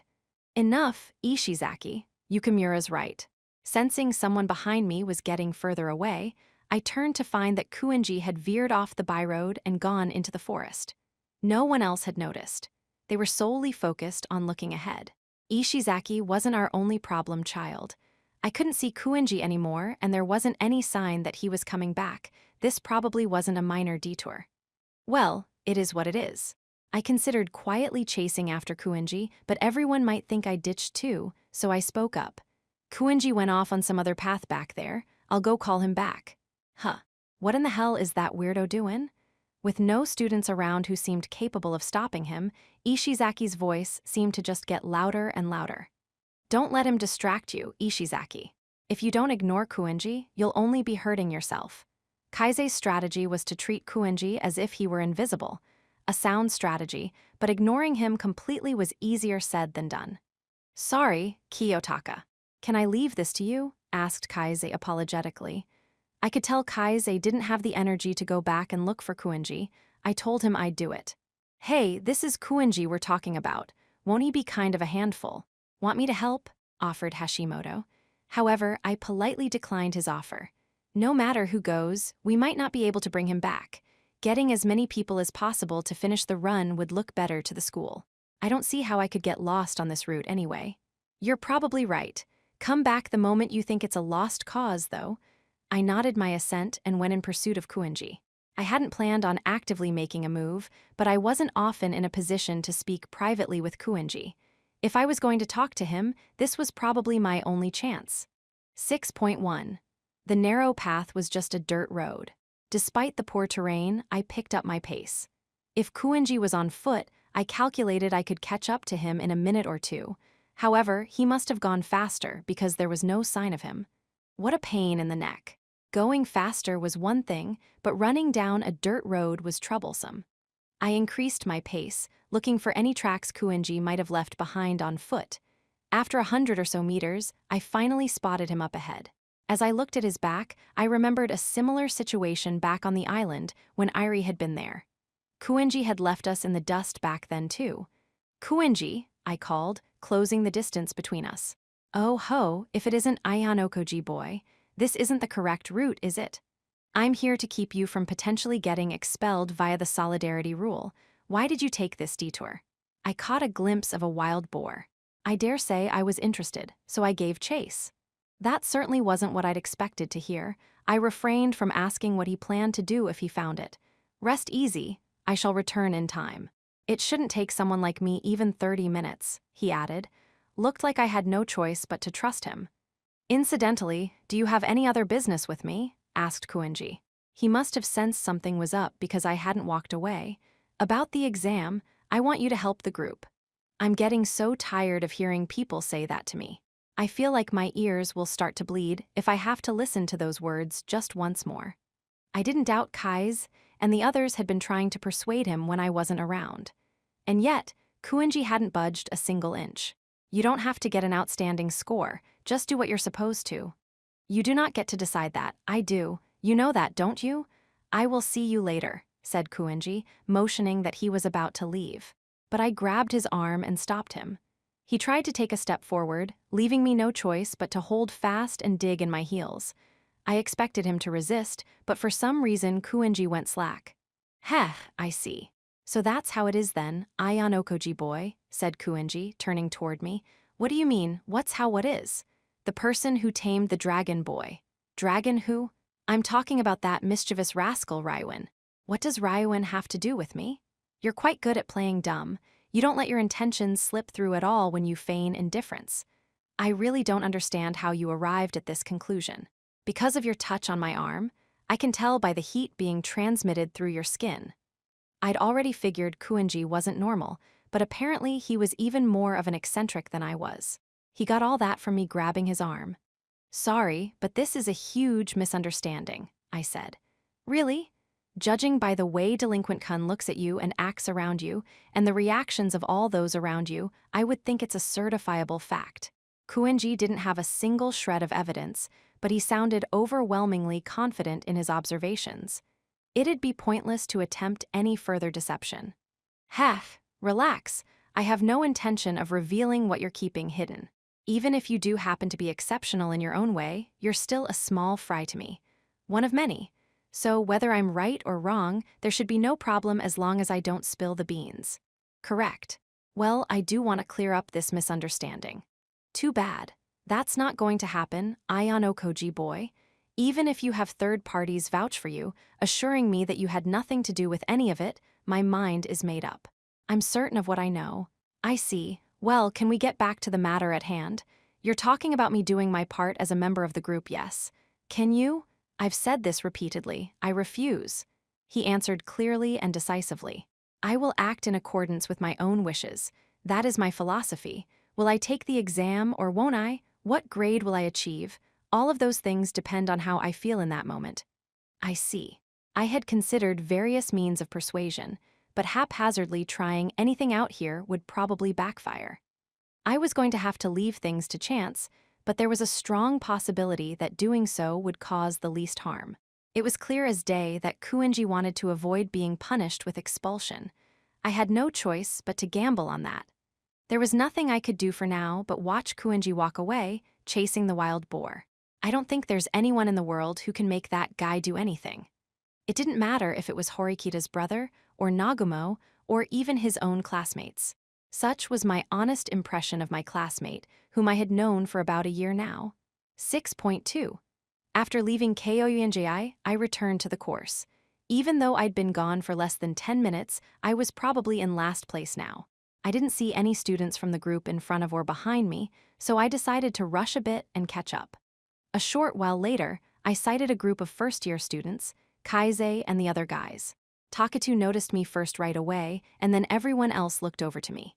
Well, for the record, I did find him, but no dice, huh?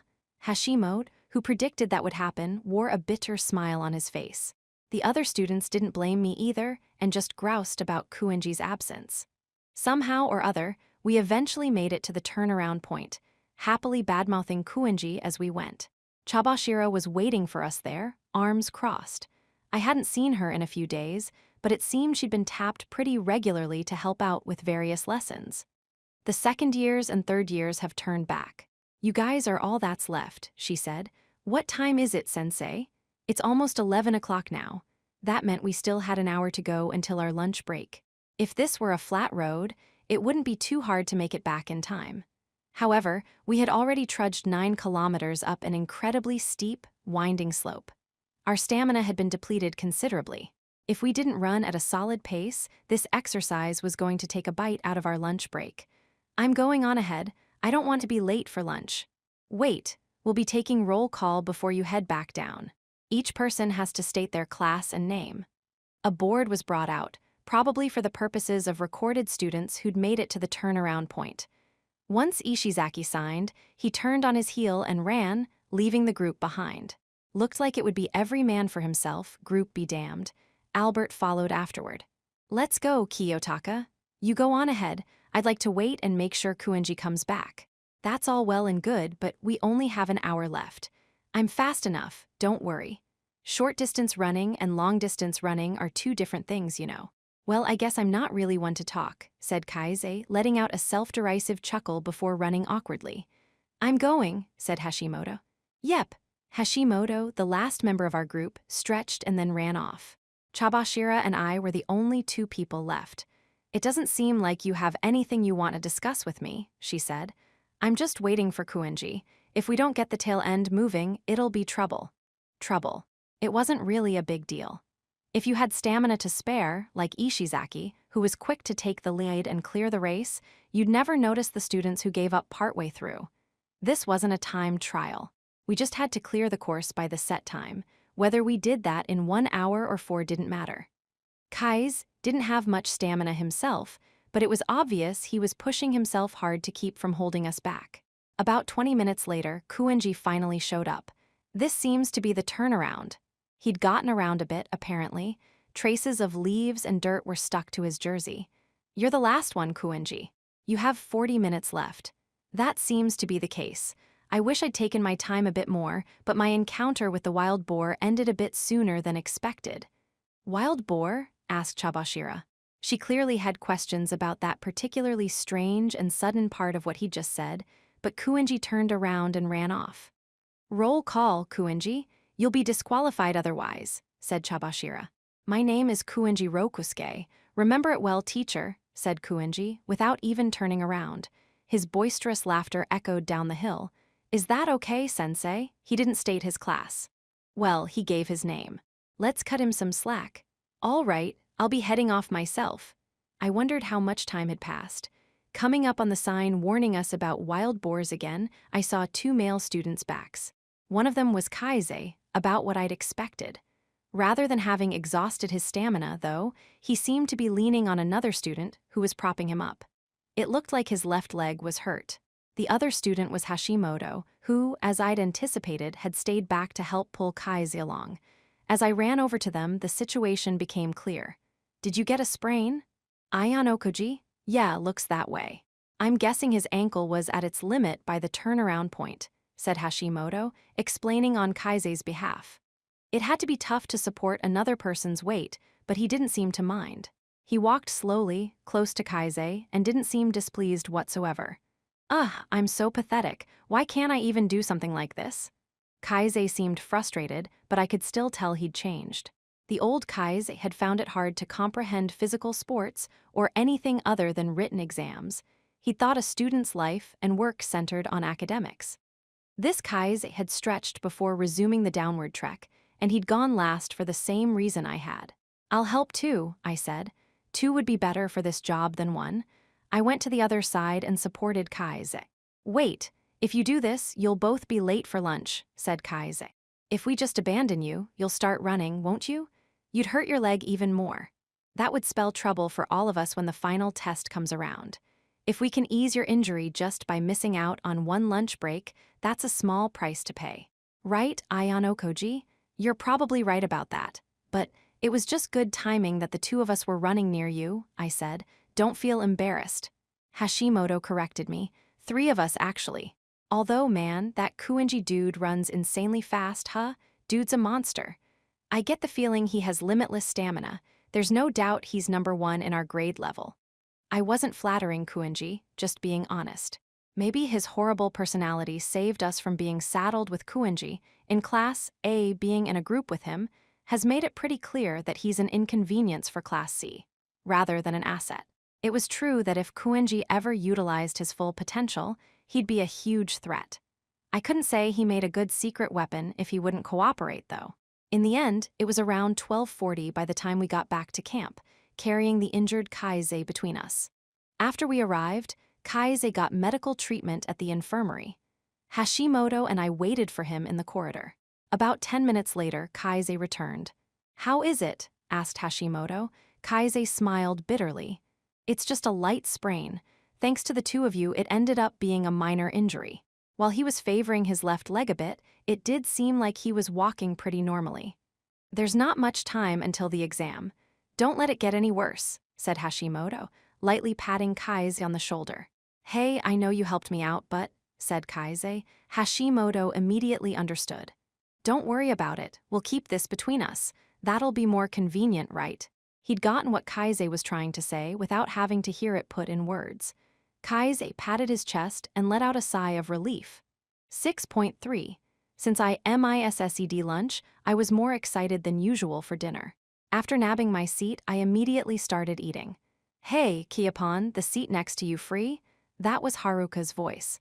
When I turned around, I saw that all of the members of the Ayanokoji group were together. "Sheesh, Kiapon. We've had a hard time trying to find you these past few days. You've been in weirdly difficult places to spot." "Sorry, I guess I just don't know what to do in a cafeteria this huge. Because of the way the groups were set up, it wasn't that easy to get the usual crew together. Since there weren't enough seats here, we moved a bit to find a spot where all 5 of us could sit." "It's certainly been a while, hasn't it, Kiyotaka-kun?" said Irie bashfully. "It certainly was unusual for us not to talk for almost a full week. Even during the long holidays, we'd call or meet up. More importantly, you doing okay, Miyaki? You're with Raiwan, right?" Haruka asked, directing her question at Akido. She must have heard about that from somewhere. "Well, I guess. I'm keeping my guard up, but it doesn't seem there's been any change. He's actually taking the classes seriously and participating. Like, even Zazen and the relay? Yeah, he's acting so normal, it's almost scary. If anything, he's handling himself way better than the awkward guys. It's just, well, I've tried talking to him a few times, but he doesn't seem to want to hang out with anyone. Maybe he kind of went crazy from the shock of losing a fight? I dunno, I think this is just the way he's always been." Akido braced himself, as if saying that he couldn't drop his guard. "Anyway, how about you? Are you getting along well with your group?" "Not much to say, personally. I'm not close with anyone in it, but I'm not fighting with anyone either. Irie and I are in the same group, so I'm good. I'm really glad that Haruka-chan is there for me." So Haruka and Irie were in the same group? It must be reassuring to have even one close friend with you. "It seems like our group has the most problems, Kiyotaka. You might be right about that." "Really?" Haruka and Irie exchanged looks, like this was the first they were hearing about it. "Well, Kuinji won't follow orders, and Ishizaki snaps at people at the drop of a hat. Maybe it's because he has Albert with him, but we can't control him either. They're a pain in the neck." "So Kuinji-kun is with you too. Are you all right, Kiyotaka-kun?" "He's not actively harming us or anything. If anything, I'd say Ishizaki's the real problem child. Maybe he's gotten carried away since Raiwan-kun was defeated. Not so long ago, he was just a lackey." To tell the truth, I felt like one of the main reasons for Ishizaki's bad behavior was being put in the same group as me. I imagined feeling all this anger and frustration that he had no outlet for was causing him to lash out at anyone who wasn't me. In any case, I have to work hard as the representative, said Kaise. Even with the metaphorical equivalent of a bomb strapped to his leg, he kept doing his best to unite the group. You boys sure have it rough, huh?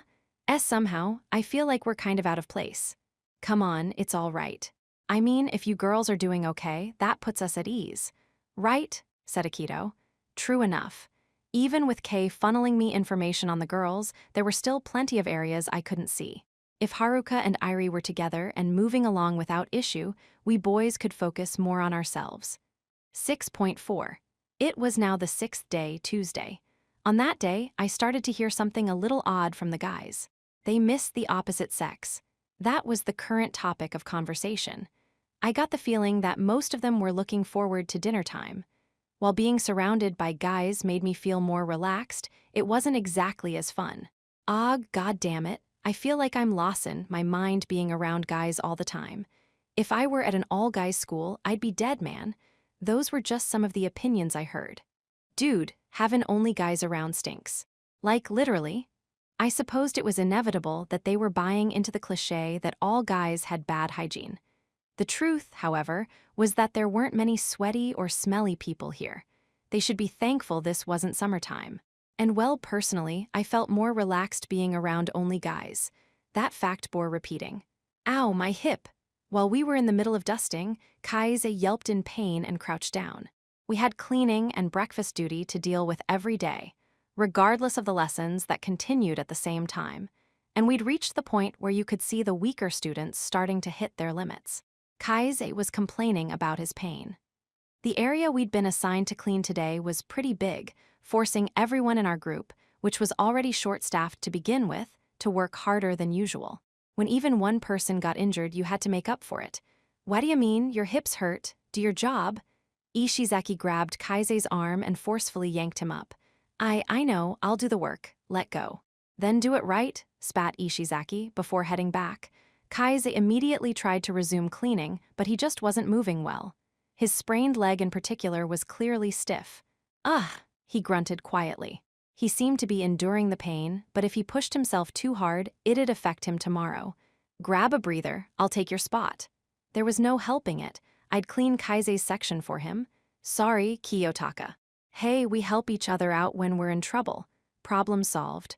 Until, hey, you just said you'd do it yourself, said Ishizaki. Apparently he didn't like that I was lending Kaise a hand, but he still made sure not to meet my eyes. I'll handle it, I replied. Ishizaki didn't seem satisfied. He looked right through me, continuing to rain harsh words on Kaise. You're the representative, ain't you? Don't bitch about something like cleaning. I get it. Kaise felt responsible. When pressed, he'd fold. You don't get it. You're trying to push your job onto someone else right now, aren't you? I don't like that. Do it yourself. I get it. I'll do it.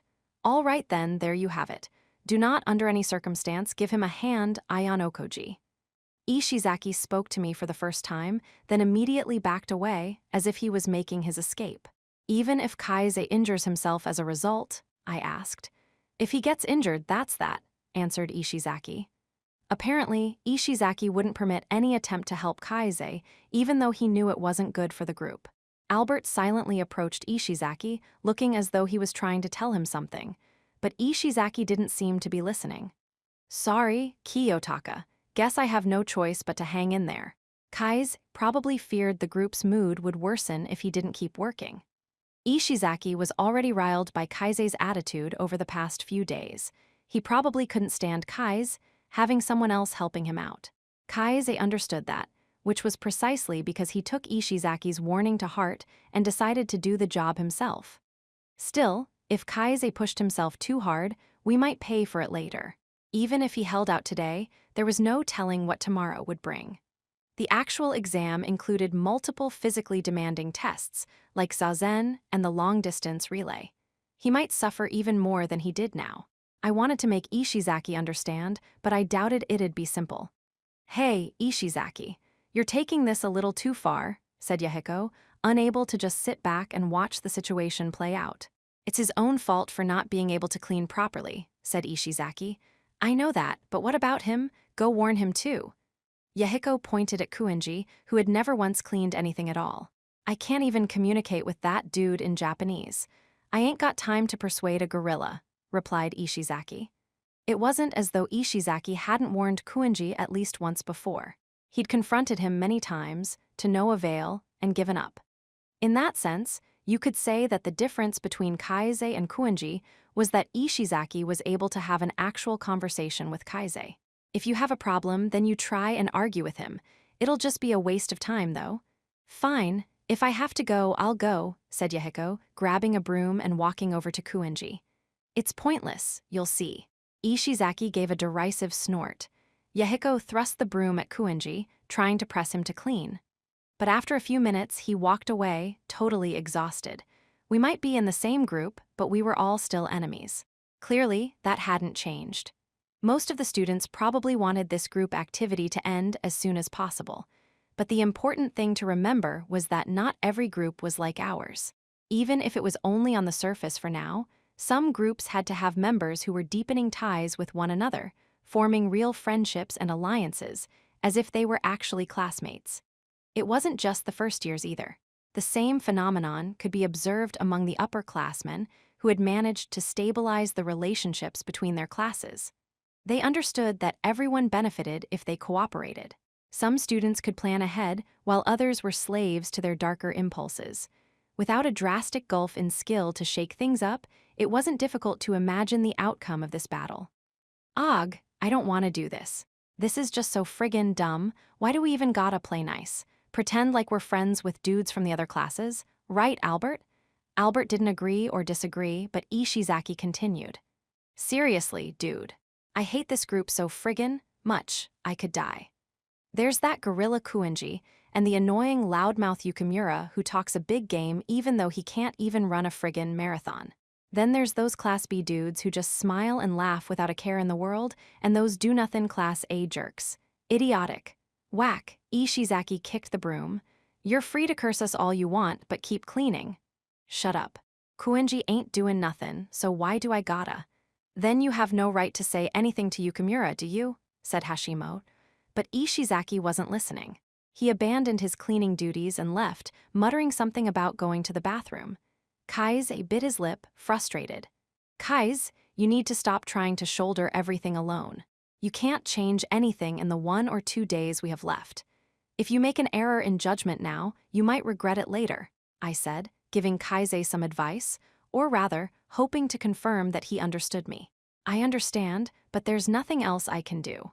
If I lean on someone else for help, Ishizaki will just alienate the rest of the group even further. If I do nothing, it's highly likely that our group will come in last place. So I have to do something, even if it's reckless.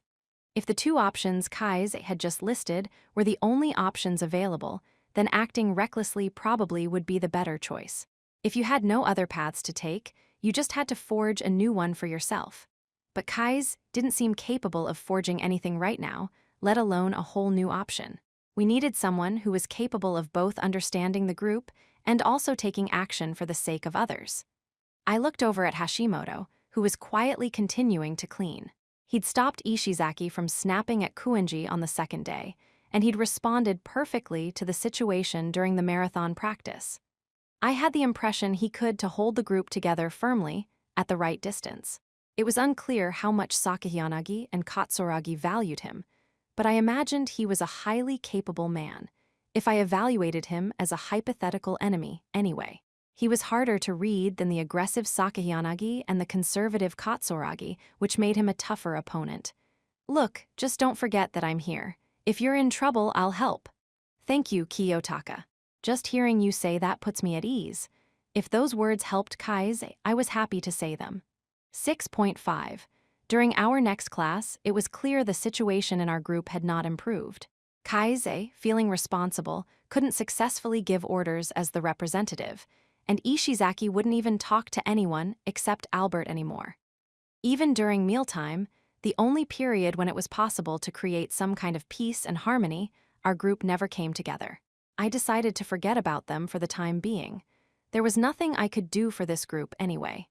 I could give some advice to the struggling Kaise and the belligerent Ishizaki, but I had no intention of taking any direct action to help. Getting in deeper would defeat the purpose of trying to fade into the background. Remembering Haruka and Airi, I decided to investigate what was going on with the girls again. However, it wasn't like I could just keep directly contacting Kei over and over again. She had responsibilities of her own, and if I kept contacting her, it might cause others to have their suspicions about the nature of our relationship. Besides, the information I wanted wasn't related to the first years. I wanted information on the second and third years. I needed to confirm Nagumo's true intentions toward Horikita's brother. This meant my number of helpful contacts was very limited indeed. I took a small risk for that reason, attempting to contact Kiriyama by leaving a clue for him to find. But Kiriyama was in Nagumo's group. Even if he resented Nagumo, he probably couldn't help me this time. I had to attack from a direction Nagumo didn't expect. One person came to mind. I had Kei investigate a certain second-year girl for me. That person was named Asahina Nazuna.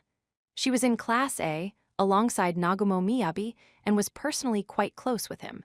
I'd seen Asahina eating meals with her friends in the cafeteria many times. Even now, I was monitoring her movements from afar. She wasn't on the student council, but had a relatively high level of influence within her class. She also seemed to have a lot of influence over Nagumo. There were other guys and girls who were close to Nagumo, but I chose Asahina for two reasons. The first was that, contrary to her rough exterior and way of speaking, she had a reputation for being dutiful and conscientious. She also didn't worship Nagumo. The other reason was that the two of us had just so happened to bump into one another by accident. The difficulty in trying to dig up information on Nagumo came from the fact that virtually every single second year supported him. If I clumsily attempted to make contact, I ran the risk of exposing information about myself instead. I had to narrow my possible contacts down to someone who was least likely to leak information. This made our accidental meeting a powerful weapon. Information that only I know, information that only Asahina could understand. I would use what that accident had birthed. What accident do I mean? Well, it came from a good luck charm. Asahina had accidentally lost it a while back, and I had just so happened to pick it up. At the time, I'd returned it without thinking much of it. To my surprise, though, the item was apparently very important to her. I could tell because she had brought it with her even to this camp. She always wore it on her person, with great care. An accidental connection can sometimes be stronger than one created intentionally. Taking advantage of that connection, I wanted to ascertain whether or not she could be a useful source of information regarding Nagumo. The very circumstances of this camp made contacting her easy. All that remained was how to change our indirect connection into a direct one. If I openly approached Asahina, then someone, even if it wasn't Asahina herself, might report it back to Nagumo. I wanted to avoid that. I'd been waiting for the right time, but Asahina spent almost all of her dinner hours with other people. I couldn't find a chance to be alone with her. But today, that golden opportunity finally presented itself. I'm going to the bathroom, be right back. Just like that, Asahina got up mid-meal. No other students accompanied her as she left, which was strange for a girl. I quickly followed her. I couldn't bother her while she was in the bathroom, so I patiently waited for her to come back out. We'd probably have 5 minutes to talk at most. If I took up much more of her time, she might grow annoyed. I had no idea how much I could get done within those 5 minutes, but I had to remind her that we'd met earlier by chance. Emphasis on chance. Soon, Asahina exited the bathroom. As usual, she was wearing her charm on her left wrist. I pretended to be passing by. I muttered, quietly enough that Asahina might have thought I was just saying that to myself or that I was calling out to her. When I said that, Asahina turned around. If I didn't respond quickly, she would probably think I'd been talking to myself and keep on walking. I decided to act. "Oh, sorry. I was just thinking I'd seen that charm before. Please don't mind me," I said, motioning as if to continue walking. If she didn't respond, I was prepared to start a conversation myself. "They don't sell this charm at the school anymore, though," she replied. But she did reply, so without hesitating, I kept the conversation going. "Oh, that's so. Did you happen to drop it a while back by any chance?" I asked. She should understand what I meant right away. "Wait, are you the person who found my charm?" she asked. Maybe I picked it up on my way back to the dorm. Oh, when was that again? I replied, pretending not to remember. No, I think I'm right, I see. So it was you, said Asahina, smiling happily. She drew nearer. Thank you. When I realized I'd lost it, I was so upset. Ever since then, I've been scared I'll lose it again, so I've been wearing it more often. She looked bashfully at her wrist. This charm, well, I bought it after I started school. It's not like I have any strong attachment to it in itself or anything. It's just, how do I put it? It's like emotional support. When I have it at hand, I just feel safer, you know? When I lose it, I get all anxious that something bad is going to happen, like it's a bad omen or something. I was so relieved that someone found it. Well, bringing good luck was essentially a charm's purpose. I never imagined you'd be the one who found it. Do you know me? I asked. Yeah, I know about you. You got a lot of attention in that relay race against Horikita-senpai. Oh, and Miyabi. Wait, you might not know his first name. Student Council President Nagumo talked to you a while back, right? Wait, were you there too? I asked. Of course, I knew the answer to that. Ichinose had also been present. Well, yeah. Asahina seemed like the person who'd put up her guard if I told her I knew she'd been there, so I pretended not to remember. Just like picking up her charm, this meeting, where we just happened to cross paths, had to be accidental too. I'm pretty fast, but to be honest, I don't really have anything else going for me. Maybe I've caught President Nagumo's eye through some kind of misunderstanding, I told her, making my voice sound troubled. Asahina nodded back repeatedly, showing that she understood. Nagumo really respects Horikita-senpai. Or like, he's made Horikita-senpai a sort of goal. I think he was probably jealous that he didn't get to challenge him during the relay. I couldn't sense any ulterior motive in Asahina's words. For better or worse, she seemed the honest type. I decided to step things up a bit. How can I get Nagumo-senpai to stop paying attention to me? I asked. Well, how about you beat him at something? You could cut that smug Miyabi down to size. Personally, I'd love to see him lose for once, she replied, chuckling. She was probably joking, but I pretended to take what she said at face value. I see. That might be one option, I replied. Asahina's eyes immediately darted back to me, an awestruck look on her face. Then a few seconds after, she burst into laughter. Ah ha ha ha, come on, I was joking. Couldn't you tell? She asked, laughing almost to the point of tears, lightly smacking me on the shoulder. So if Nagumo's ever defeated, that would be trouble, huh? I said. Just in case she still thought I was joking, I decided to strengthen my tone. If Asahina was the type of person who would pull back and report to Nagumo now, then this was the end of the line. Even if she reported back to him, it'd end with her thinking that I was just some uppity first year. Wait, are you serious? She asked. So you were joking, senpai? I replied. Hey, look. This isn't something a first year can do anything about, she replied, apologizing for joking around. But I continued speaking in the same tone. Among all the second years I've met until now, you seem to be the most straightforward one, Asahina-senpai. The most straightforward? It's hard to get any information from the second years outside of Nagumo Miyabi rules us all. That's some dangerous talk. I'm a second year too, you know. Miyabi and I have a pretty deep relationship, understand? She replied. It's not about being shallow or deep. What matters is how much you've been influenced by him. Since they were in the same class, they couldn't be enemies, not truly. No matter what Asahina privately thought of Nagumo, she wouldn't want her class to suffer for it.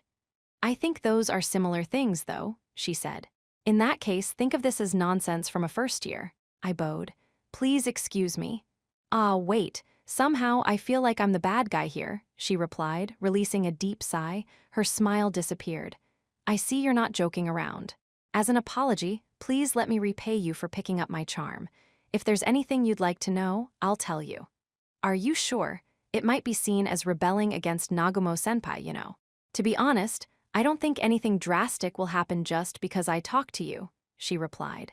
She seemed to be certain that telling me something about what was going on with the second years wouldn't have a major impact. In other words, anything she told me would be information that didn't matter, even if it was leaked. Out of the girls in your grade level, how many would you say are especially close with Nagumo-senpai? I asked. Girls who are close with him? Like all of them. They trust Miyabi more than other guys, you know. I already knew he was no ordinary opponent, but this was an extraordinarily broad range of skills. What about the people who act as Nagumo-senpai's eyes and ears? I asked. You really think I'd tell you that? Well, as a senpai, it's okay to help a first year out a bit, right? Wow, you're cheeky, she replied, laughing. She didn't seem upset, though. Well, if I do say so myself, the second years have a really strong sense of unity. Honestly, we were more successful at dividing into groups than the first and the third years. After they explained the test to us back on the bus, Miyabi said to immediately share that information with the other classes. As I'd suspected, though they'd started out as enemies, the 4 second-year classes seemed on the way to becoming actual allies. Asahina told me the names of the 4 class representatives. The 4 classes kept in contact with one another and had even discussed the formation of their small groups with each other, to a certain degree. Apparently things had gone similarly for the girls. What about when you met up with the first and third year groups? Did you decide things randomly then too? Nagumo had proposed a draft selection system, which the first-year guys had carried out. For the most part, yeah. For the most part, so something was different. Asahina crossed her arms, appearing deep in thought. Why do you ask? I could tell Asahina was starting to have doubts. The silence lingered. Are you not going to tell me? I asked. No, I will. It's just, when we were deciding on the large groups, some of the second-year girls made a small request, or more like, they wanted some adjustments. At that time, the small group was made up of members that Miyabi could count on. If the group formed based on Nagumo's orders, then he'd likely given them a special role. You wouldn't think that unless you knew what was going on within the second years. From an outsider's perspective, it would simply look like friends coming together. Are there any first or third years who were selected to join that girls' large group that stand out in particular? Even if you ask me that, I hardly know anything about the first years. From the third years, I guess there's Takebana Senpai, who was Horikita Senpai's secretary. Ah, but their representative is a different person, though. Miyabi said nothing weird would happen. He said he was going to do this fair and square. You have a lot of faith in Nagumo Senpai, huh? Horikita's brother also seemed to place a certain degree of trust in what Nagumo said. If I were to believe him and Asahina, then this line of reasoning might be considered a feint. Nagumo had promised to fight fair and square, but at the same time, he was making us jump at shadows. We feared he might be up to something behind the scenes, and he was using that to break our concentration. He always sticks to his word. He won't use dirty tricks. Besides, even if that group of girls does try to lay some kind of trap, it won't have any effect on Horikita Senpai and Miyabi's fight. That's right, it would be completely irrelevant. Asahina was spot on. Nagumo had proposed that only his group and Horikita's brother's group compete. The girls had nothing to do with it. Even if some of the second-year girls who were close with Nagumo happened to be in Takebana's large group, it was irrelevant. So was he making it look like he had something underhanded going on, while actually fighting above the board? That would mean the seemingly meaningful words he'd uttered when he met up with the third-year student from his group, Ishikura-senpai, were just a fake out too. I supposed that if you were investigating him normally, you'd get the sense that these clues were popping up and then disappearing all over the place. An interesting way of doing things. This was different from Sakahiyanagi and Ryuin. A unique strategy. What I can tell you, I suppose, is that whoever cares too much is the one who loses. You were a big help, I said. I was grateful to Asahina for humoring my unreasonable request to discuss her class's internal affairs. Of course, she'd probably done so because she didn't think I could be an obstacle for Miyabi. She couldn't even imagine me being his opponent. Well, do your best to try and give Miyabi a run for his money, boy, Asahina. I'll be rooting for you, even if it's only a little bit. Oh, just one more thing. If I combined what I just learned with the information I got from Kay, my understanding of the situation was becoming much clearer. I decided to push a little harder. 6.6. On the night of the 6th day, a sour mood hung over the entire group. If we let the day end like this, the group might fall apart entirely tomorrow. These rancor between us would just continue to intensify, making it all the harder to secure a high score on the test that was now just 2 days away. Returning to the room after my bath, I found the atmosphere tense as ever. Ishizaki had walled himself off and was now refusing to speak to anyone else. Kaise, blaming himself, had fallen silent and retreated inward too. The Class B students kept trying to chat in an attempt to liven things up, but the awkward atmosphere was too much for them to bear, and they eventually went silent. Eventually, after confirming that it was getting close to lights out time, Yahiko flipped the switch and sent the room into darkness, seeking to bring this day to a merciful end. "Hey, Ishizaki. You got a minute?" Hashimoto broke the long silence as we sat in the pitch darkness. "No," replied Ishizaki. Judging from the sound of rustling sheets that followed, he'd probably turned his back to Hashimoto, refusing to engage. At this rate, our group will be in extreme danger. We have the advantage of our team not being too big, but that also disadvantages us when it comes to the exam itself. In the worst-case scenario, Yukimura and someone else will be expelled, said Hashimoto. "You're going to be the one who goes down with him when that happens, Ishizaki. You know that?" was the unsaid implication. "Shut it. Even if I get expelled, whatever. I don't care. Shit happens." "Dude, come on," Hashimoto sighed deeply, as if giving up at this refusal of his helping hand. I couldn't see Hashimoto's face in the darkness. Had we passed the point of no return when it came to our group's unity? Maybe it was time we gave up. I played soccer in elementary school and junior high. Our school was pretty prestigious, so our team competed in national championships each year. I wasn't an ace player or anything, but I played in most games and did pretty well, said Hashimoto. He didn't direct the words to any one person in particular, but addressed the room as a whole. "Wait, you're not part of the soccer team now though, are you? It doesn't look like you got injured or anything," Yahiko pointed out, his voice cutting through the dark. "No, I'm not. I know it's not really popular these days, but I used to smoke. So they found you out and kicked you out of soccer?" "No, I hid my smoking habit well. Only my family knew. Even if smoking is disgusting, it's not a reason to quit soccer." Yahiko's doubts were justified. If no one had known, then it couldn't have been an issue. I guess I just felt this sense of alienation or something. Everyone else would be working together to win the national championships, and part of me would just kind of observe them coldly. I knew I didn't belong. Also, I didn't really like soccer all that much. I decided to quit playing and just focus on my studies. I was pretty smart to begin with, so it wasn't that hard to keep getting good grades. "What, now you're bragging. I ain't listenin' to this," interjected Ishizaki nastily. For better or worse, my only saving grace was that I could do reasonably well out in the world, I suppose. But there are still times when I feel regret.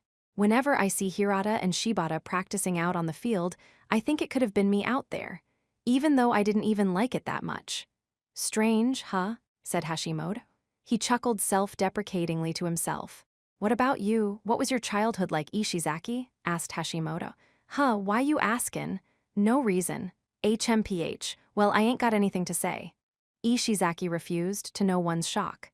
Kaise opened his mouth, the next to join our conversation in the darkness. "Ever since I was little, all I ever did was study. Maybe I was influenced by my older sister.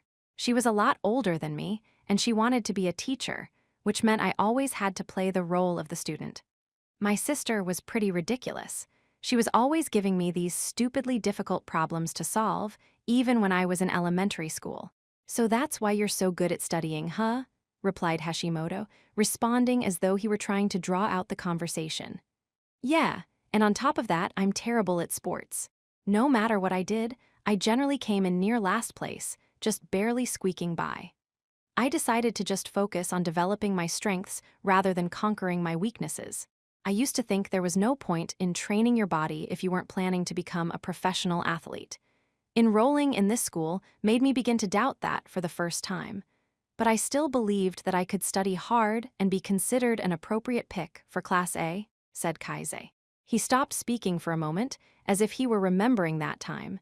Being put in Class D must have caused him immense despair. But then all these things I couldn't accept just kept happening. I don't agree with the solidarity system, and living on the deserted island made even less sense to me. In my own class, Sudo was like the polar opposite of me. He was great at sports, but he couldn't study. At first, I thought I'd been saddled with some ridiculous baggage. But on the uninhabited island and during the sports festival, Sudo's skills were far more useful than mine. I could see him shine right beside me.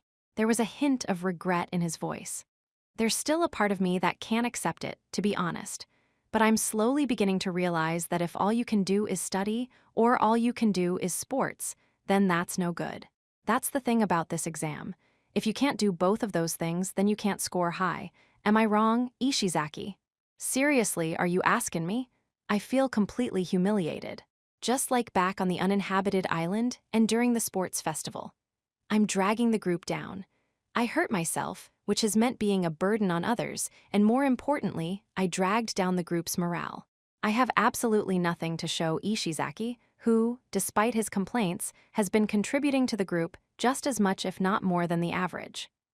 Ishizaki seemed about to mock him, but then he swallowed his swords. I couldn't see his face, but it was precisely because we were in the darkness, unable to see each other, that we could be this vulnerable. I'm sorry, Ishizaki. I'm sorry that your representative, who should be setting an example for the rest of you, is in this condition. I could tell Kaise was trying to hold back tears. None of us were insensitive enough to cut in and say something. These were bitter tears.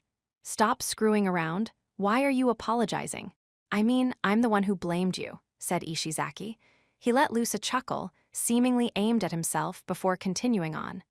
I mean, you were the one who agreed to be representative when no one else was willin'. Even if we'd tried to push the role on Kaise, he could have refused it. As a matter of fact, Ishizaki had done so himself. He probably realized the good faith gesture Kaise had made by accepting the role now. It pissed me off gettin' ordered around by you. But if you didn't give those orders, our group probably would have been way worse off. For mackin' breakfast and for the marathon. No doubts there, said Hashimoto, laughing. Some students do well in academics and some don't. Some excel in sports and some struggle. When all these different students, with their own interests and backgrounds, come together to form a single class or group, they bring their problems with them. All the friendships and rivalries and everything of the sort.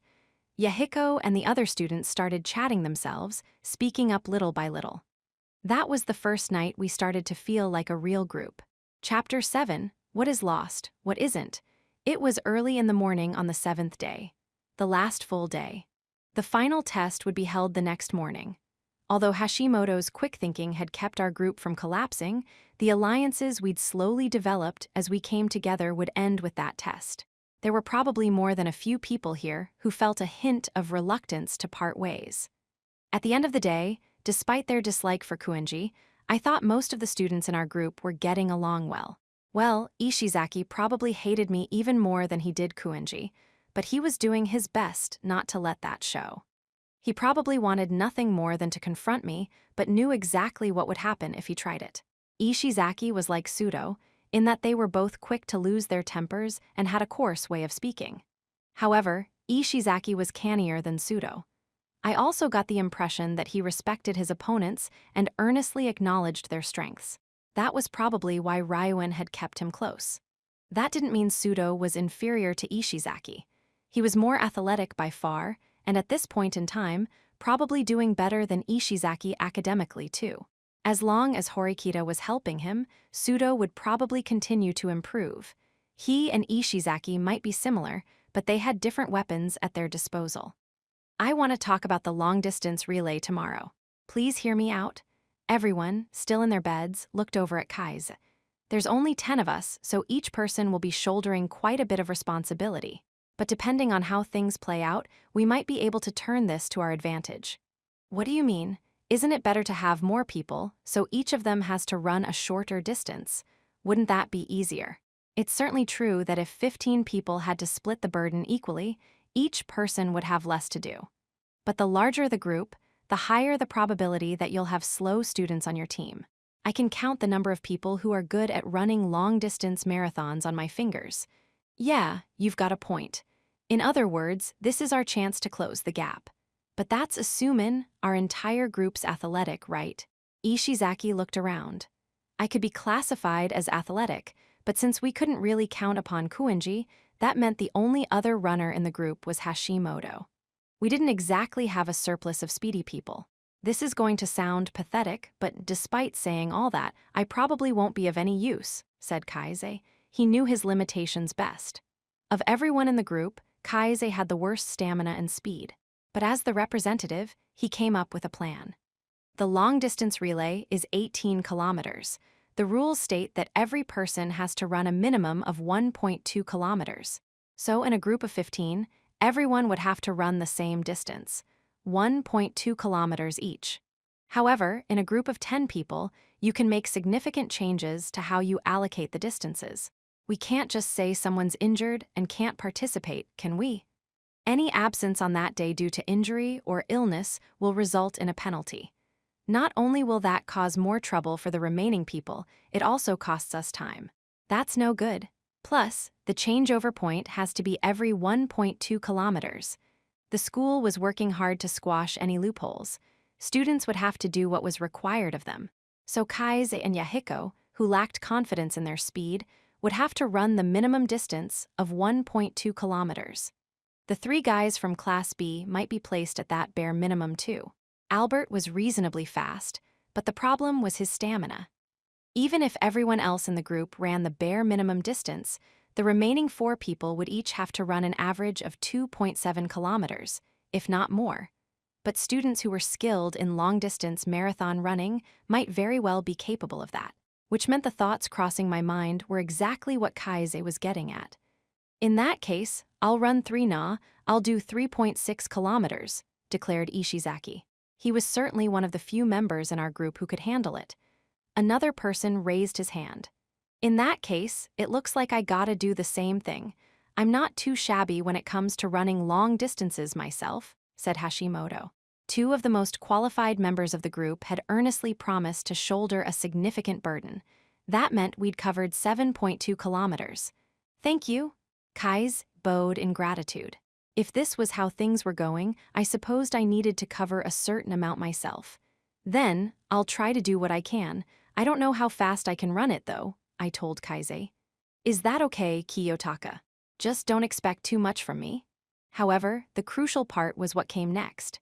The man known as Kuenji, the person with the highest potential here, the person who topped our class in stamina and athleticism, whom not even Sudo would hold a candle to. The more Kuenji ran, the easier it would be for the other students. He would probably run the minimum distance of 1.2 kilometers, but he had yet to promise to do anything more than that. More importantly, there was no telling if he would seriously run. Even if the 9 of us ran our hearts out, we'd be done for if Kuenji decided to stroll along. Kuenji, I would like you to run too. It was precisely because Kaise was aware of being the weakest link himself that he bowed his head even lower when addressing Kuenji. Kuenji sat in bed, looking at his own fingernails and smiling. Kuenji, Kaise calmly called his name once more. I will run, of course. However, unlike those fellows, I am not so inclined to run long distances, said Kuenji. Well, it wouldn't have been like him to agree right off the bat. Ishizaki glared at Kuenji, but didn't attempt to hound him. The last few days had made him begin to understand Kuenji's actions better, including their apparent meaninglessness. I would like to avoid our group placing last. I suppose so. I understand what you're saying, glasses-kun. Shifting his gaze away from his fingernails, Kuenji glanced at Kaise. Even if running long distance is impossible, I will at least run 1.2 kilometers with serious effort. Everyone in the group looked at Kuenji. I cannot make any promises. Even if our group does place last, it's not as though I will be expelled. Only you, the representative, will be.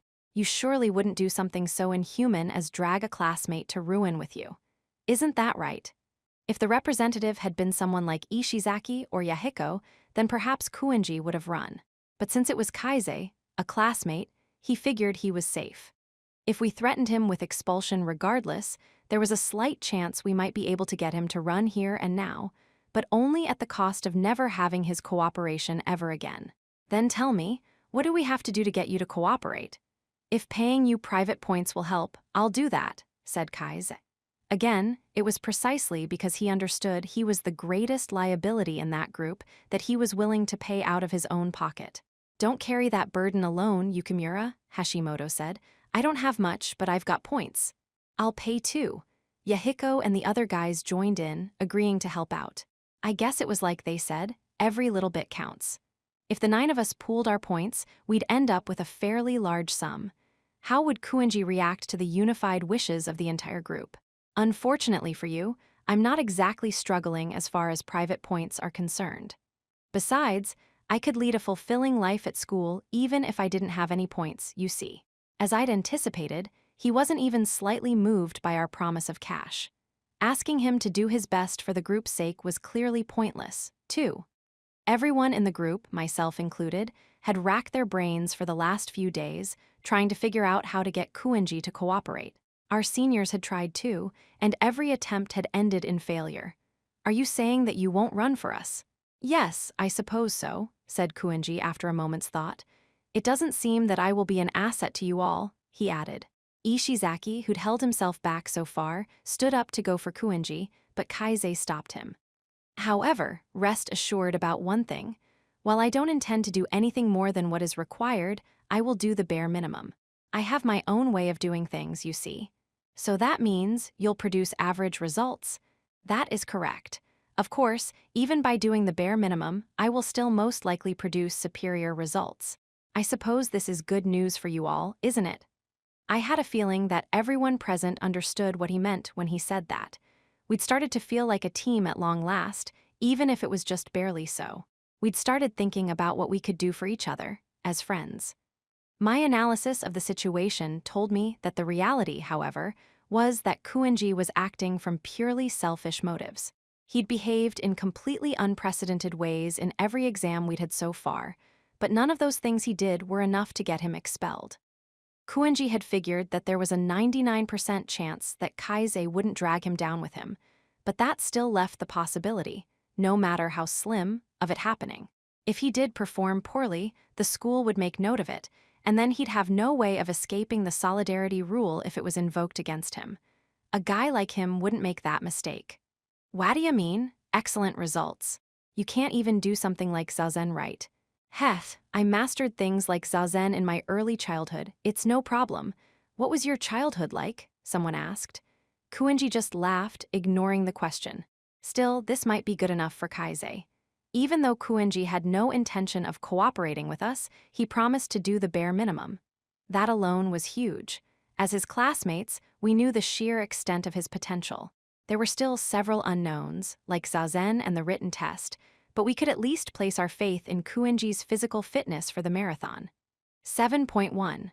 With one problem solved, it was time for our morning dusting. When Kaise was about to start cleaning, Ishizaki went over and picked up the dust cloth. Take a break. If you can't run in the relay, that'll be worse. Well, but rest. In exchange, do your best on the written exam. Get at least 120%, will ya? Okay. It's impossible to get 120%, but I'll shoot for 100. It seemed Ishizaki finally understood what it meant to give and take. Kaise thanked him gratefully and sat down. Quite prudent of you, delinquent-kun. Shut your pee-hole or I'll kill ya, Kuenji. You haven't done a single damn thing since the first damn day. Is that so? Ha ha ha. Kuenji didn't take a dust cloth or broom. Instead, he left, strolling outside to be in nature.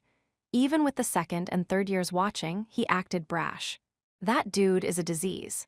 Can you guys even make it to the upper classes with him along for the ride? Even the Class D folks felt sorry for us. I can't say I'm confident. Kaise had always felt strongly about climbing the ranks, but Kuenji was a most bizarre variable. His performance tomorrow would have a huge impact on our scores. He'd promised to do the bare minimum during our morning discussion, but that guaranteed nothing. It was entirely possible he'd skip out on his duties as soon as he was out of sight. If he refused to even participate in something like cleaning, there was a very real chance that we might come in last place. If that happened, even the upperclassmen who'd turned a blind eye to him so far might suddenly bare their fangs at him. While I generally thought of Kuenji as a calculating person who wouldn't do something so foolish, his complete and total irrationality made me wary of the possibility that he might betray my expectations. Sensing Kaise's anxiety, Ishizaki approached. Don't worry, we just gotta compensate for him. That sure doesn't sound like you. You've become much more understanding in only a day. Shut it, Hashimoto. What, you got a problem? No problem. Our group's ranking impacts my own plans. I'd like for us to score at least one spot above the lowest rank. Isn't that right, Yahiko? Well, yeah. Since our group's a handful, we have no choice but to do our best. If we get a poor score, Katsuraga-san will be disappointed in us. said Yahiko. Hashimoto had a wry smile on his face as he smacked Yahiko, who was focused on Katsuragi as always, lightly on the shoulder. Yahiko had to be aware he'd hold us back during activities like the marathon. He'd been behaving pretty humbly since the test started. I've squared off against Katsuragi many times on Sakayanaga's orders. You probably resent me for that, but right now we're allies for real. Please forget about the past. Maybe. Yahiko didn't shout or make a scene, but I got the sense his trust in Hashimoto had its limits. Some part of him likely couldn't forgive Hashimoto for the way Katsuragi had been hindered by his own classmates so far. Didn't you set up Katsuragi-san to be the representative? Asked Yahiko. I had nothing to do with that. That was Matoba's plan. Yahiko didn't seem convinced, but he controlled himself, choosing not to disrupt the group. I had to give him credit for that. 7.2. It was our final dinner before the exam. I spotted Ichinose walking past, carrying a tray, and called out to her. I wasn't attempting to draw information out of her. It was just that, well, something seemed a little off about her. Is something bothering you? Huh. Oh, Ayano-koji-kun, nothing really. I was just thinking about this and that. You're facing a difficult problem, huh? Ichinose seemed about to walk away but then stopped. The final test is tomorrow. What do you think about this exam, Ayano-koji-kun? That's a really roundabout question. I want you to tell me your honest thoughts. I guess it seems different from the exams we've had until now. A little tougher. There's a high risk of expulsion. I see, but we're in our 3rd semester now. Isn't it only natural that things would get more difficult? I guess. Speaking of risks, this whole representative system is scary, huh? Becoming the leader of a group. Yeah, being the representative is very risky, but becoming the representative for the sake of winning is also important, right? I didn't argue, just listened intently to what she had to say. Even if you say there's the risk of expulsion, I guess it's kind of like, that's all up in the air somehow, like it doesn't really feel real. To be honest, there's a great deal that's still hidden from me. But what I'm really scared of isn't losing class points or private points. You're talking about your classmates. Yeah, the risk of losing one of them is unfathomable. If a classmate were expelled, what would you intend to do? I asked. What would I do? Ichinose slowly looked up, a thin smile on her face. Ayano-koji-kun, you really are a smart guy, aren't you? Why do you say that? I mean, normally there's nothing you can do if someone's expelled, right? But you know there's always a way. It was a hypothetical question. If it were really a hypothetical, you wouldn't have used the word intend, would you? You'd say, what would happen? Or phrase it completely differently like, would your class be okay? Or something. Sorry, you're giving me way too much credit. My language skills aren't that advanced. Still, I think you have a very respectable sense of intuition. She then told me she'd gotten too caught up in chatting and that she'd see me later. Ichinose walked off, probably burdened with plenty of things she needed to ponder alone. I watched other students call out to her as she went. Being popular was rough. Even when you just wanted some time to think, people wouldn't leave you alone. Still, Ichinose always had a smile on her face. But that didn't seem to be the case today. Yeah, sorry, I'm just not feeling up to it today, said Ichinose, walking away from 2 girls whom she was close to. She sounded dispirited. Sorry, I just have some things going on. I feel like I'd like to be alone for today. This was no act. She seemed like a completely different person from when our first day at this camp. Seeing that, I understood. Sakayanagi had made her move. The coming storm wasn't just going to hit the guys. The girls might just be in for it too. 7.3.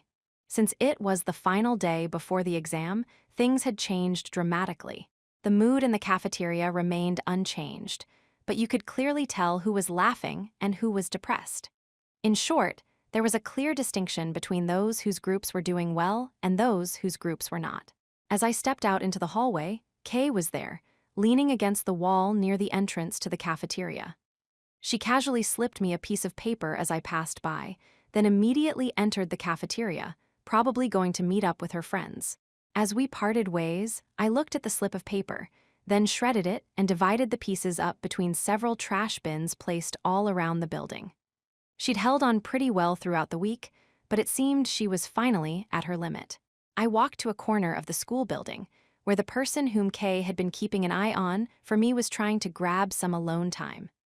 Solitude was a limited resource at this camp.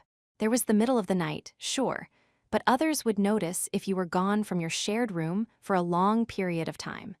Your best option was to make use of the time when everyone was gathered in the cafeteria. As I followed the person in question, she crouched down like she was trying to hide. She didn't notice me there. I watched her trying to hold back tears, and I hesitated, wondering what to do. But no matter how hard it might be for someone to find this place, there was no telling when another student might just show up. I should wrap this up fast. If you're in some kind of trouble, maybe you should talk to the former student council president. Huh? Third-year class A student Takabana Akane looked up at me. Panicked at being seen in such a pathetic state, she quickly wiped her tears away. What is it? Nothing, just exactly what I said. I'm not in any trouble or anything. If you're crying even though you're not in trouble, that might be a problem in and of itself. I'm not crying. As she said that, Takabana averted her eyes from me. She probably wasn't moving from the spot she was in, because she knew her reddened eyes and the wetness on her face would be clearly visible if she went somewhere brightly lit. Sometimes, I just want to be alone. True. We don't get much private time, huh? Bathroom breaks were it, more or less, and you could only use those for so long. There were always students coming and going, seeing you there. For the record, I'm on former President Horikita's side. That was a lie, but if I said that, Takabana would trust me more. Doesn't matter, you're not going to be any help. Well, when she put it like that, I had no response. In fact, I might accidentally give away something I didn't want to if I kept going. Just consider the fact that it's better if we're not enemies. Okay, can you stop talking to your seniors in such a casual way? I haven't said anything about it to you until now because Horikita-kun was there, but rather than the rebuke, what piqued my curiosity was the fact that she called him Horikita-kun. She usually continued to refer to him as President Horikita, which was odd in its own right, given he was no longer in office. She could tack on the word former before that title, but the way Takabana referred to him was strange. It must be nice being a first year. So carefree. Wow, you sound pretty scared. Are you anxious about the test tomorrow? I don't feel anything. The representatives at stake and all, but things aren't bad between people in our group or anything. If anything, things are going great. In that case, why are you crying? I told you I wasn't crying. When I pointed at Takabana's eyes, she panicked and touched her face to check for any fresh tears that might have welled up. When she realized I'd fooled her, she glared at me. Horikita-kun is the one that I'm worried about, she said.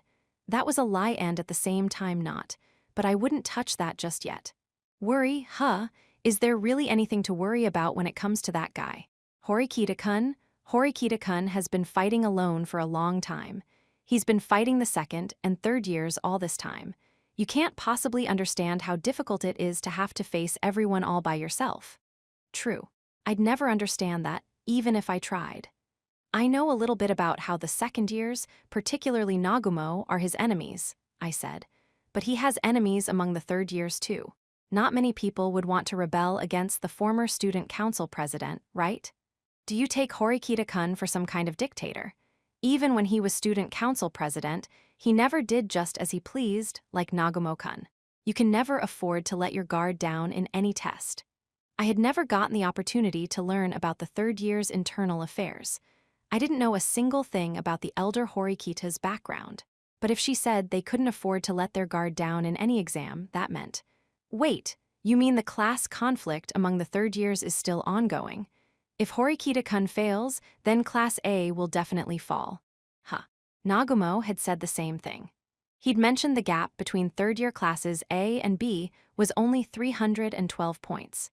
If Horikita's brother was the main weapon at Class A's disposal, or if Class B had a remarkably skilled student up their sleeve, it was certainly possible their lead might be overturned. So even he's just a normal student. Horikita-kun is nothing, forget it. She raised her voice unintentionally, but then quieted herself. Takabana began to speak, slower this time, as though letting her frustration spill forth. It's because the rest of us in Class A are always holding the class back. We lost a ton of class points that we shouldn't have, and even private points. Too, he's always sacrificing himself to protect his comrades. If what Takabana was saying was true, then Horikita's brother was much like Hirata, which surprised me, to be honest. Of course, if Takabana, who was actually in the third-year class A, said it, there had to be some degree of truth to it. If I had to guess, there had probably been a lot of occasions when the elder Horikita handled things behind the scenes, so no one saw what a virtuous person he was. And the person who'd seen him do those things, by his side more often than anyone else, was this girl here. So you're depressed by the current situation?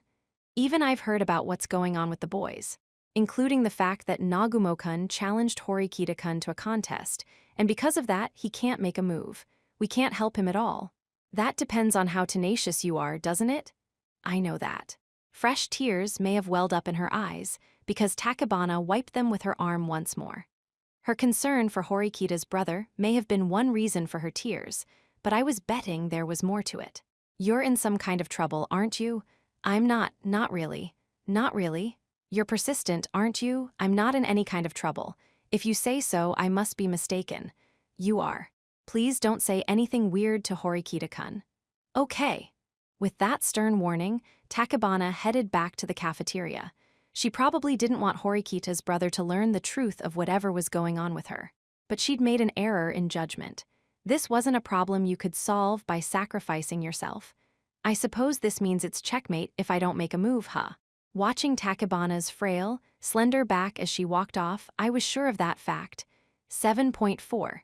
It was midnight when I was woken up by a slight creaking sound.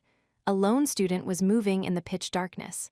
Of course, despite the lack of visibility, I still knew who it was, Hashimoto, who was supposed to be sleeping in the bunk above me right now.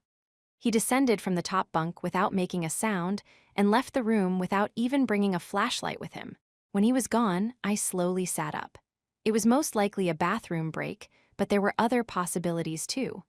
What caught my attention was the fact that, over the course of the last week, Hashimoto hadn't once slipped out of the room in the middle of the night to go to the bathroom. After giving him a slight head start, I got up and followed. On the off chance that he happened to be standing outside the door, I'd just say I'd gotten up to use the bathroom too. We shared the same bunk bed. Hashimoto would just think he'd woken me up. I stealthily went into the corridor. Even though the only illumination came from the emergency lighting and a sliver of moonlight, I could walk without a flashlight. Hashimoto headed toward the bathroom, then disappeared from view. I started following him.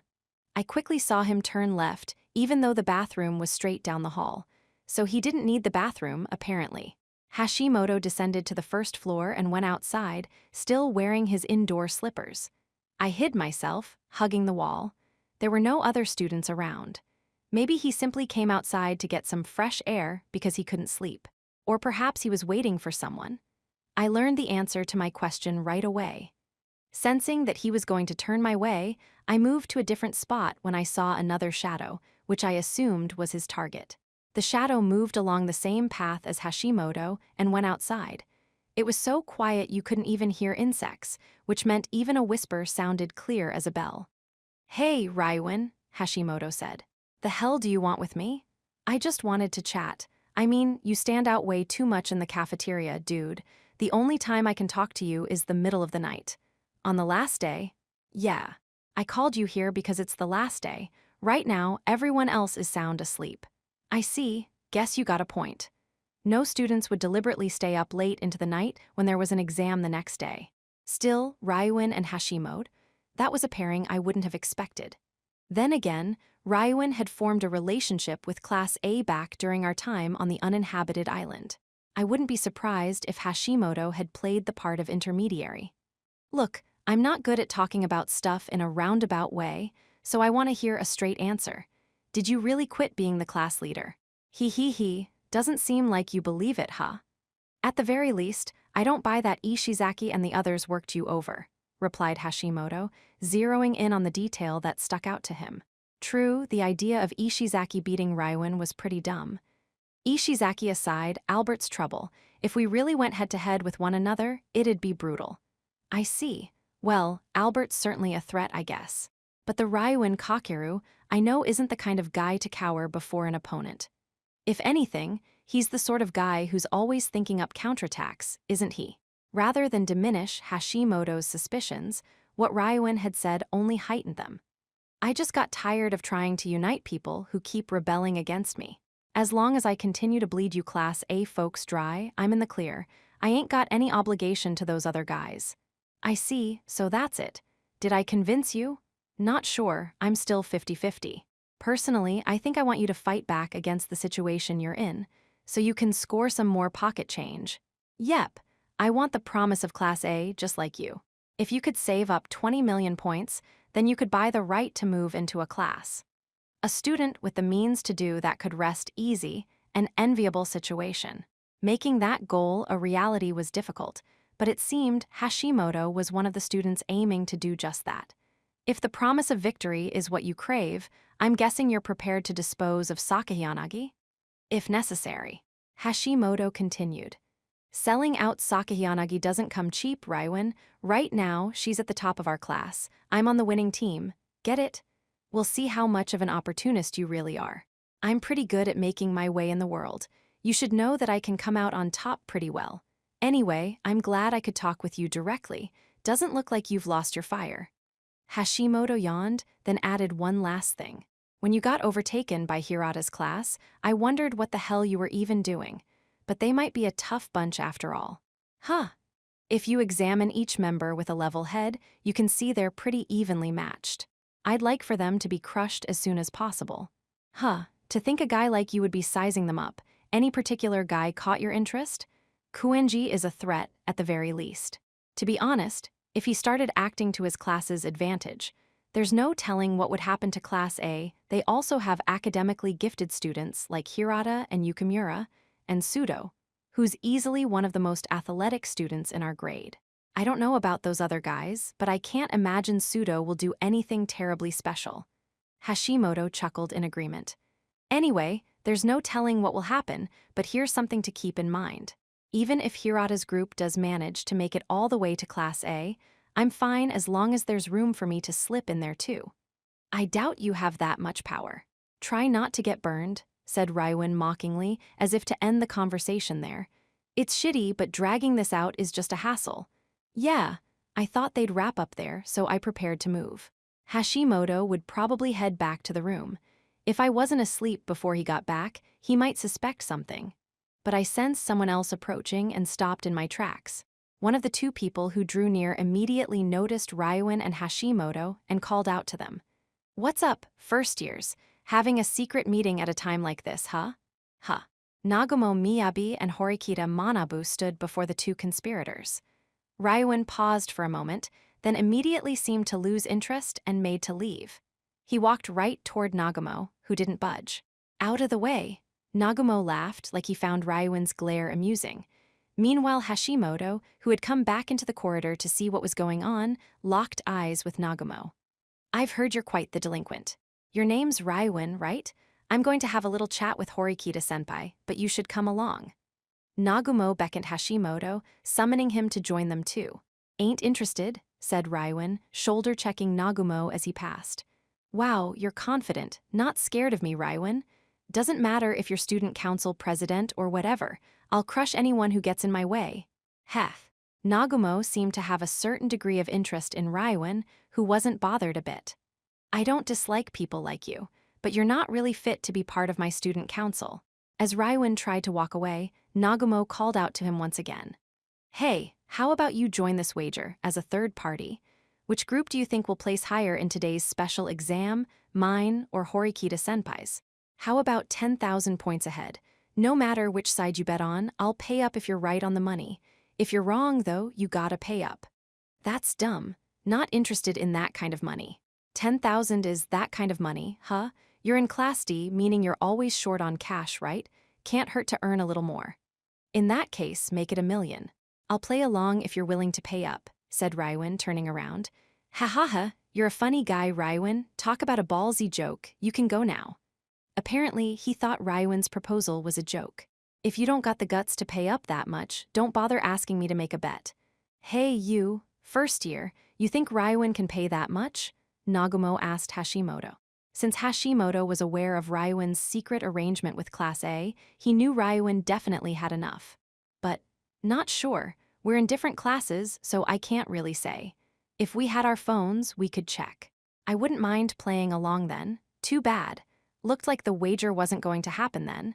Hashimoto moved to make his escape, and Nagumo shifted his gaze over to Horikita. Horikita-senpai, please abstain from taking the exam tomorrow, Nagumo said abruptly.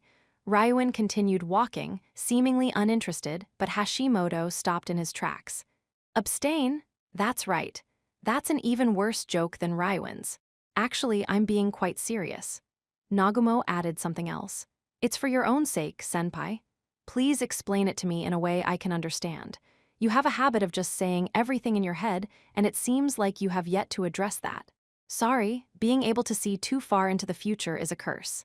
Anyway, if you don't kindly abstain tomorrow, senpai, you'll regret it. What I'm saying is that I'm trying to help you. I could just put the hurt on you without warning, but that would just be heartless, wouldn't it? What are you planning? Depending on what it is, I may not accept. I understand. The rules of our contest are that we have to fight fair and square without involving any third parties. But the way things are, if the exam takes place, we won't know which of us will win until we get a look at the results. Of course, it's only to be expected that this will be a close race, but that's exactly why I want to win, and I've been taking steps to ensure I do. Is that why you want me to abstain? Yes, because abstaining will allow you to get through this with the least amount of damage, senpai. Are you aware of the strategic groundwork that I've laid? No, you aren't, are you? There isn't a single student at this school who can read my thoughts.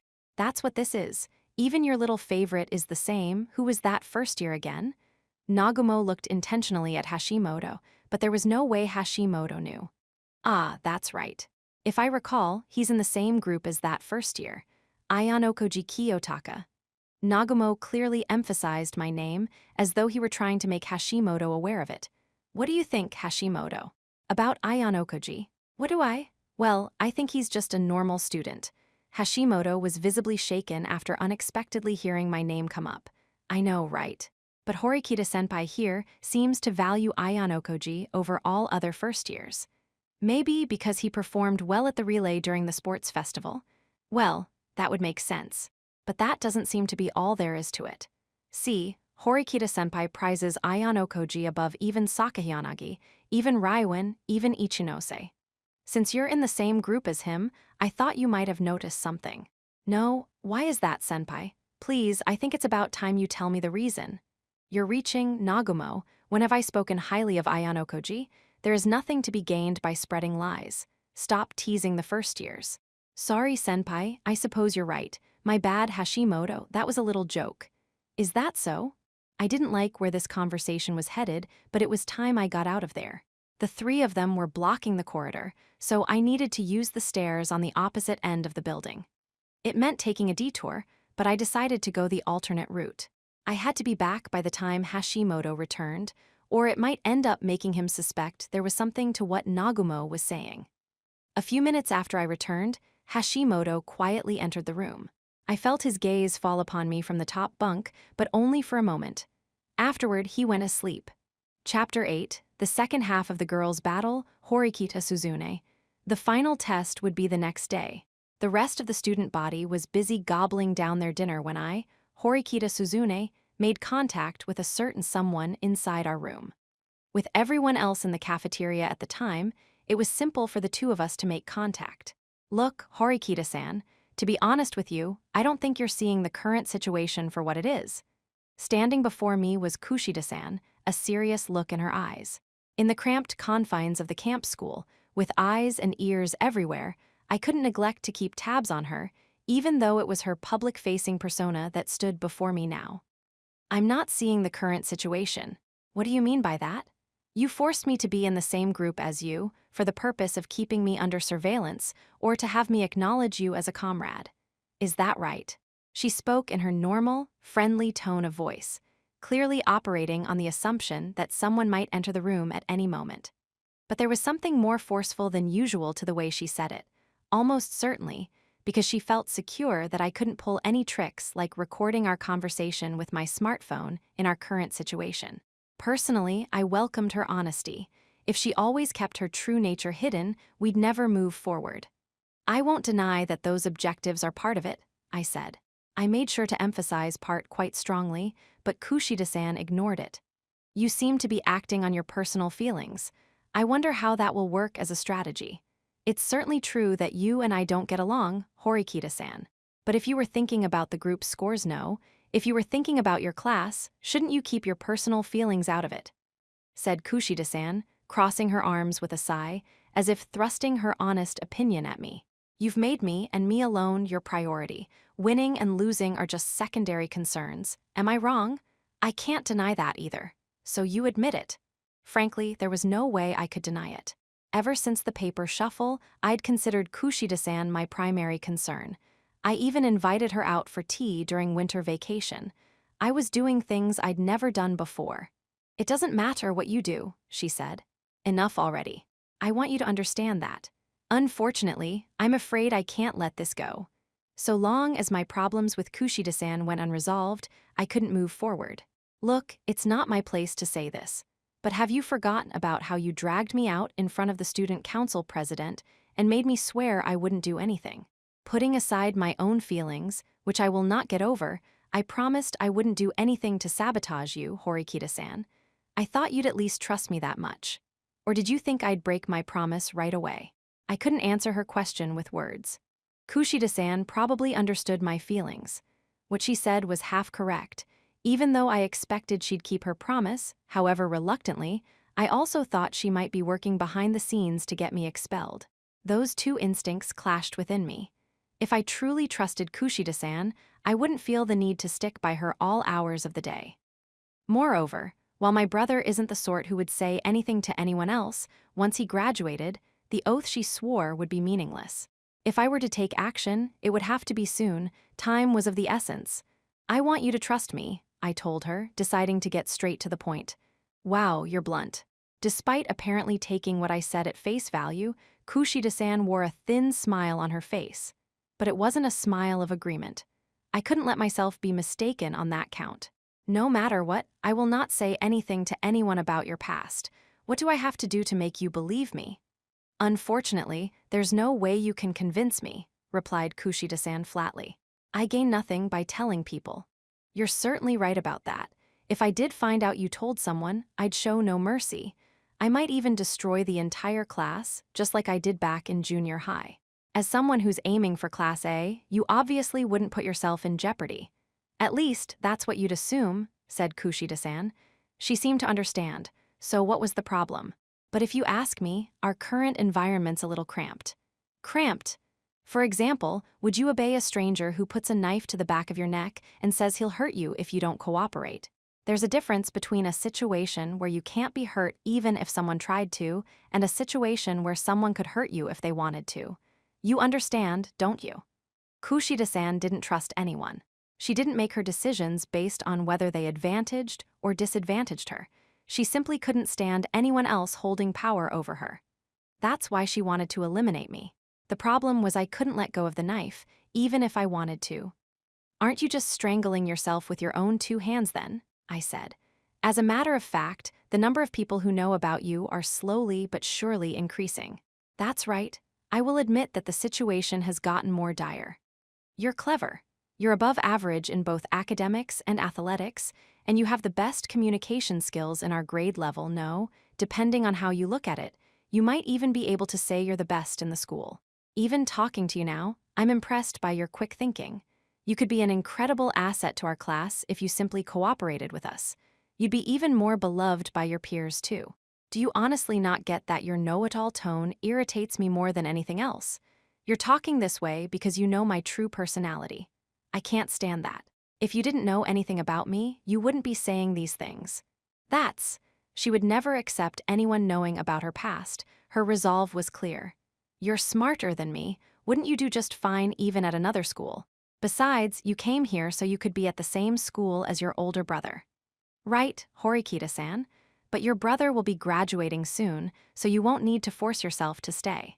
You could study at a different school, go on to college, or land a job. Wouldn't that be fine? Asked Kushida-san. She was trying to cut our conversation short, as though saying that trying to talk to her any longer would just be a waste of time. I let out a quiet sigh. I'll be quiet for now, but I will never trust or cooperate with you, Horikita-san.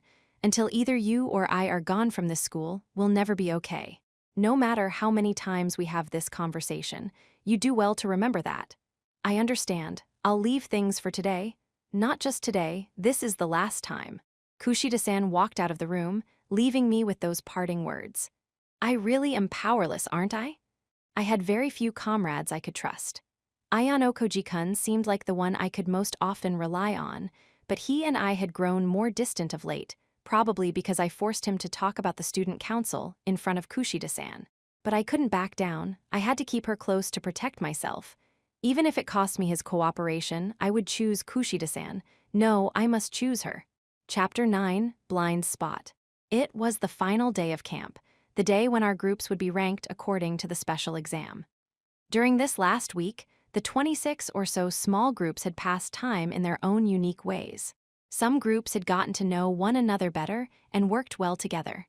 Others were on the verge of collapse. Others had completed their daily tasks with indifference, growing neither closer nor further apart. At first, our group had been a disaster. However, we'd grown significantly closer to one another by the end. I mean, we weren't perfect. At best, we were a ragtag lot. This was a temporary alliance. Come tomorrow, we'd be enemies again. There was a certain sense of sadness at the thought of our group activities coming to an end. For the time being, we've done all we can. No matter what the outcome, we have no regrets. I think so, too. Thanks for being our representative, Yukimura. Ishizaki and Yukimura shook hands. No matter what happens, let's give it our all. Let's do it. The other guys complimented each other and shook on it. Afterward, we headed to our assigned classroom. There was nothing to worry about as far as group unity. Our biggest concern was Kuinji. Right now, he seemed calm, quietly following us. But no one could predict when he might suddenly cut loose. The second and third years from our large group had already arrived, so we hurried to our seats in a bit of a panic just as the chime sounded. The teacher entered and began to explain the contents of the exam. Even though we'd gathered in our large group, the exam would be administered to the small groups by grade level. The large groups would affect the overall ranking when the scores were tallied. No matter how vast the camp grounds, if everyone tried doing all the same activities at the same time, we'd be crammed in together. The 4 sections of the exam were as expected. They included Zen, speech, long-distance relay race, and written exam. We first-year students would begin with Zazen. Then we headed to the next classroom for our written exam. We'd follow that up with the long-distance relay race, and finally, we'd give our speeches. The second years had a higher hurdle to jump right out of the gate, since they were starting with the long-distance relay. The third years, apparently, were beginning with speeches. 9.1. After we finished breakfast, we headed to the Zazen dojo. We were exempted from cleaning this morning. The exam began as soon as all of the first-year guys had gathered. Without further ado, we will begin. There are 2 criteria in determining your scores: your manners and posture upon entering this dojo, and the presence or absence of any disorder during Zazen. After you've finished, you will stand by in your assigned classrooms until you are given instructions for your next exam. Starting now, I will call out names. Students whose names have been called will line up and begin taking the test. Class A, Katsuragi Kuhei. Class D, Ishizaki Daiichi. The instructor continued to read names aloud. After Katsuragi came Ishizaki. That was an unexpected development. The crowd murmured its surprise. Hurry up, Ishizaki. Next, first-year Class B, Beppu Ryuta. Confused, Ishizaki got in line, panicking slightly. Is this a different order than usual? Kaize mentally prepared while panicking himself. We hadn't expected this. We'd performed Zazen several times over the past week, but always in our small groups. This time around, the school was assigning spots randomly. That meant students outside our comfort zone would be close to our personal bubble. That might seem like a trivial difference, but on the day of the exam, when people were tense to begin with, it made everything that much harder. The school's goal to shake things up was working. Kaize was flustered. Then a large hand rested on his shoulder, Albert, offering a gesture of consideration to calm him down. Getting the message, Kaize looked like he had regained a little bit of his composure. Sorry, if I'm like this during the very first exam, it'll affect our group's morale. Rather than consider the pressure of being the representative as a negative, Kaize thought of it as a positive. When his name was finally called, he responded clearly and entered the dojo. I was called before Albert, the second to last. Several instructors inside the dojo stood around holding clipboards and pens. On top of that, there was a strange number of cameras installed throughout the dojo, perhaps to add certainty to the scoring. I already had the basics of zazen down in my head, so I wasn't going to slip up. Since it was very likely the scoring system was set up in such a way where you'd start with 100 and have points deducted based on performance, I calculated that I would definitely have a perfect score. After all, there wasn't any need for me to hold back in performing zazen. A slight distance away from me, Kuenji was participating too. He made no mistakes. In fact, he had beautiful posture. His movements were flawless. He'd never once seemed to take practice seriously, but I guess this was what you'd expect from him, huh? Since we kept our eyes closed during the assessment, I couldn't be sure about the finer details. But I was sure we'd done well. 9.2. After we finished with zazen, everyone began to disperse in silence. We were still being graded until we actually left the dojo. Under the watchful gaze of the instructors, the students silently exited and headed toward their respective classrooms as instructed. Once everyone in our group gathered, Kaise slumped in his chair. Ugh, my legs went numb during the test. Did you make it? Asked Ishizaki. His legs might have suffered a similar fate because he rubbed at them as he asked Kaise that question. I think so, but I might have gotten a few points taken off. Well, no use worrying about it. Nothing you can do now, right, Ayano Koji? Said Hashimoto. That's right. Next up is Kaise's forte, the written exam. Just focus on that, I told him. Nagumo's words from last night were probably still in Hashimoto's head, but he wasn't going to confront me directly about them because he had no idea what Horikita's brother considered special about me in the first place. 2 other small groups of first years were in the room with us. One of them was the group that Ryuin was in, which Akito was the representative for. I could tell that Ishizaki and Albert shifted their gazes over toward Ryuin, but Ryuin, rather than look back at us, took his seat alone. He didn't talk to anyone. He was part of the group, but at the same time, he wasn't. He gave off an air of being completely and utterly isolated. Huh, that's pretty weird, muttered Hashimoto, standing next to me. It would be easy for me to ignore him, but I supposed I'd play along a bit. What is? Ishizaki and Albert's eyes, I don't get the impression that they hate him. If anything, they look sorrowful, like pets whose master has abandoned them. I don't get it. Didn't Ishizaki and Albert get fed up with Ryuin? That's what they say, but maybe there's something more to Ryuin stepping down. Don't you think so? Hashimoto almost certainly had no evidence linking me to Ryuin. It was likely he was trying to steer the conversation in that direction because Nagumo had expressed an interest in Ryuin. Dunno. I'm not really familiar with other classes' goings-on. I see. Sorry for asking you something weird. After the 10-minute break ended, we moved on to the written exam, which proved to be nothing special. They tested what we had learned during our time at the camp.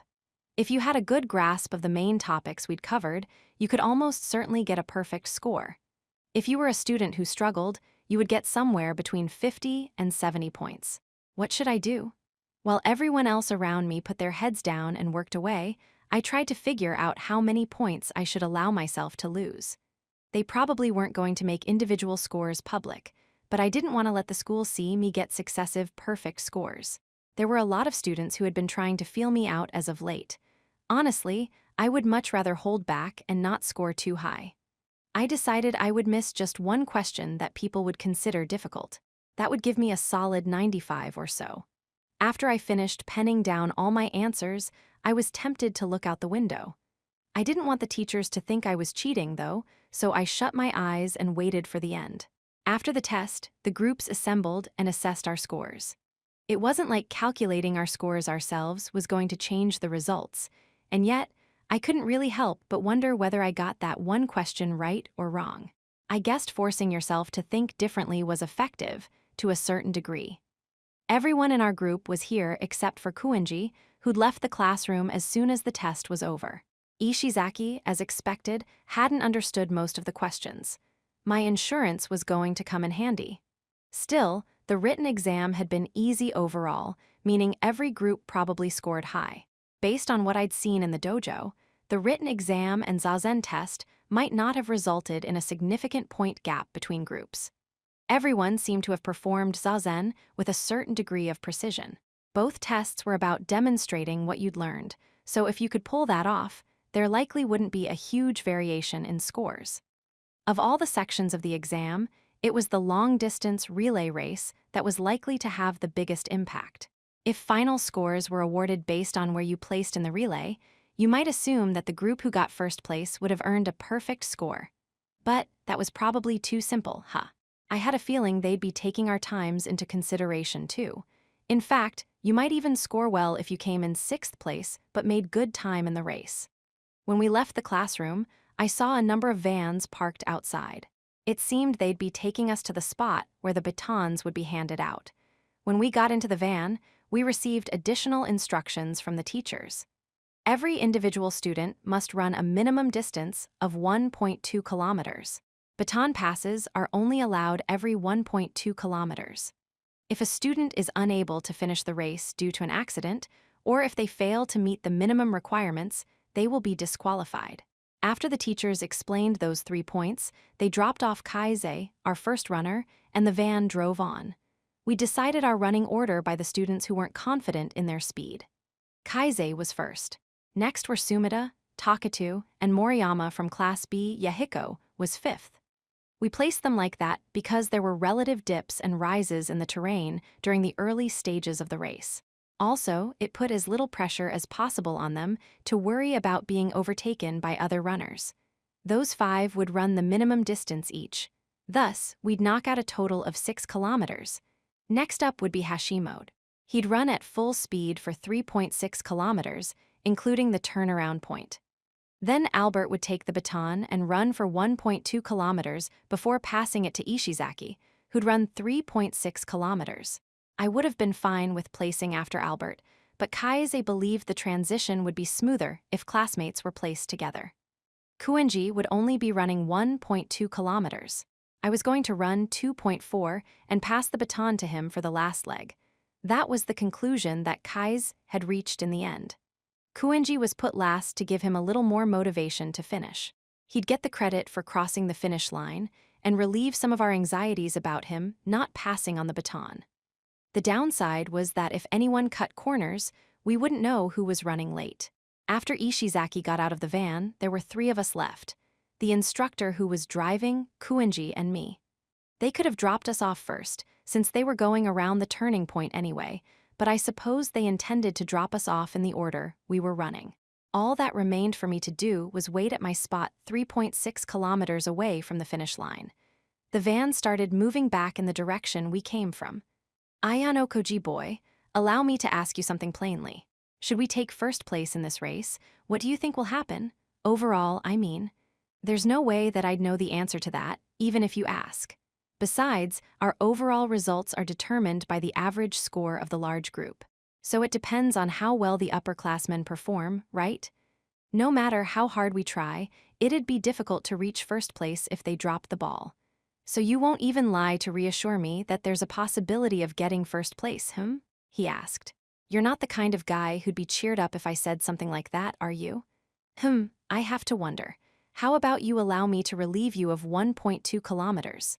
If I run at full speed, there's an extremely high chance we'll defeat the other groups, Kuenji whispered into my ear, leaning in close. Okay, what the hell brought this about? I asked. Just a whim that can help you. Not a bad offer, no?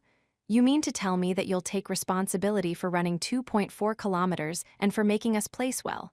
There's no need to speak so formally. It's just a whim after all. I see. Sorry, I'm turning you down. I can't change Kaize's strategy on my own. Heth, I see. Well, that's unfortunate, said Kuenji, retaking his seat. I didn't know what he was planning, but I had no intention of going out on a limb and trusting him. If he could decide to help on a whim, he could change his mind back on a whim too. Kuenji had only promised to run the minimum required distance. That meant he'd probably hold himself back if he ran anything beyond those 1.2 kilometers. The proof was in how he dodged the question I gave him about taking responsibility. Besides, if I ended up causing us unnecessary trouble because of a decision I made, there'd be hell to pay. It seems you're cleverer than I thought, but also quite boring. If that was how he saw me, I was grateful for it. I got out of the van and waited for Ishizaki at the marker 3.6 kilometers from the finish line. Hey, Ayanokoji-kun. Naturally, there were other guys waiting there too. Hirata greeted me. Huh, you're not the anchor? He asked. Nope, Kuenji is going last. What about you? Is Sudo your anchor? Yeah, he's raring to go, wants to run a lot. But with 15 people, that's not really going to work. Sudo's rivalry with Kuenji would probably flare up during the final lap of the race. Personally, I wish we'd had more people, I said. It would probably have made things a little easier. At any rate, let's both do our best. As long as we don't fall below the school's standards, no one will be expelled after all. Yeah. While we waited, everyone was free to chat or quietly concentrate. Since water stations were placed every 1.2 kilometers, it was also possible to get a drink, though you increased your chances of a stomachache if you guzzled down water before you ran. One student, totally oblivious to the peril, sucked down the contents of a plastic water bottle. Ah, I'm so nervous, he muttered before turning around and locking eyes with me. It was the professor. Maybe he wanted someone to talk to because he approached me. So, you're in this spot too, Ayanokoji-kun. Ayanokoji-kun, in this spot. I couldn't believe my ears. The professor I knew would have said something like, Honorable Ayanokoji Dono, art thou currently placed upon this land? Ah, well, I quit talking like that.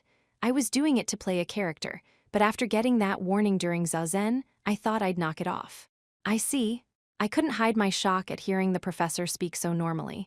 It didn't suit him at all. It was like the thing that made him had disappeared. He felt like a placeholder now, like student X or Y or whatever. We went on to have a completely ordinary conversation, but to be honest, I didn't remember any of it. Guess just changing the way you talked could make a huge difference. At any rate, I wondered if Kaise had successfully passed the baton. No matter how long it took, finishing the race was crucial. Cold as it might sound, even if our large group did place dead last or fell below the school's standard line, no harm would come my way. Of course, I did genuinely think it'd be better if no one got expelled. As I wondered how many minutes had passed, I finally saw a student coming our way. However, it wasn't Ishizaki. It was someone from the mostly Class B group led by Kanzaki. More students began to arrive, one after the other. After a close struggle with the runner in third, Ishizaki was in fourth. Huff huff, take it, Ayanokoji. Go for first, he shouted, handing the baton over. Whether we took first would come down to Kuenji, but I took the baton and ran. I'll kill you if you hold back, shouted Ishizaki with the last of his strength before collapsing to the ground. His exhaustion was natural, considering he'd run more than 3 kilometers on a mountain path. I decided to slowly, but surely close the gap with the runners in front. I ran a little bit faster than everyone else, making sure not to disrupt my breathing. Rather than trying to go on the offense right off the bat pace, I waited for their stamina to drain before overtaking them. By doing that, I fooled them into thinking I'd passed because they were too slow. Despite the bumpy terrain, 2 kilometers wasn't enough to leave me out of breath. Just like that, I overtook one runner ahead of me, putting me in third, only a short distance behind the second-place runner. Then I handed the baton off to Kuenji. 9 people had handled this baton. Our fate was in this man's hands. Now then, let's work up a light sweat, shall we? Kuenji, brushing back his hair, took the baton in hand and ran with a nonchalant look on his face. He probably wasn't going at full speed, but he was quite fast. If he kept to that speed, we'd probably be fine. That was, of course, so long as he didn't slow to a stroll once he was out of sight.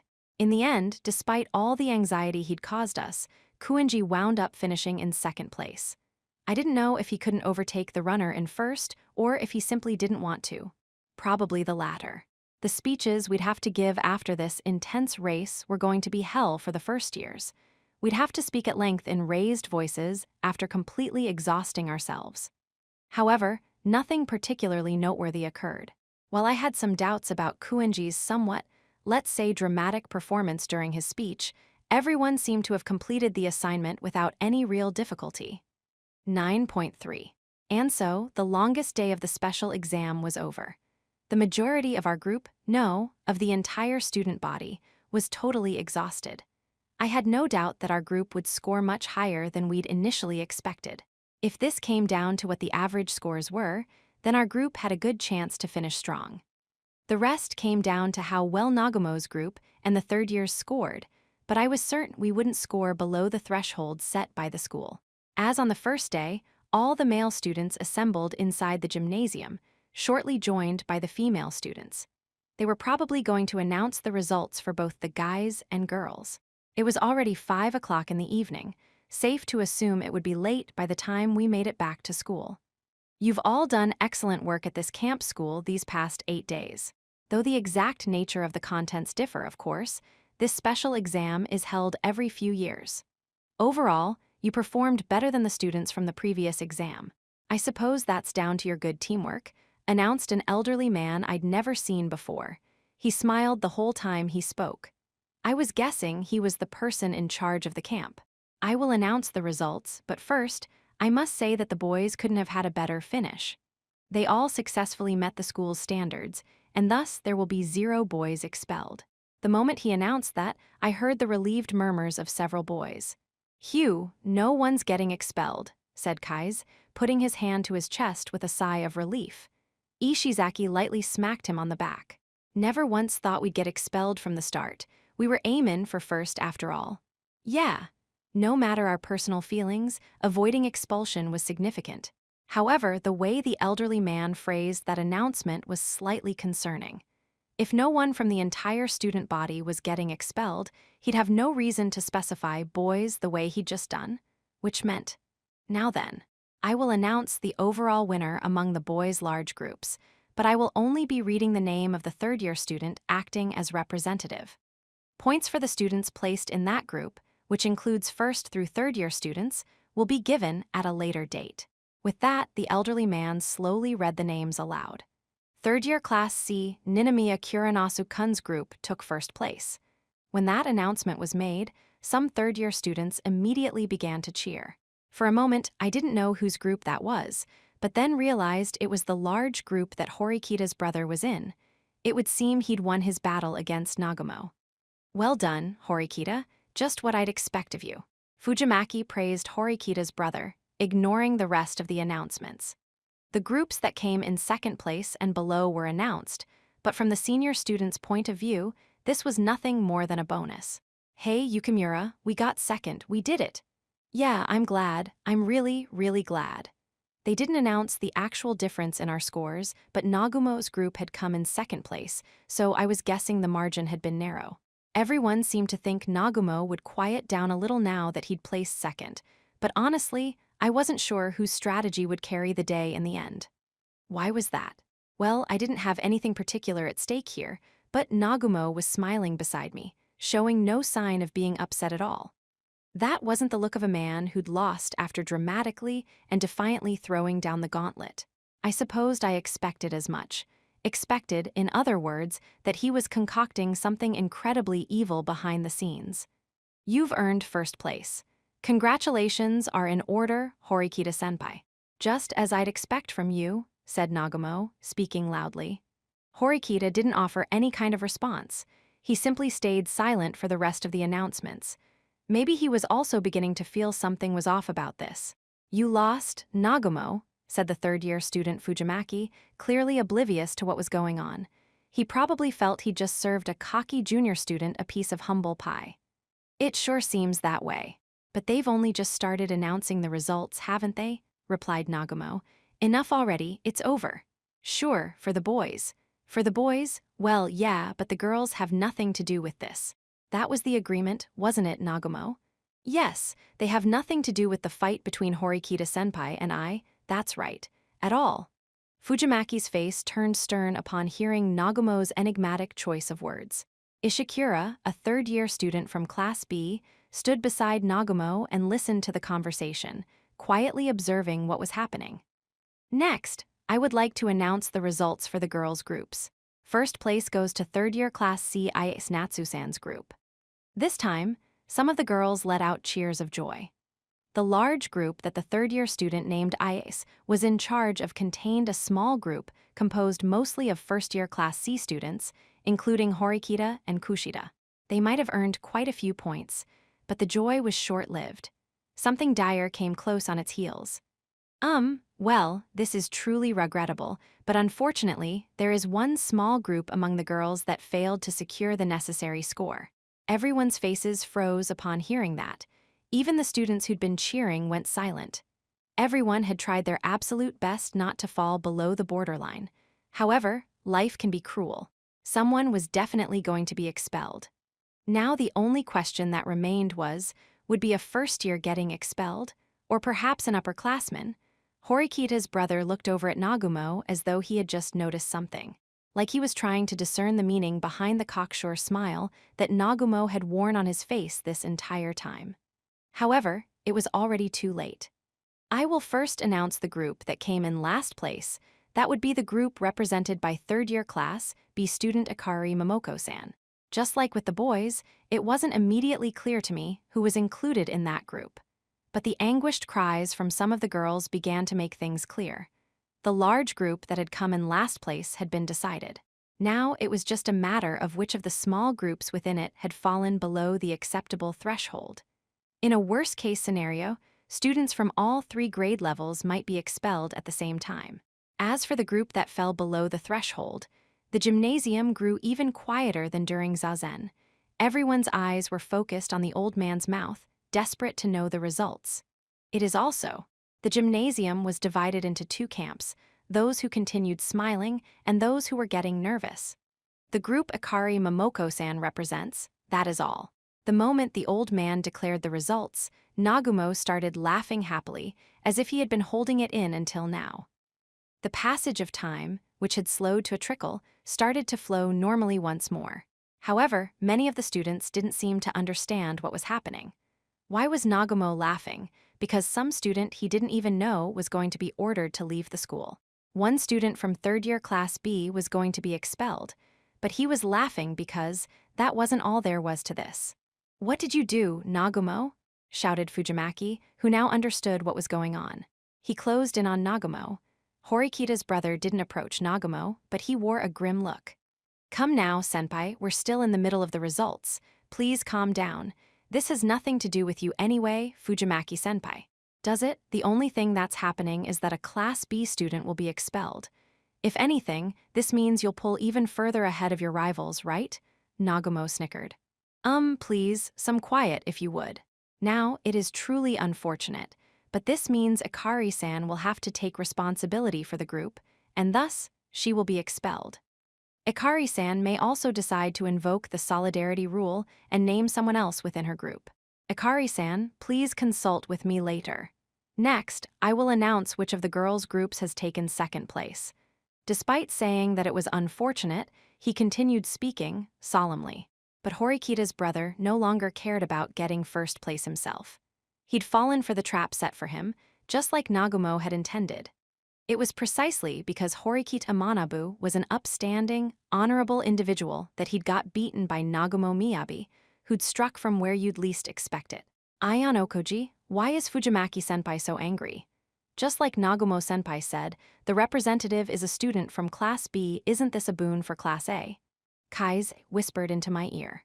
"No, the problem isn't the representative. I think it's who's going down with her." "Huh?" We were ordered to disband. While they prepped the buses for our return trip, we were given free time to change. Nagumo stood his ground proudly. He called one of the girls over. "Ikari-senpai, I'm sure everyone is wondering just who in the world will be expelled alongside you." The third-year Class B girl named Akari, who was slated for expulsion, was calm.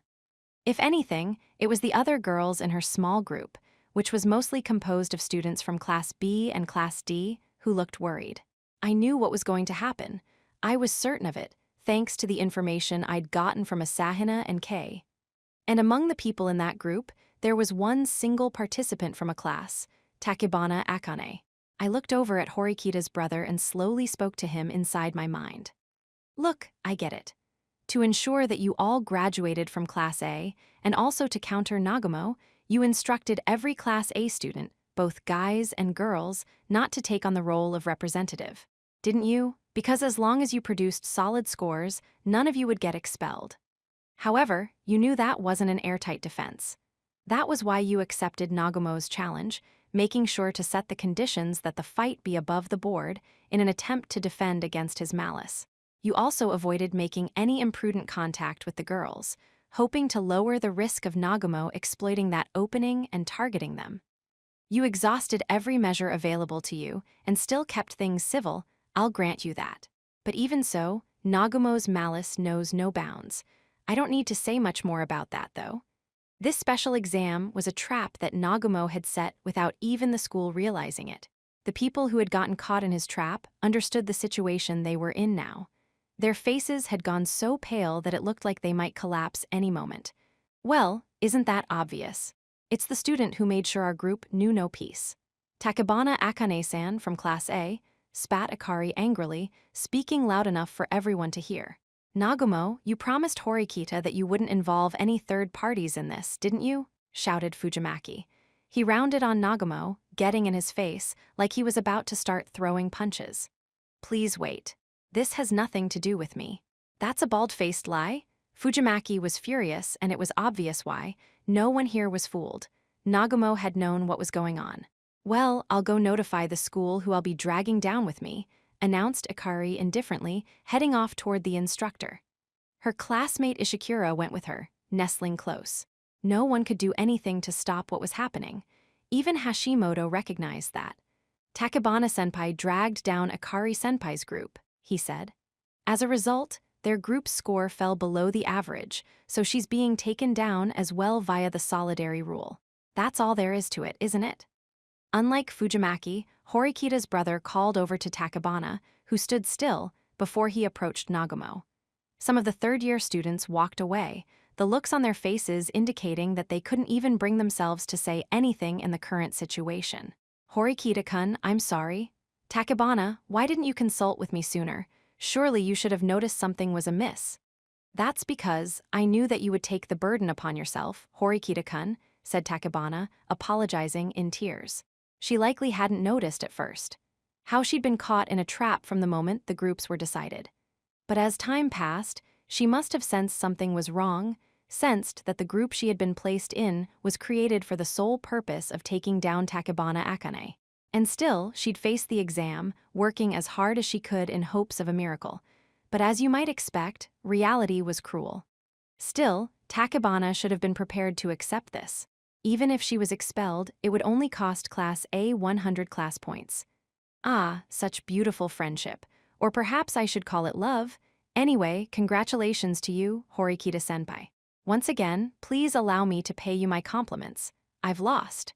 A loser would never speak in the tone of voice Nagumo did now. I doubted there was a single person here who believed what he said. It was a truly fantastic strategy. No, perhaps I should say that it was a strategy that went well beyond what is expected. There is not a single person here who can read my intentions, and that includes you, Horikita-senpai, said Nagumo. He laughed loudly, not ceasing his attacks on his injured opponent. Please, enlighten me, Takebana-senpai. How does it feel to have served on the student council, to have been on verge of graduating from Class A, only to then be expelled? And Horikita-senpai, how do you feel right now? I'm sure you must be positively filled with feelings of frustration, the likes of which you've never felt before. After hearing what Nagumo said, Horikita sighed quietly. Why didn't you go after me? He asked. Because I can't imagine you ever being expelled, even if I tried such a method on you, senpai. I was terrified you'd counter me with some method I couldn't anticipate. But more importantly, I've never actually wanted you to be expelled, Horikita-senpai. If anything, if you got expelled, then we wouldn't be able to see each other, would we? That's why, of all the many possible targets, I went after Takebana-senpai. I wanted to see your face when I made her disappear, said Nagumo. He laughed as he said it, as though implying he'd done it purely for curiosity's sake, or on a whim. I understand that we have very different principles, but I trusted you. Regarding the matter of competition, I had thought you were a man capable of facing me directly, head-to-head. It would appear that I was wrong, said Horikita. Nagumo apparently took no offense to this. Trust is an awful lot like experience points in a game, he said. The more you accumulate, the more you increase your worth. I think that the ultimate form of this is family. If you ran into a stranger when you were out and about at night, you'd be cautious. But if that person happened to be family, then you drop your guard. It's like that, Horikita-senpai. Though I feel you don't like me very much, I've managed to gain a certain degree of your trust over these past 2 years. Even though our values were different, I've always done everything that I said I would do. I followed your instructions and stuck to the rules. That being said, you are a rather canny upperclassman. I'm sure you didn't trust me completely, did you?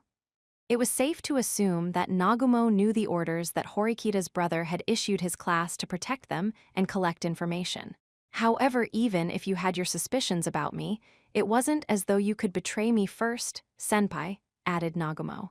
That was the downside of a non-aggressive defense policy. You've lost something rather significant because of your curiosity, Nagumo. Oh, you mean your trust. I chose to discard that myself. For the sake of trying to gain an understanding of my senpai, who cares so deeply for his juniors. Nagumo had proven that he cared nothing for promises. He wanted to fight without limiting factors such as trust and respect. That was the kind of challenge he was offering. I've come to understand how you do things quite well, said Horikita Manabu. I'm glad to hear that. This was, after all, nothing more than a warm-up, replied Nagumo. I'm fine with getting people expelled if I have to. That's the way this school operates. While everyone else panicked, Horikita continued to speak calmly. You seem to be operating under the impression that Takebana will be expelled. W8 Horikita-kun, Takebana shouted, but there was a fierce determination in Horikita's eyes. Oh ho, I thought we were going to end with a draw, both of us losing something, but you're really gonna spend all that. I mean, that would mean a lot of money and class points. Revocation of expulsion, the ultimate tool that anyone could use as long as they met the requirements. Please, don't do this. This is all my fault. Takebana desperately tried to stop Horikita. However, it seemed Fujimaki shared Horikita's opinion as he addressed Class A. We understand. We've made it this far as Class A because we understand it better than anyone else. Isn't that right? That's exactly right, Horikita. No need to hold back. Use it. Some of their classmates spoke up to voice their support. Are you really okay with this, Horikita-senpai? For a third-year class to save a student from expulsion right now would mean essentially giving up your position as Class A, you know. Even if we give up our position, all we need to do is take it back again. As you said, that's how this school operates. Is that so? Well, I guess that's fine. Miyabi was probably going to amicably discuss the strategy he had in mind from this point onward. I already knew what that strategy was. There was no need for me to stay and hang on to every word. Besides, there was nothing I could do, even if I stayed.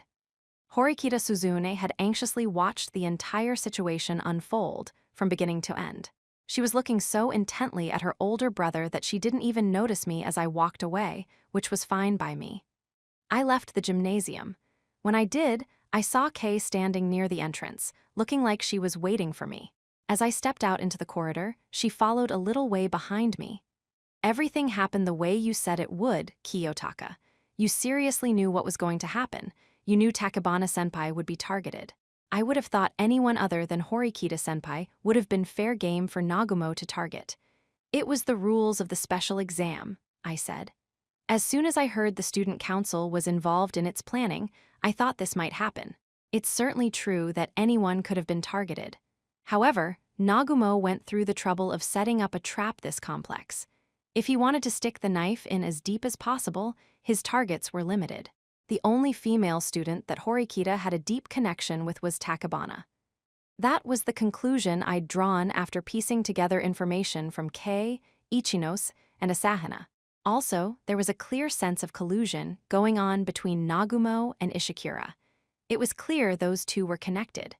Nagumo hadn't just gathered all the second-year students under his wing. He'd also brought all the third-year students who weren't in Class A over to his side. I'm sure everyone in the large group colluded to get a low score. The members of Takebana's small group must have been holding back quite a bit too. That way, it was simple for them to fall below the threshold.